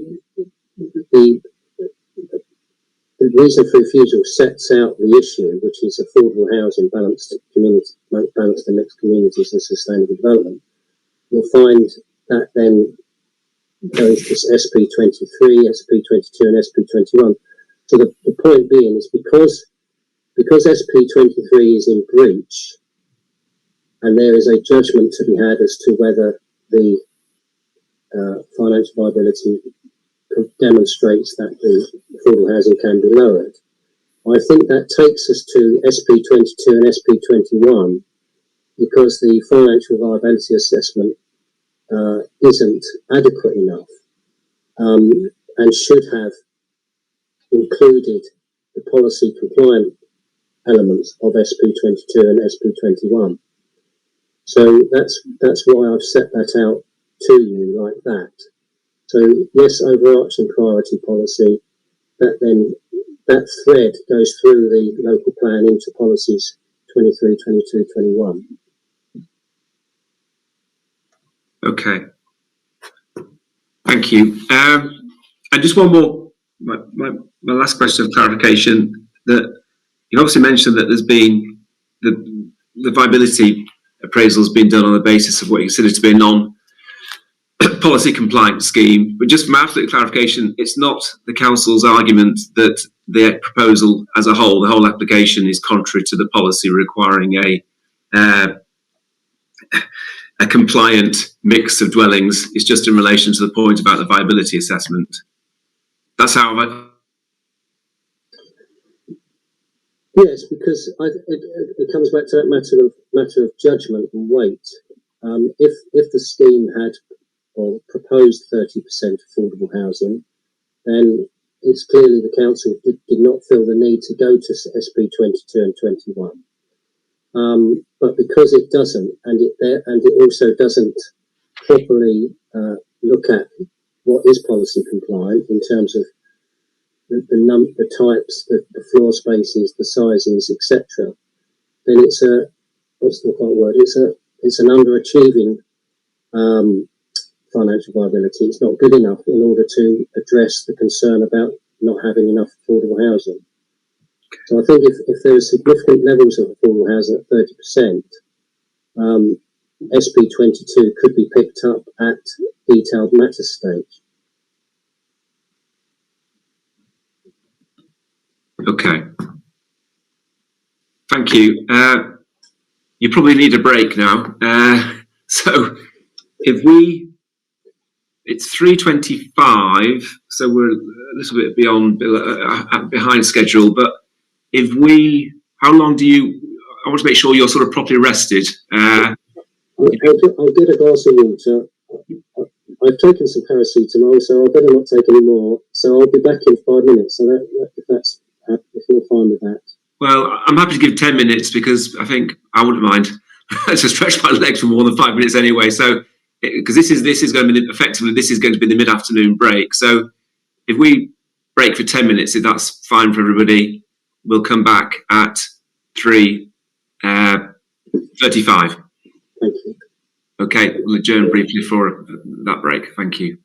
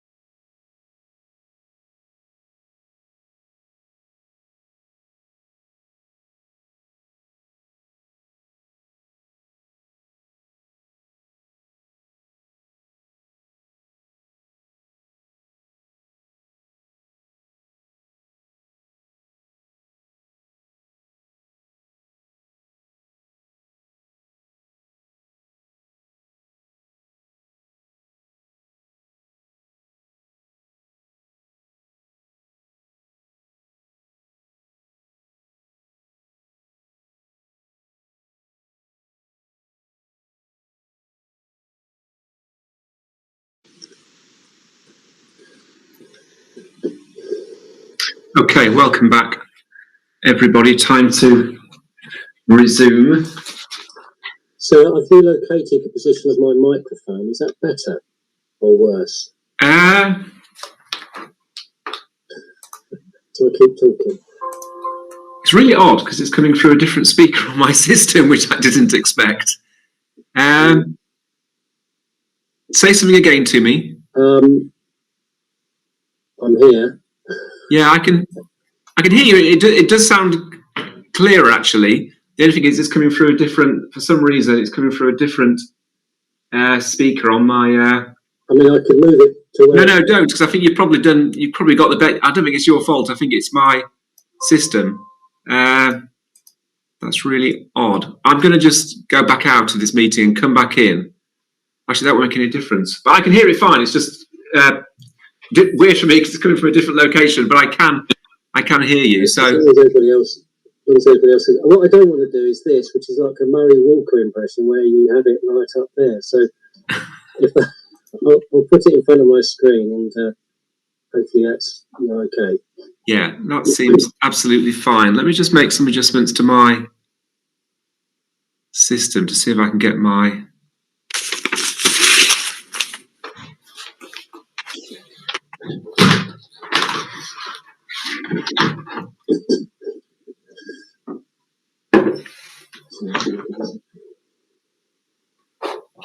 Right. Yeah, that should be okay. I can hear fine. So it's now for Mr. Williams to cross-examine Mr. Hester. And before you start, Mr. Williams, obviously I want to sort of finish at round about sort of 5 p.m. So can you have that in mind in terms of, obviously you want to see how things go, but in terms of when a convenient break might be in proceedings as you go? Yes. Okay, over to you. Thank you. Shall I start by identifying some documents that we'll have a look at? Yes. The first one, which you probably have open, is CD 5.2 amongst the Gladman core documents, which is the officer's report, the version with the attachments. Yeah. There's also within the council's core document CD 5.1, which is the local plan policies from 2020. That's CD 5.1. Did I have that open from the evidence in chief? You were certainly looking at it earlier in the biodiversity session. Yeah. It's the council's core document 5.1. Okay, let me just get that up.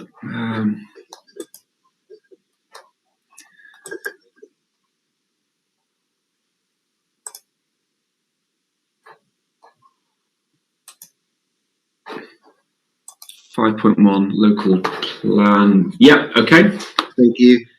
Gladman CD 6.07, which is the PPG on viability.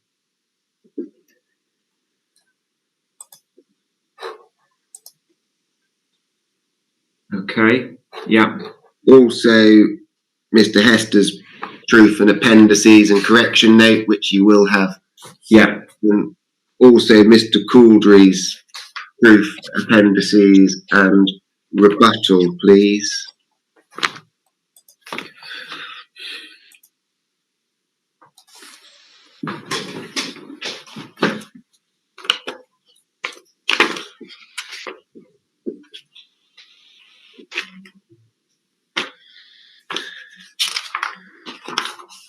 Okay, proof and rebuttal.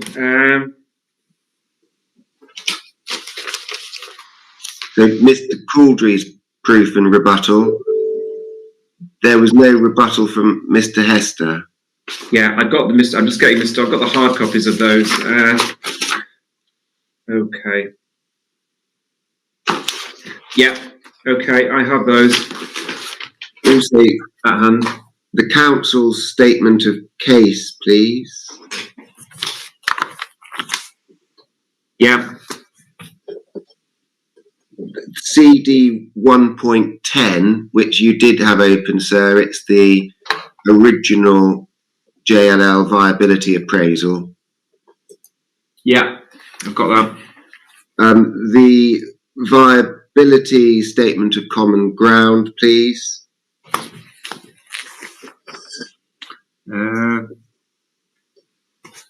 Yeah, okay.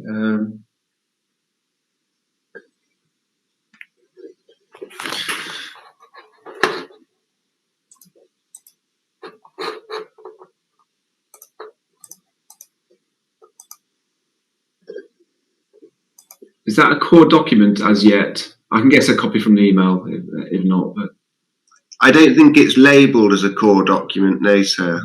Okay, let me just get up the.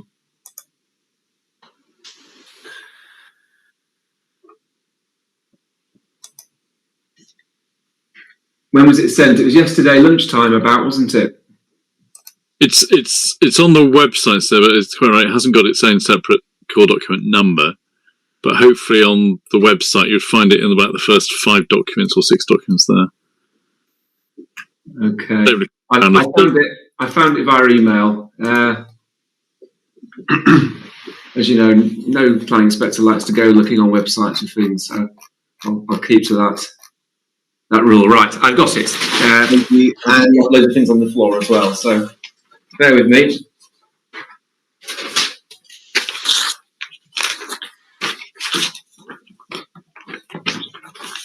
Right, okay.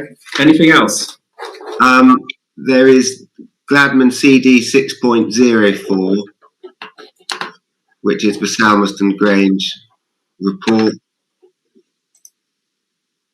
And finally,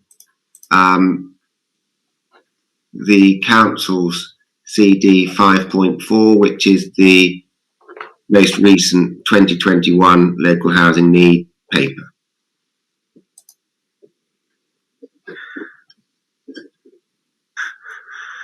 .4. Yes, please.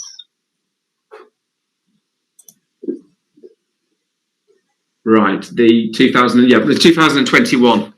Yeah, I've got that. Okay. And that's it there. I mean, I might get diverted onto one or two others, but they're, I think, ones it's helpful to have access to before we start. Thank you, and that's enough windows to be open from my point of view, I think, as well. So I haven't done all that. It's nearly 5 o'clock. Absolutely. Okay, you can continue. Thank you. Okay, thank you, Mr. Hester. I'm going to start with some questions about decision-making approach, please. First of all, we can agree that under section 38.6, priority is given to the development plan. Yes, we can. And any other material considerations. Yes, I'm struggling to hear that, I'm afraid. Development plan first, other material considerations after, yep. And it's well established that an assessment should be made against the development plan policies read as a whole. Yes. It's also well established that it's the policies of the development plan that provide the basis for that assessment, isn't it? Yes, but you do have to read that in the context of the plan itself, the whole plan. You read it in the context of the plan, but the purpose of supporting text is not to add any additional policy tests to those that are found in the policies themselves. That's right, isn't it? Yes, but you've got to understand where the policies are coming from in terms of the objectives behind them. And as to other material considerations, we can agree the framework is plainly a significant material consideration. Yes. And that there's no dispute here that the 2 triggers in footnote 8 of the framework are pulled to engage the tilted balance.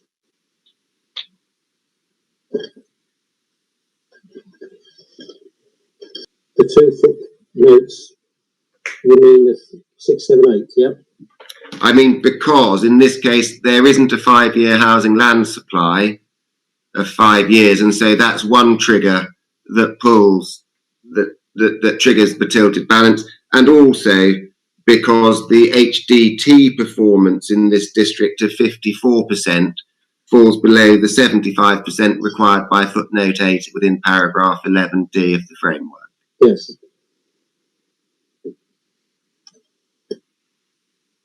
And so it's agreed here that the appeal should be determined through application of the tilted balance.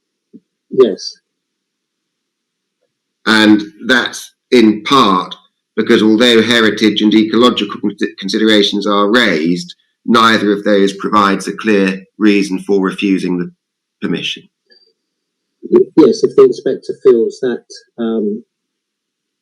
footnote 7 has been addressed, then yes, the tilted balance still applies. And it's the council's position that it does. Those heritage considerations and ecological considerations have been addressed. Yes, they're in the balance, in the benefits, yeah. Thank you. Can we take up your proof then, please? Paragraph 2.15.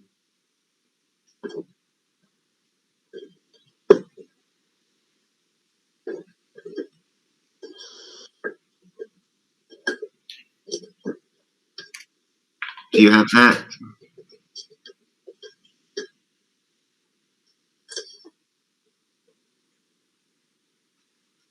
Thank you.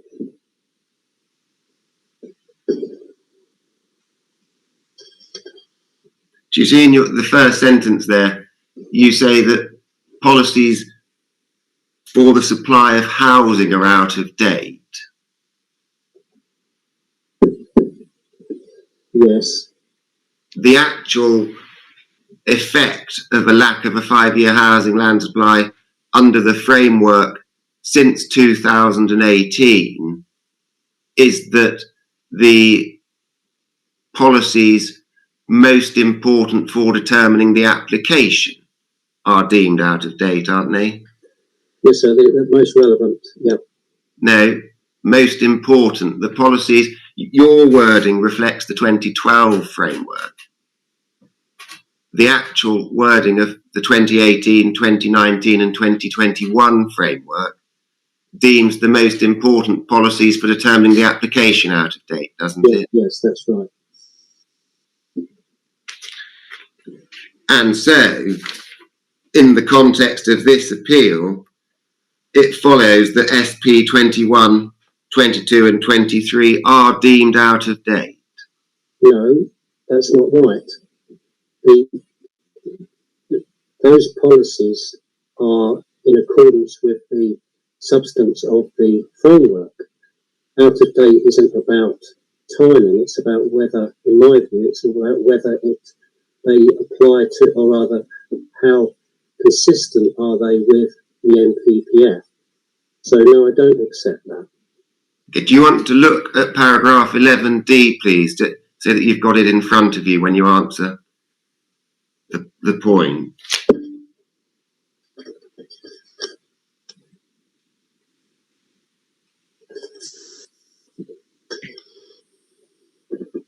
Well, I just have the policies where there are no relevant development plan policies. Well, that isn't the case. Or the policies which are most important for determining the application are out of date. And so in my view, the policies of SP 21, 22 and 23 firmly are in accordance with the NPPF, and so therefore they are not out of date. Would you mind just looking at the footnote, Mr. Hester?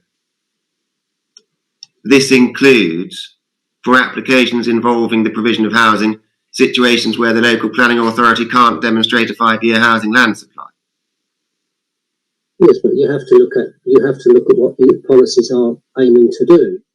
The council's supply of housing policies, in fact, they don't have one. It's the trajectory that the council is relying on, which is out of date.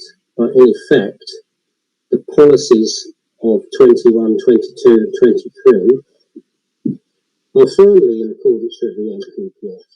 Yeah, but I'm sorry, Mr. Hester, I'm not sure why you're applying a test of whether they're in accordance with the NPPF when I'm asking you about footnote 8. And my question was that footnote 8, because there's no 5-year housing land supply, because you fail against the 75% HDT requirement, those policies most important for determining the application are deemed out of date.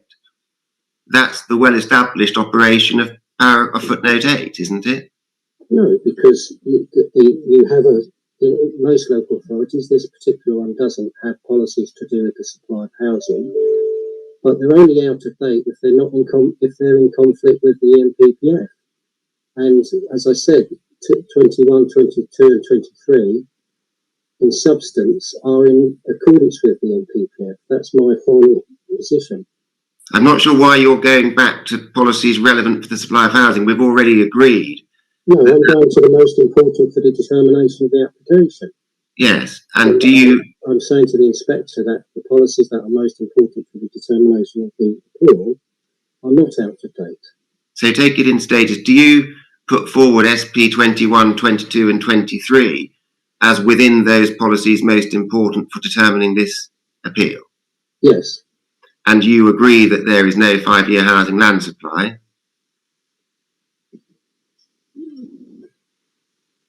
Well, Mr. Inspector, can I answer that question in this particular way? Firstly, with regard to that point, the shortfall in housing supply is down to the fact that the housing coming forward at the moment is not following a trajectory. There's no policy as such. But this shortfall in housing supply was actually accepted as a sound housing strategy by the local plan inspectors, who anticipated that because 75% of the housing supply would come forward from strategic housing sites, that there would be a slow increase, if you like, or a step change halfway through the plan. So in fact, the shortfall of housing at this stage isn't unexpected. It was expected. But, I mean, in the old days, we used to call it the Liverpool method, but because the local plan is anticipating a step change and a significant increase in housing coming forward when the strategic sites are in play, that was accepted as a sound approach by the inspectors. And so, therefore, sir, I would ask you to consider that element to your weighing up as to the how much the policies are or are not in date with the NPPF. Okay, come back to my question, please, Mr. Hester. The question was, you agree that there's no 5-year housing land supply? The housing land supply is 4.9 with a 5% buffer, and between 6.23 and 6.34. When we say no housing supply, there is a housing supply there, and that is anticipated to increase. So there is a question of weight that needs to be applied as to, yes, there is a technical breach in terms of 11D, and therefore the tilted balance is triggered. But so what I'm saying to you is that the policies most important for determining the appeal are in accordance with the framework. Sorry, Mr. Hester, you're going to have to focus on the question. Can you look at the main statement of common ground, please?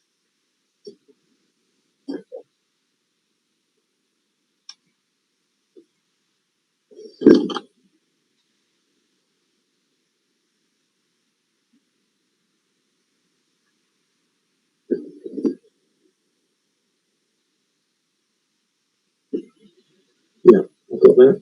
Paragraph 2.29, sentence 1. Are you disagreeing with what's in the statement of common ground? No, that's correct. That's what's been agreed. So come back to my question of a few minutes ago. We can agree that the council is unable to demonstrate a 5-year housing land supply. And I've agreed to that. And the consequence of that, see footnote 8, is that the most important policies for determining the application are deemed out of date. Do you agree with that? So I don't agree with that, because the most important policies for the determination of the application are in accordance with the framework, so therefore they're not out of date. I've answered that question.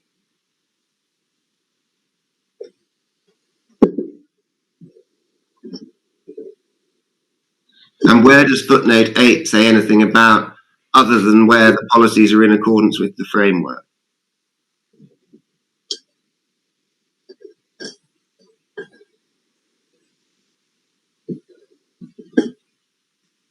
Well, that's the fact that the council cannot demonstrate a 5-year supply is the trigger, but it doesn't mean to say that you ignore the most important policies for the determining of the application, which are not out of date.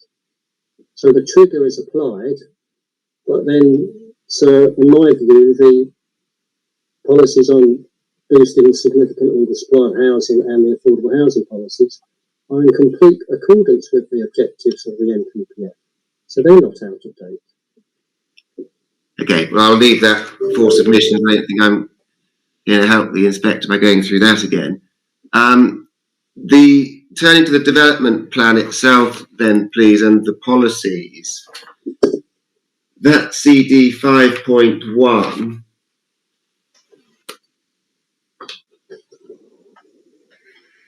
and the questions I'm asking here relate only to reason for refusal 1. Is that understood? I'm not asking you about reasons 2 and 3, but just the questions of affordable housing at this stage. Is that understood? Thank you. And if we turn to the first reason for refusal, which is also set out conveniently in that main statement of common ground, at paragraph 2.1, the first reason for refusal doesn't identify any policy within the development plan which is breached, does it? So what I'd like to say with this is that it refers to strategic priority 3, which is the in particular the reference to housing. But what I don't want you to think, sir, is that this is the end of the position on affordable housing, because the development plan needs to be read as a whole, and the reasons for refusal are related to affordable housing, the fact that there isn't enough, and the creation of balanced and mixed community. And that, from that strategic priority, the policies and the objectives of the local authority work its way into the policies. So, in answer to the question, Ms. Cliff, the reason for refusal references strategic priority 3, but my suggestion and my approach is that that doesn't mean we ignore other policies relevant in the development plan to which they directly relate, and there is a thread from the strategic priorities set out at the beginning of the development plan. Okay, just come back to the question again, please. The question was, the first reason for refusal does not identify breach of any adopted development plan policy, does it? So as I said in my previous response, what I would like you to consider is that it does not identify any particular policy, but it does identify the strategic priorities of the local authority. And in my view, you should be, with respect, looking at what are the implications of strategic policy priority number 3 in relation to affordable housing. But it does not identify a breach of SP21, SP22 or SP23, does it? So as I said in my last previous 2 responses, the strategic priority relates to affordable housing and balanced and mixed communities. The policies are then played out, or if you like, the thread of that objective in context is played out into the policies of the local plan. And that's how it's written. And in my view, you do not separate these things out. You have to read the context of the development plan together, and the policies and the objectives and the strategies and the priorities together in the local plan and not in isolation. Mr. Hester, it would be helpful to me if you said no or yes in answer to a question, and then went on to qualify it in any way that you wish. That's how I've framed the questions. Well, thank you, but you best frame your questions and I'll give you my best answers. And I'm not going to answer yes and no to your questions if I feel that that's not necessary, or I don't want to mislead the inspector or the inquiry as to what my position is. Well, so do you want to answer the question I asked, which is that the reason for refusal doesn't identify a breach of SP21, SP22 or SP23, does it? Well, I did answer that question. Perhaps you didn't hear me, but sir, I did answer it by saying in my previous answer that the policies aren't referenced in the reason for refusal, but I'm inviting the inspector to consider the importance of strategic priority 3 and how that strategic priority works its way through the document to the policies. That's my answer, and obviously there's a reference to the NPPF as well, but they're not development plan policies. So that's how I would like you to look at the issue of the policy and the priority that's set out, the priority which is set out in the reason for refusal. And it's a requirement, isn't it, of Article 35 of the procedural order that a reason for refusal states the full reasons for the refusal, specifying all the relevant policies in the development plan. Well, I don't know the answer to that, but what I would say is that it's quite obvious from the reason for refusal what is the issue at play here, and that is the proposed level of affordable housing, the fact that it would not meet the identified need for affordable housing and would not create or help to create a balanced and mixed community. I mean, and I think there's a system, I'm only reason this is paraphrased, and sustainable development. So therefore, there are 3 elements that need to be considered into one under that strategic priority. So I don't think, sir, as an inspector, you're in any doubt as to what it needs to be considered in terms of the council's development plan position. If you look at page 1 of the General Statement of Common Ground, you'll see at the bottom the first reason for refusal, which refers to the strategic priority 3. If you look at reasons for refusal 2 and 3, those policies do therefore specify each policy of the adopted development plan which is considered relevant to the reason for refusal, don't they? That's correct, yes. So there's no reason to take an inconsistent approach as between reason 1 and reasons 2 and 3. So I think you need just to look to see what the actual reasons for refusal are and what's referenced in them. Because, for example, that reason for refusal doesn't reference the NPPF. So I don't think there's any doubt as to what's the issue in terms of reason for refusal 1, and I don't think there's any doubt as to what the issues are in relation to reason for refusal 2. If you then take up the council's statement of case, please.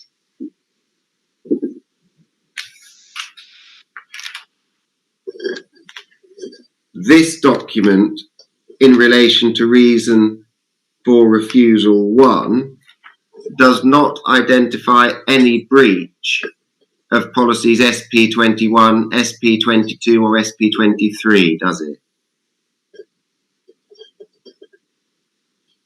Sorry, Mr. Williams, I was just looking for my statement. Do you mind just going back to the question? Sorry. No. The statement of case does not identify or assert any breach of policy SP21, SP22 or SP23, does it?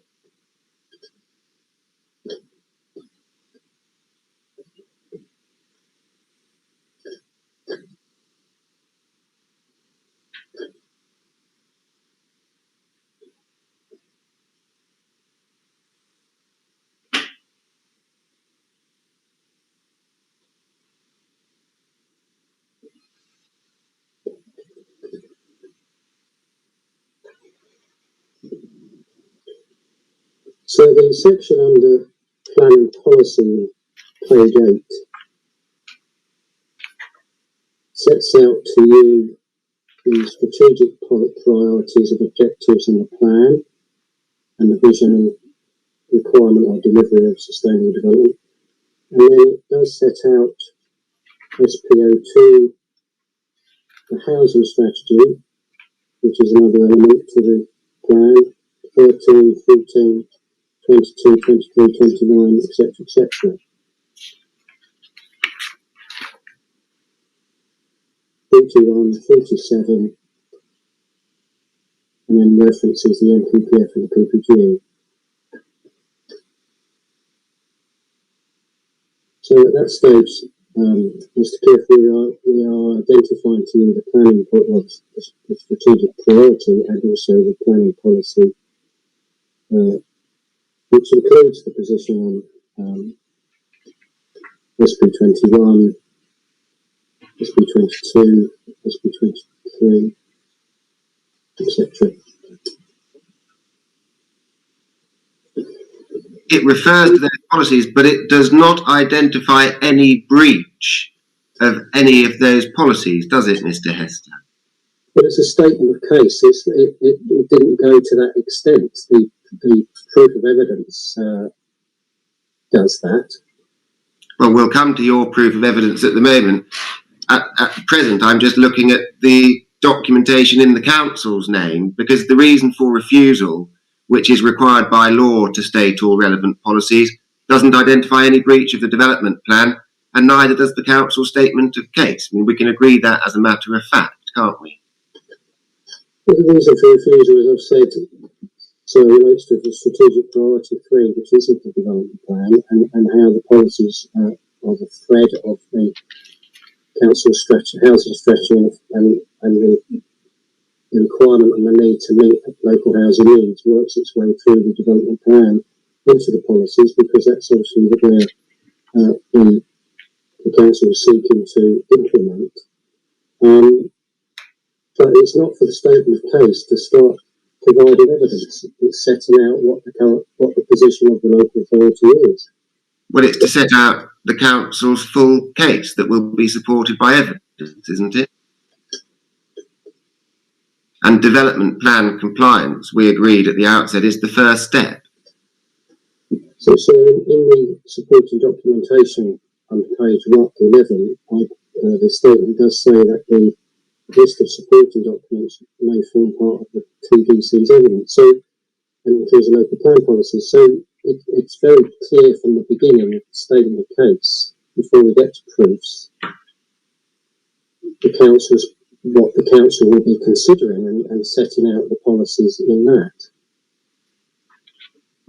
And in terms of the council setting out the policies and policy compliance in your evidence, your proof of evidence, where do you undertake an assessment against the policies of the development plan in your proof, please?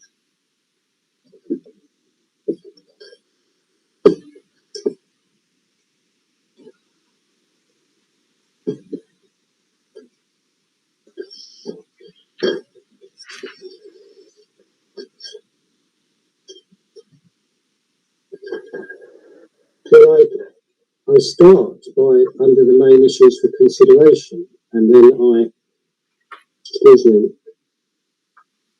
set out the position, I set out the sort of background, and so under strategic housing allocation objectives, I reference strategic priority 3, I then go on to SP21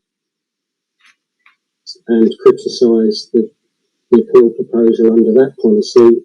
I criticise the appeal proposal under SP22, and I criticise the appeal proposal under SP23, although that is a matter of balance in terms of the FVA.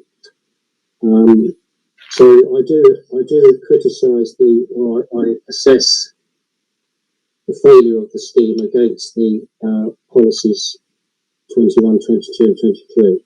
But just take it in stages. Where do you assess as you agreed was necessary, the proposals against the development plan read as a whole for the purposes of section 38.6?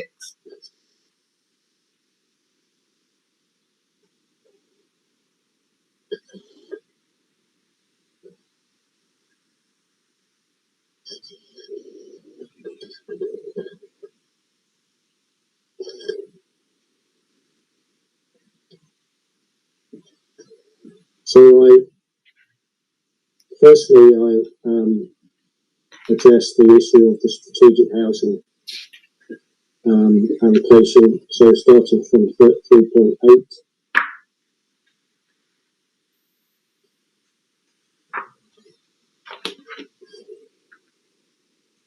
So ending in 313. In conclusion, there is a shortfall of housing on the strategic site without adequate demonstration as to why, with the consequence that there will be less affordable housing overall. That's the first point on the policy.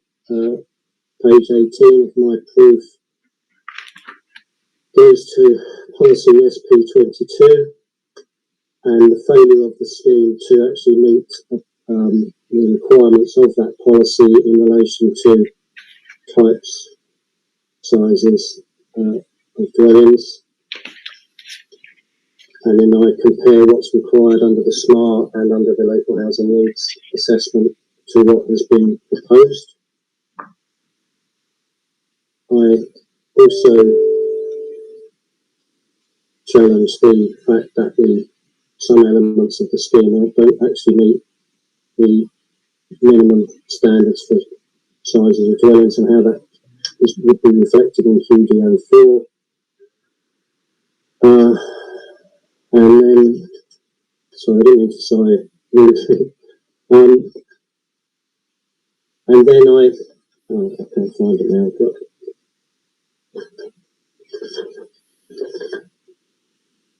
then there's an issue of balance as to whether the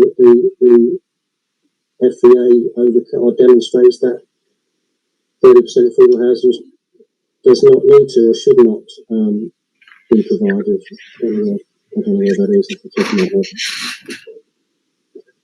So I do assess the scheme against those policies and against the strategic priority and the strategic housing allocation of the site. So, Mr. Hester, my question was, we agreed earlier that you have to assess the development, the subject of a planning application, against the development plan read as a whole for the purpose. The paragraphs you've taken us to don't do that. Well, could you clarify your question? Because I've just taken you to 3 policies where I do assess the impact of development. When you say the plan as a whole, I don't know what you mean by that.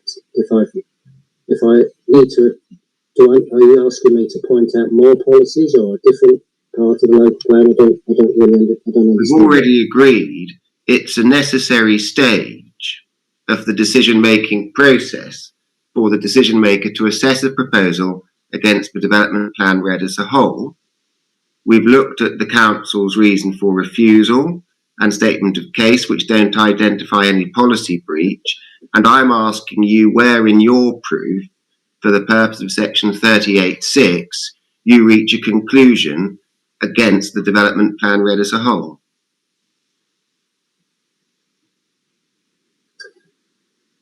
So I don't really know what you're asking. I mean, what I've sought to do, just to clear through my proof of evidence, is to identify where the appeal proposal is in conflict with the local plan. The other elements of the proposal have been accepted and or could be addressed in terms of the reasons for refusal through the contributions and the mitigation. I haven't provided a paragraph to say, read as a whole, this scheme, this appeal proposal is unacceptable, because my proof doesn't go to that. My proof simply seeks to identify where we are in disagreement with each other in terms of the policies and the affordable housing, or the lack of affordable housing. But it's clear from that answer, Mr. Hester, isn't it, that you haven't actually applied section 38.6 as part of your balancing exercise? Well, I've said, so in the beginning of the proof, I've said that there are other matters that are relevant to the determination of the appeal, which you, sir, will consider, those that have been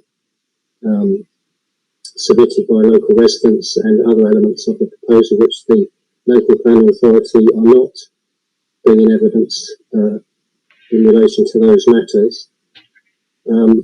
So for that reason, it's not necessary, in my view, to cover every other development plan policy in relation to the appeal proposal, because I've actually focused my attention on the reasons for refusal rather than the whole of the development plan and how the appeal proposal should be assessed against that. But at the end of the day, there is a judgment that you will come to where you will assess the harm against the benefits of the appeal scheme.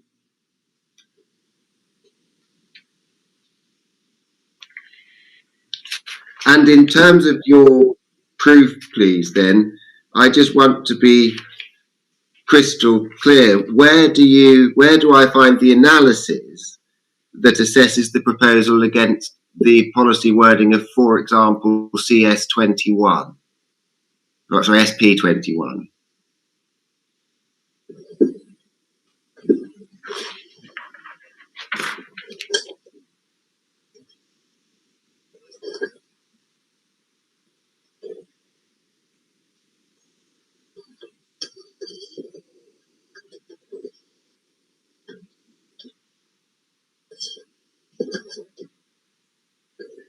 Mr. Cliff, my analysis of how the scheme relates to SP21 begins at power 3.8.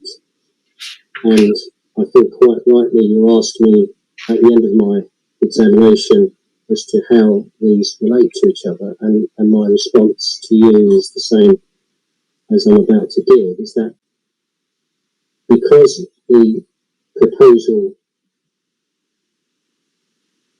fails to meet the housing requirement under SP23, there then is an assessment as to whether the reduction in the affordable housing is justified. That assessment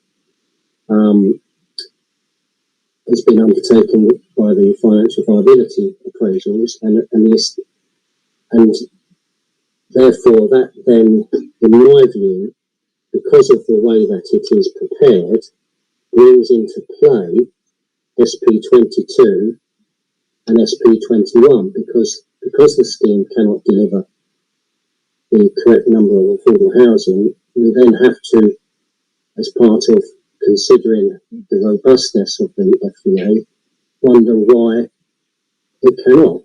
And so therefore that's how the proof goes forward.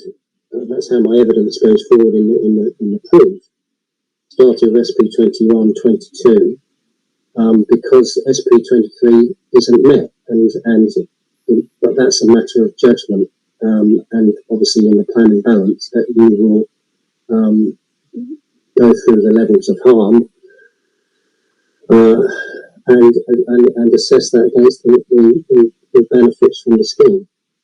So if we take up, please, CD 5.1, the local plan,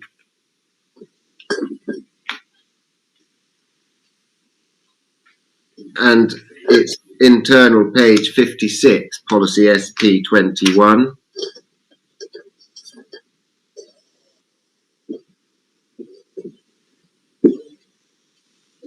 Which specific words within SP21 do you draw attention to in order to suggest that there's a breach of this policy?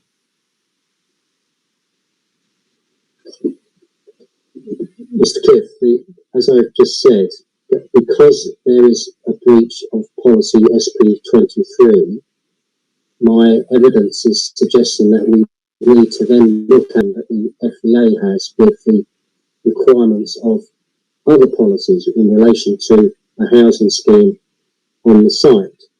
And the point in my proof with regard to policy SP21 is that it is a strategic site.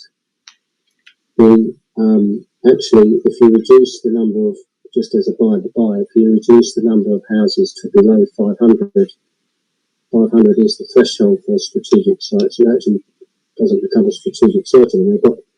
But in relation to SP21, a minimum of 4.4 hectares of open space is required.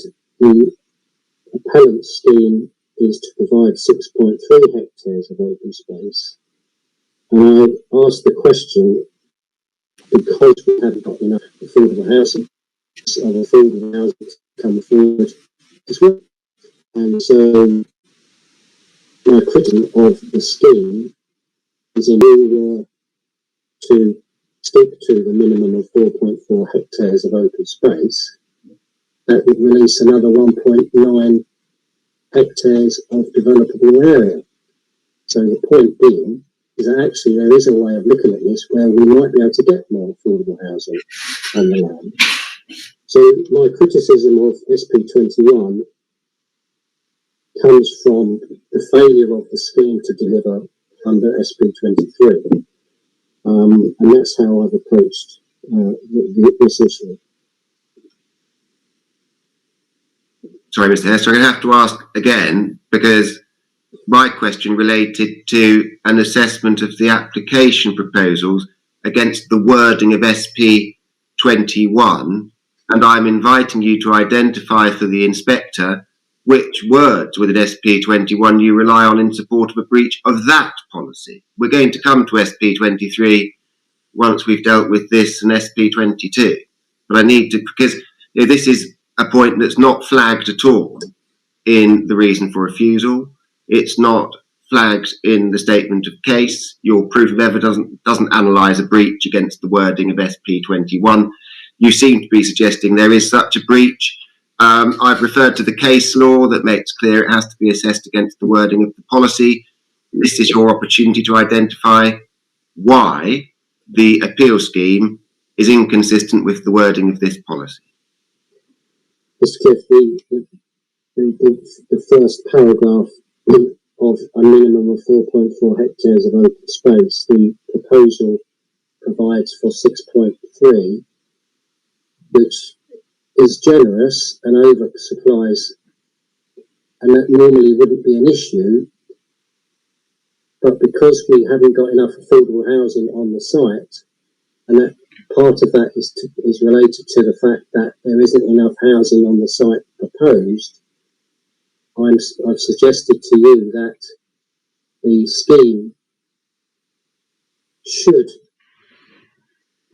or the FVA should factor in that if we increase the housing on the site, the scheme would become more viable. So I point to that first section of the 4.4, as I do refer to that in my proof. But actually, that is a factor in your decision, in your determination of the robustness of the appeal proposal and the FVA.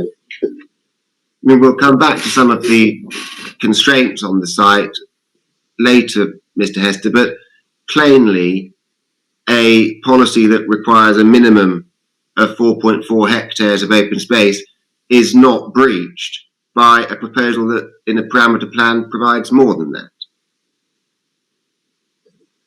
So Mr. Williams is asking the same question, and my answer is the same. The proposal needs to be looked at because there's a breach of the affordable housing policy of providing 30%, and therefore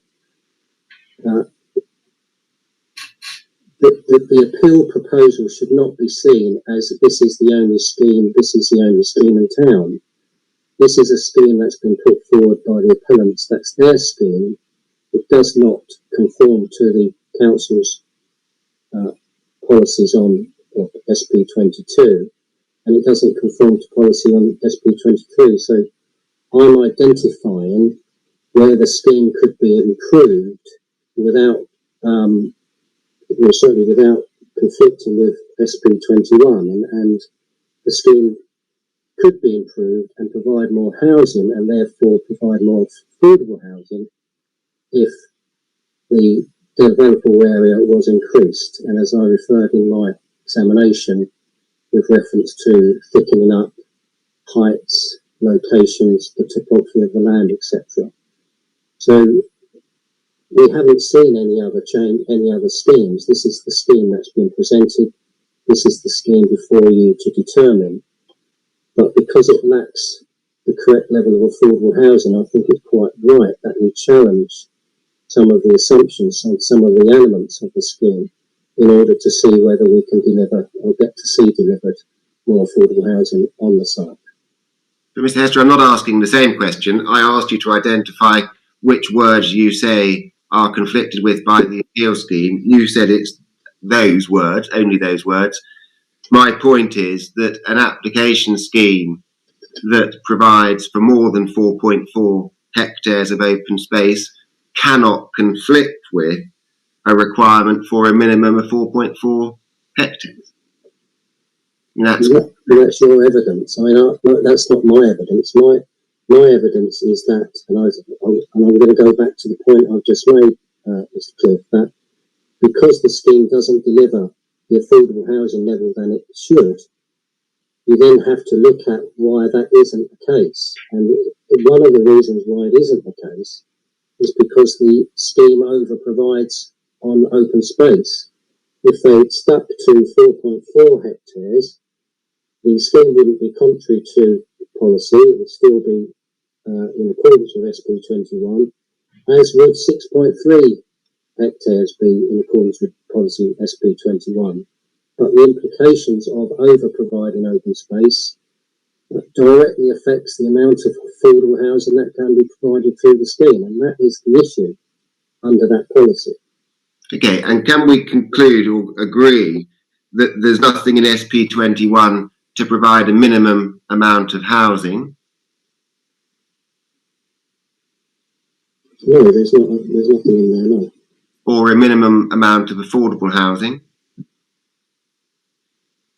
No, because that's covered by other policies.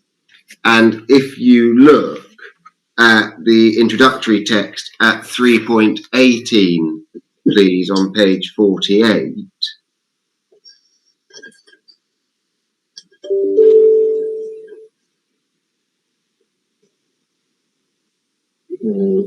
Which paragraph, Mr. Williams? It's on page 48. Which paragraph? Sorry, 3.18. Oh.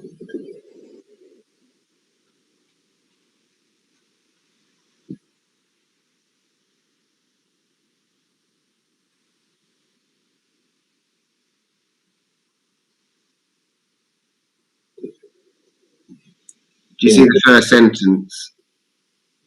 The allocations represent the anticipated maximum land requirement? Yes. And if we then go back then, please, to SP 22, page 58.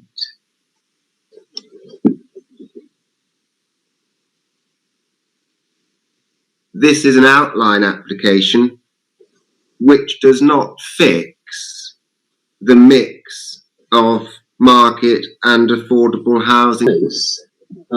But because the FVA is based on a set type, number, size, mix of dwelling, then automatically and it, therefore to justify providing less than 30% affordable housing, in my view, it then triggers whether the FVA has been carried out on the basis of a policy compliant proposal, and policy SP22 sets out in fairly clear ways as to what is expected, and certainly in the preamble text, what is expected as part of a proposal. So in answer to Mr. Williams's question, that is correct. And if the scheme, if the FVA or rather, if the scheme had delivered 30% affordable housing, then we wouldn't need at this stage to consider SP22 because that will be picked up at detailed matter stage. But leave aside the FVA for the moment, because that's not actually part of the planning permission. The outline application, because it's an outline application and will have a condition requiring the mix to be addressed at reserved matter stage, is compliant with SP22. Well, no, because you cannot separate these out if the appellant's position is earlier, so that because SP23 is not being met, that then leads us to consider the adequacy of the financial viability appraisal. And therefore we have to consider what sizes and types have been put forward under that to see whether it's policy compliant.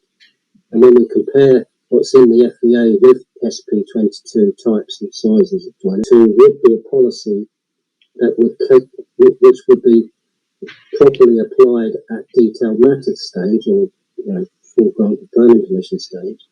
But because at outline stage it's clear that those types and sizes of dwellings would not form part of the detailed in terms of what's been assessed as under the FVA, we have to consider it now. Mr. Hester, you repeatedly referred to SP23. I'm asking you about SP22, recognising that this is an outline application which will leave type and size of dwellings to be addressed at reserved matters. As such, the outline application cannot be in conflict with SP22. I mean, that's in answer to that question,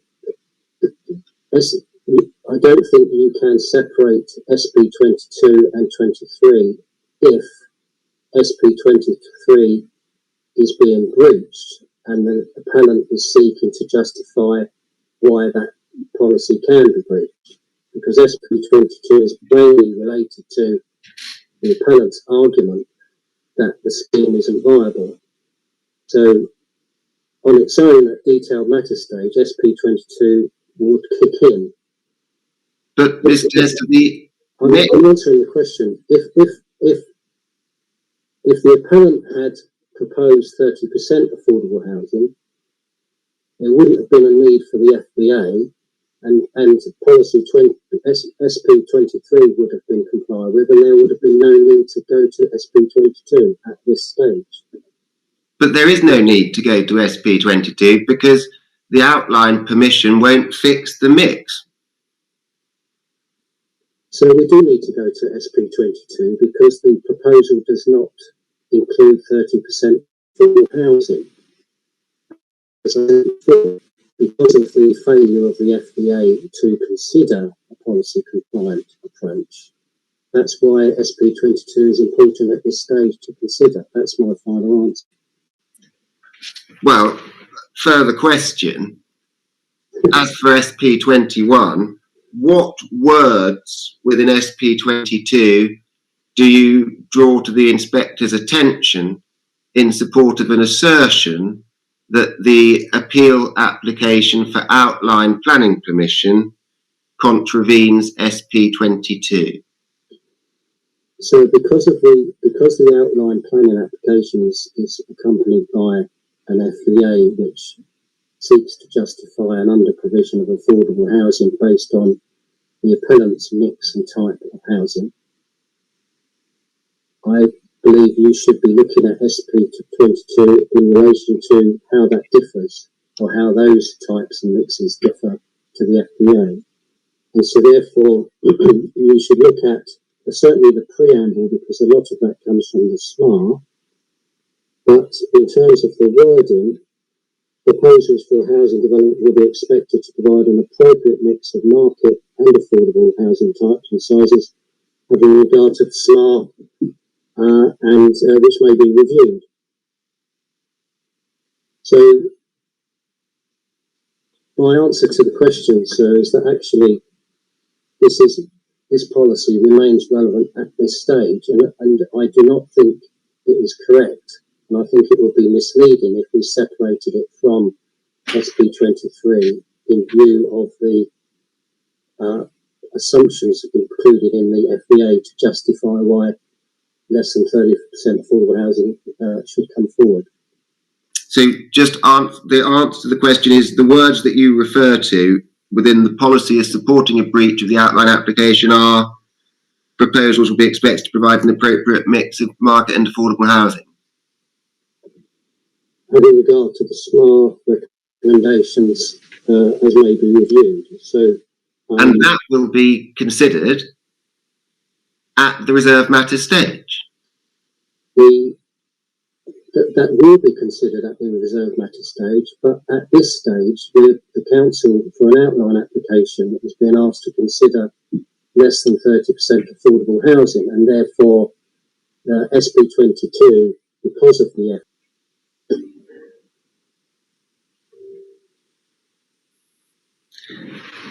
even though there is nothing. I strongly advise against separating. SP23, please, looking at the wording of the policy, we can agree that a proposal that provides a percentage of affordable housing below 30% will comply with this policy where the amount of affordable housing is justified on viability grounds. Yes, where it's been demonstrated, yeah. And paragraph 3.36 of the supporting text on page 59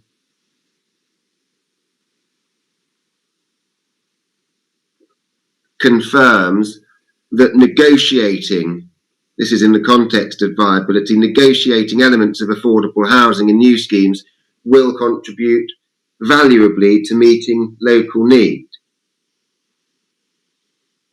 That's right. And it's also clear from 338, isn't it, that site-specific considerations will be taken into account. That's right. In terms of the strategic priority point that you refer to, strategic priority 3 is on page 16 of the plan. Yes. These are priorities that are to be delivered through the plan policies. Sorry, Mr. Williams, someone's just banged on the... I'm in an office in my garden, someone's just banged on the wall.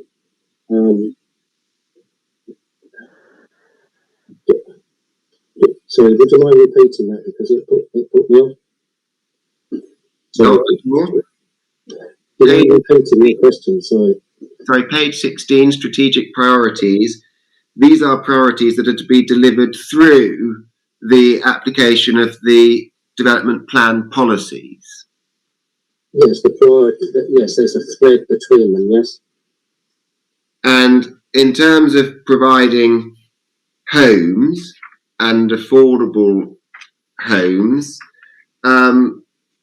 if you look at policy SP13, please, which is on page 45 of the internal pagination. Yes. The housing requirement over the plan period is 17,140 units. Yes. And if you then look at table 3, yes, on page 46, the identified sources of supply in that table add up to 18,457.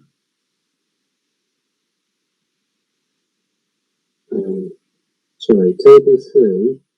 Table 3. I can't see 18,000. You have to add up the figures. And it doesn't. And is there an error then? It doesn't come to 17,140. No, this is a comparison of supply against requirement. Okay. The requirement is 17,140, but the identified supply is 18,457. Yes, yes, you're right. Well, I don't know the exact figure, but there was about 1,000 over what was required. 1,300 approximately. Right. So, in terms of strategic priority 3, in terms of delivering the homes to meet the needs of the district, that was assessed as being met by the delivery of 17,410 over the planned period. And that's consistent with the strategic priorities having maximum delivery figures. It allows for some flexibility.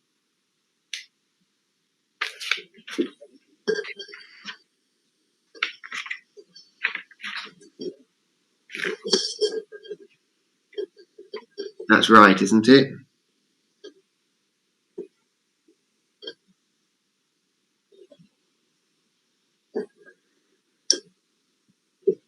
Sorry, when you say it allows for some flexibility, I don't quite understand your question.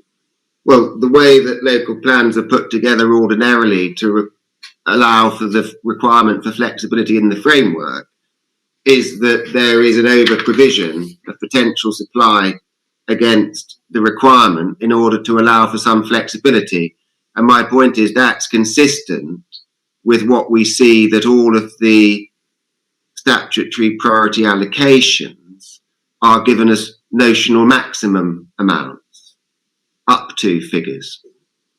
Yes, but in reality, and I think it's borne out, that a figure has to be provided, but there are many occasions where the exact figure isn't met, and there can be an increase or a decrease because that's worked out usually when you get a detailed scheme put forward. And so there is that flex in there. But I think the extra 1,000 was down to the need to make up for and also to boost the supply of housing in the district, because sometimes there's a slow housing trajectory, and therefore you need to rely on other circumstances and maybe other sites coming forward at the same time. So, I mean, the local plan is an exercise of identifying need and seeking to meet it. But each particular site, once you get to the detailed stage, you do have a variation. I think I've said that in my proof of evidence. You would expect a variation, or can expect a variation from the number identified in the local plan, because you tend to have a more specific scheme drawn up for that particular site. Yeah, and my point is that the way the plan's put together, consistent with strategic priority 3 and the provision of maximum amounts for the strategic priorities, reflects that. There's no certainty as to what any given site will deliver at the local plan stage. That's correct. Yes, I mean you do have an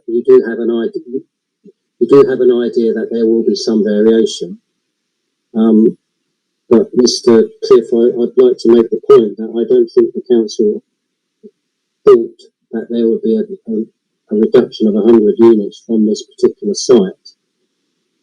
If it did, it wouldn't be considered a strategic site allocation anymore, because the number would drop below 500. So, in answer to Mr. Williams's question, but also to provide you with some background, I don't think it was in the council's anticipation that a proposal for 450 would come forward on the site and in the way that it has, because that's a loss of 100 units. And it becomes an issue if the affordable housing isn't going to be provided. I'm going to come back to some of those more detailed points probably tomorrow now. But in terms of the viability component of SP23, it's correct, isn't it, that the council have been advised on this application by specialist surveyors through the Dixon Searle partnership. Yes, yes. And also went to the time and expense of having it verified by a specialist cost consultant. Yes, they did that as well. Now, just in terms of your role at this inquiry, you don't hold out any, or you don't possess or refer to any qualifications in surveying or quantity surveying that I can see referred to in your proof of evidence. Is that right? That's correct, and I think I said at the beginning, I don't have the ability of the dark art or viability assessment. Well, you're making everyone very excited about the appearance of Mr. Couldry and the introduction to the dark arts, but my point is that when it comes to, I'm not in any sense being critical of you, but just in terms of where the respective roles lie, points that go to the appropriateness of valuation inputs and outputs aren't matters within your expertise, they're matters within either the surveyors or the quantity surveyors. Perhaps I can answer that question in this way. I mean, I've been involved with a number of FVAs in my roles as in terms of what I do. I'm not and don't get involved with the dark art of costs and values, but I do and have been involved with, well, what are the policy approaches to FVA. So in answer to that question, Mr. Cliff, I mean, I'm a planning consultant, not a surveyor, but I do have a basic understanding of how to go about making sure that FVAs are factoring in the correct assumptions. And in this particular case, the assumptions around, well, when I was first instructed on this particular inquiry, my first question was, well, where's the policy compliant FVA in order to lay the baseline for how we consider this? And of course, one isn't required, so one hasn't been submitted. So I do have a basic understanding of what goes in and what comes out, but I'm certainly not involved with working out costs and values. So it matters of sort of policy approach for you, but where valuation assumptions have to be made, you've deferred to Dixon Searle. Yes, and I think that's where I think that's why Dixon Searle were asked to be involved at the very outset, because of their expertise on costs and values, which they set out in their review document. And where costs are concerned, so valuation assumptions, Dixon Searle, where costs are concerned, that was a combination of Dixon Searle and the specialist quantity surveyors. Yes, I think that I can't remember the chronology of it, but I think there wasn't any dispute between the two of them. No. Okay, and my point is, you defer to those personnel on those matters. Yes, yes. And if we just look at the viability statement at Common Ground, please. Thank you, I have that.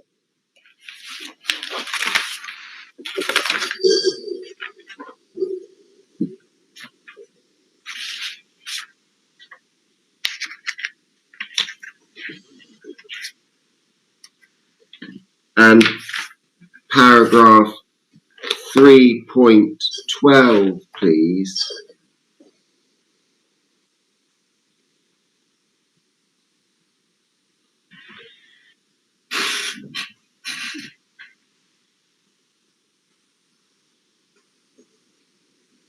Do you have that?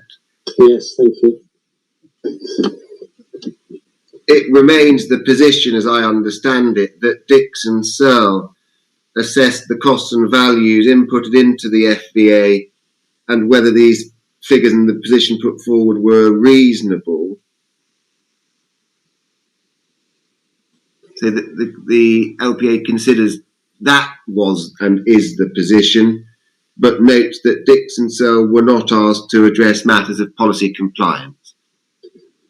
Yeah, so just to answer that question in a bit more detail, under that paragraph, and obviously statements of common ground are put together under time constraints and everything else, but the appellant, the purpose of spelling it out this way is that the appellant considers that the assumptions in relation to size, mix and types were considered and accepted by officers and their consultants, Dix and Searle. But in reality, and as I think I read out in examination, Dix and Searle were only asked to consider the inputs of costs and values, not on size, mix, types.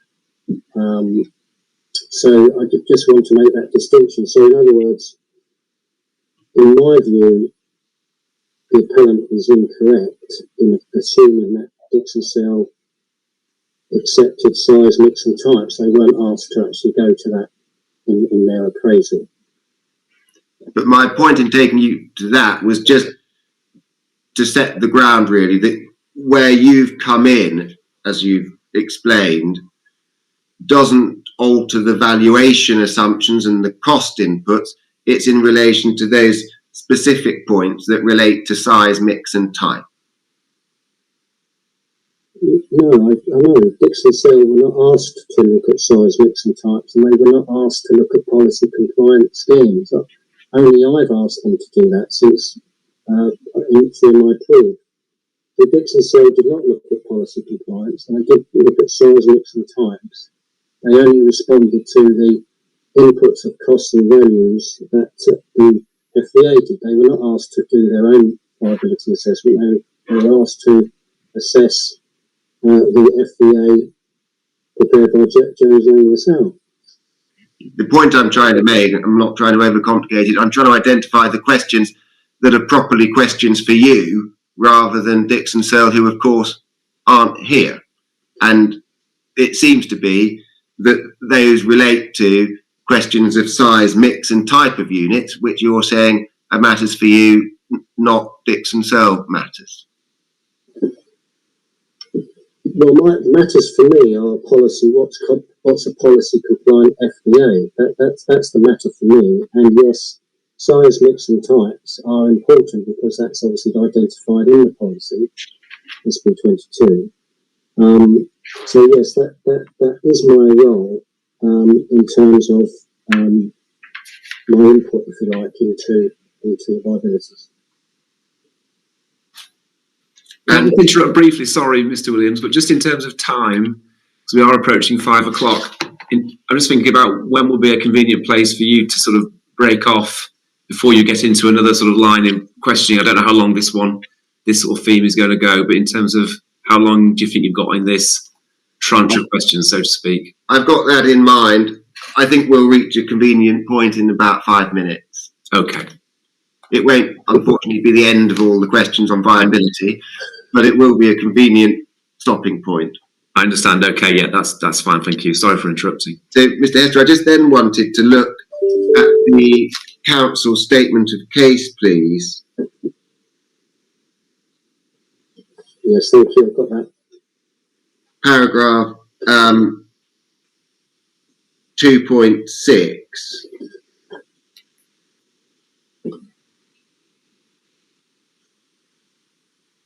Just to note the second sentence there, that the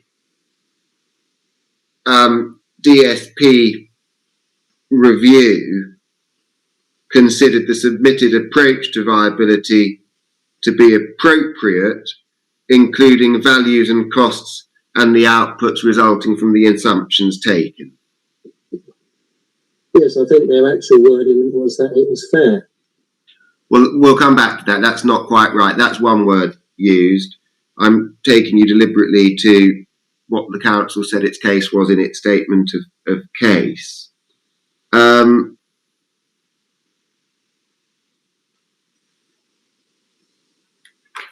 In terms of numbers, to assess a scheme on the basis of 550 units, that's obviously not something that anyone has done at this inquiry, is it? No. I mean, to assess that scheme, or such a notional scheme, would be to assess something for which permission hasn't been sought. That's correct.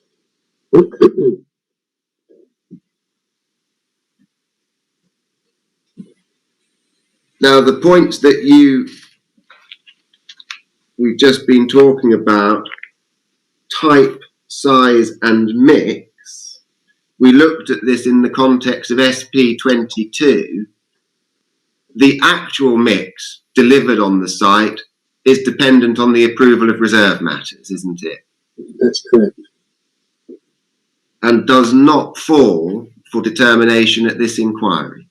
Not on its own, no. And I'm going to come back to this tomorrow, but just to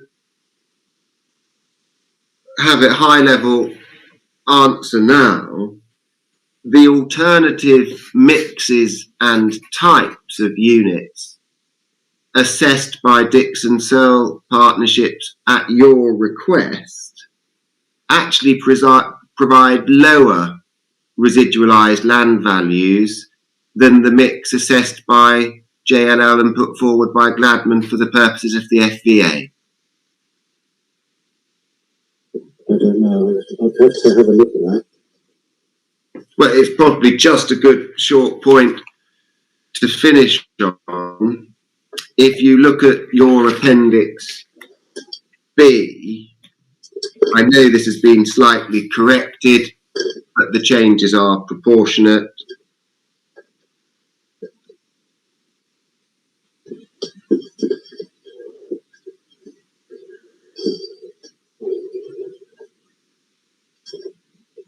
Can you take me to, I found it now, could you take me to where you want me to be?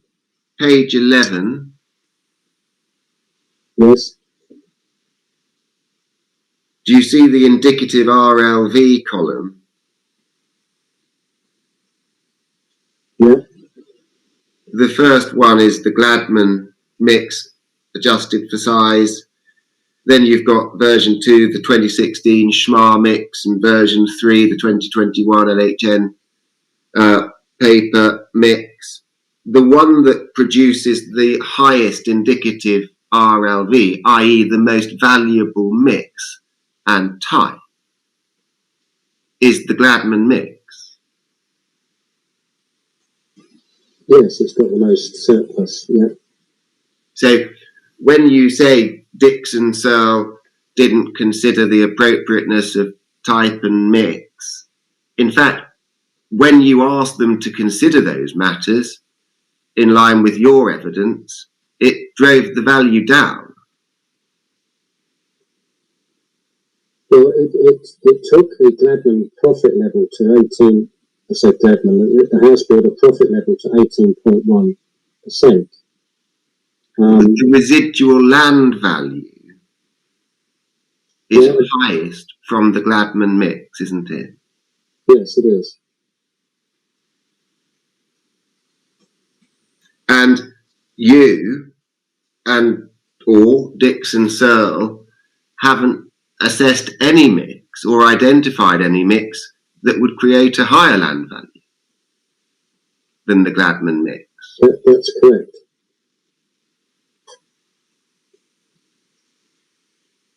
Thank you, sir. I think that would be a convenient point to stop. Thank you very much.